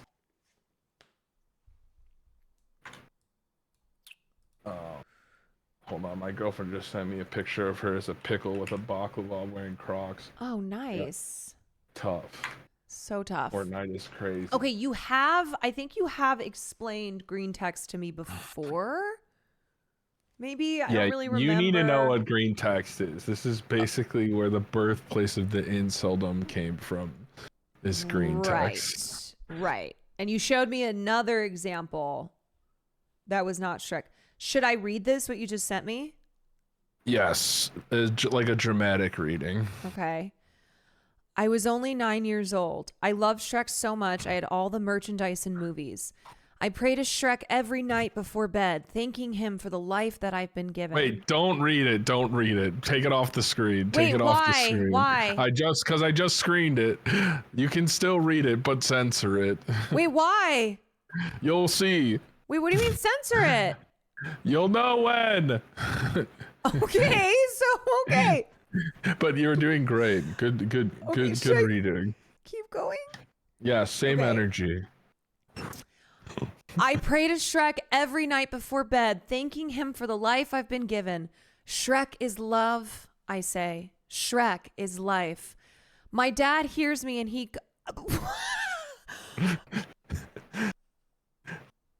/B, they say whatever they want, okay? There's no rules there. My dad hears me and he calls me a F word. I knew he was just jealous of my devotion for Shrek. I called him a cunt. He slaps me and sends me to go to sleep. This isn't real, right? /B, everything is real. I'm crying now and my face hurts. I lay in bed and it's really cold. A warmth is moving towards me. I feel something touch me. It's Shrek. I'm so happy. He whispers into ear, "This is my swamp." He grabs me with his powerful ogre. I'm sorry, can we go back to I was only 9 years old? Yeah. So this is what the kind of shit you find on /B. Oh my God, I cannot read this. You can skip to the last line.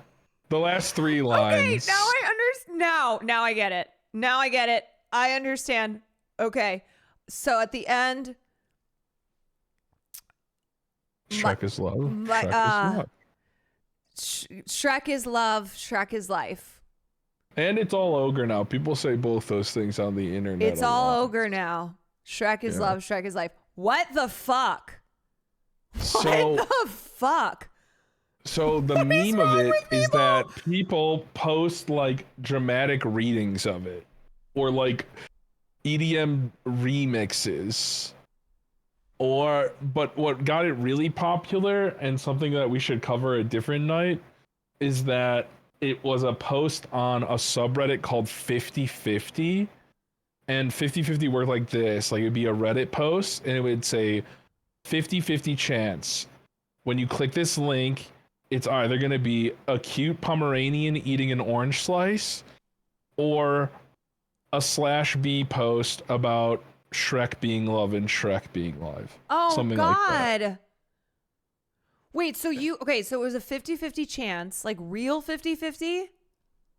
Yeah, but don't ever go on that site. It's like, it basically was like, it's going to be something cute Or it's going to be so fucked. Yeah, like straight up like terrible gore or like really fucked up things. God. But this story has been like animated, told dramatically, like any possible way this story can be told, it's been told. So if you look up Shrek is Love, Shrek is Life on YouTube, you will find so many versions of people like animating the story. Why? Why? It was a popular meme in 12 years ago. That's just kind of how it was. So did you see this when it came out? Like, do you remember Shrek? this? Yeah, I remember Shrek. Shrek was awesome. No, not the movie. It was, Shrek I is feel like love, a lot of Shrek people is started eating life. onions because of Shrek. Oh, this meme? Yeah. Like, who was there? Who was there when this came out? Wait, Well, the okay. dad. Okay, my question is, maybe this is a stupid question, but how is this, how did this lead to the alpha and the omega beginning of the incel culture? Oh, okay. They're kind of separate things. Like /B and 4chan in general is like the source of a lot of incel culture. Right. And it's because just how popular the website is, the way that the forum posting works. So, and okay. The website itself. /B is the origin of a lot of really popular memes on the internet because people just post anything and everything. God, so it's not that this specific Shrek is Love, Shrek is Life post was... No. Those are two separate things. Okay. But they're both from 4chan. Oh my God. It was like new Twitter before Twitter now. It was. The Gary's Mod meme of it was so funny when I was a kid. Gary's You guys were Mod, consuming this when you were kids? well, the standards of what was like a meme were different, you know? People didn't really understand the real world consequences.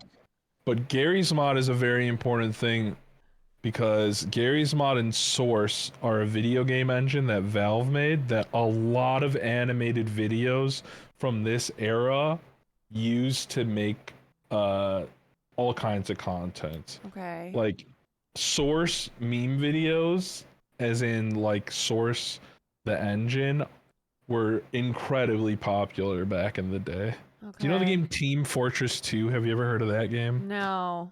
Okay, Portal. Portal is made in Okay. Source. Yeah. Yeah, same engine. So it all kind of looks like that. Oh God. I still have to tell you about the racist me fighter. I know we need to do another The racist me internet gunner, history Caroline, night. no joke, might be an entire stream. Really? It is the racist me gunner could maybe even lead us through the entire history of Smash Brothers Oh God. and fighting games. Jeez. But we might just focus on this one subsection. Okay. Well, There we let's plan another I learned the internet from Nandre night. A Mhm. very popular series. The people are demanding more. They've And missed then it. you have to we need to add a segment where you take your favorite thing you learned about for the night and try and explain it to Will immediately following. Yes, like oh God, what was the one thing when I Do you know Lost? Yes, when I went into his stream room. Do you know the Hey babe? Hey? He's like, in the what? middle of the Rust raid. He's like, this is really important. So what? It's like, do you know the Lost meme? And then he thought he was so mean to me, and so he came back in later to say, I'm sorry. What was it that you wanted to tell me? I'm like, no, it's really not important. God, that's so It's funny. really not important. Isn't Will a degen? He knows. Will's a degen. He doesn't know everything that Nandre has taught me, but also I think it's just more so me explaining to Will what I've learned. You know, like when you were a kid and you came home from school, and you're like, oh my God, Mom and Dad, I learned about whatever, World War I. You could totally print out Shrek is Love, Shrek is Life and hang it on your fridge, kind of like bringing home a little painting. Like, do you think he knows Shrek is Love, Shrek is Life? I mean, there's only one way to find out. No. No, you have to make sure, right? I mean, like, this is really important stuff. This might be the most important thing that you do today. Okay, here's what I'm going to do, you guys. Here's what I'm going to do, because I actually have to end stream soon, because tomorrow, here's my day. I'm getting up very early. I'm doing the stream. I'm going to go live at like 7. I'm going to stream till 11, and then I have to go film. 7 a.m.? Yes, I have to go film the podcast. I have to leave, go to the podcast, then I have a call, and then I have to go to a thing for Megan 2. Megan 2. So that is why I probably cannot stream tomorrow night. Yeah. So I'm getting up really early tomorrow, having a nice long day, and am planning to stream in the morning. Oh my God. What about Karla Sofia? Wait, Nandre, I was supposed to have Karla Sofia GASCON on the stream. Okay, get her on. Well, she's supposed to come on tonight, but I don't know what happened. I'm so sorry, you guys. Get her on. Oh no, Karla said she's not available till 11 Pacific time, but unfortunately I have to go. I don't know if I can say this, Karla Sofia GASCON, but you're a bit of a B word, and I hated your movie, and I hope you never ever perform again. You know what? You just don't understand camp, Nandre. You don't understand camp. Yo, you thought Amelia Perez was camp? Amelia Perez, definition of camp. I think it should have won every single award that it was nominated for. Sometimes when I use my bidet, it wiggles out a little bit of extra poop that got lodged between my butt cheeks. And every time that happens, I think about Amelia Perez. Oh, Jesus. Oh, God. Those are the Nandre details I can do without, you know? You know? When are you guys gonna decorate your fucking rooms? Dude, this is a male living space everywhere. Have this. Oh my God. I have my picture of Farley. And it will go up on the wall. One thing at a time, okay? One thing at a time. We've had a lot going on. I know it's on the floor. You guys can't see it. Okay, so I'm not transphobic, chat. I just really hate Amelia Perez. No, Nandre is number one trans. Nandre, number one transphobe, number one Aiden Ross stan. That's what you need to know about. I hope you scratch your car. Joke's on you. I don't have a car. I hope that Aiden Ross knows what a fan you are. Maybe you guys can collab. Maybe that's in the cards. I would set up a Aiden Ross collab and not show up. But I would make it really intricate. I would ask him to do all these things, and then I would just be like, okay, bye. Okay, yeah, you should teach Aiden Ross the internet. I haven't read Mein Kampf, so I don't know if I have anything to contribute. I don't know if you have anything to Aiden that you can Ross. talk about. Well, you've read Twitter. You're on Twitter though, so you have stuff in common there. Talk about Nazis on Twitter. Like, hey. Yeah, I have a Twitter account. I guess I am Aiden Ross. You are. That's. We all have a little Aiden Ross inside of us, is what you're trying to say, right? Shrek is love, Shrek is life. Yeah, exactly. Exactly. Okay, well, since Nandre, here's what I'm gonna do, you guys. I'm gonna send you to Nandre. I'm gonna walk over to Will's stream room. I'm gonna walk over to Will's stream room. I'm gonna ask him if he knows Shrek is love, Shrek is life. Do you want to take bet? Yeah, do a poll or something in Andre's stream if you think he knows. Okay, but nobody go in there yet. Nobody go into his chat and spoil. And if then you fucking leak this shit, motherfuckers, you're permud. My community, I will be live bright and early tomorrow if you want to come in and hang out. And then most likely won't be live tomorrow night because I got to go to this thing. All right. Okie dokie. R.I.P. to Val Kilmer. What's your favorite Val Kilmer? I'm your Huckleberry. Tombstone, easy. Yeah, it's a Doc classic. Holliday. It's a classic. Wait, Wait, what Slime was? had a good shout with Real Genius was a good one too. Wait, what was the one that I just learned is actually his first role?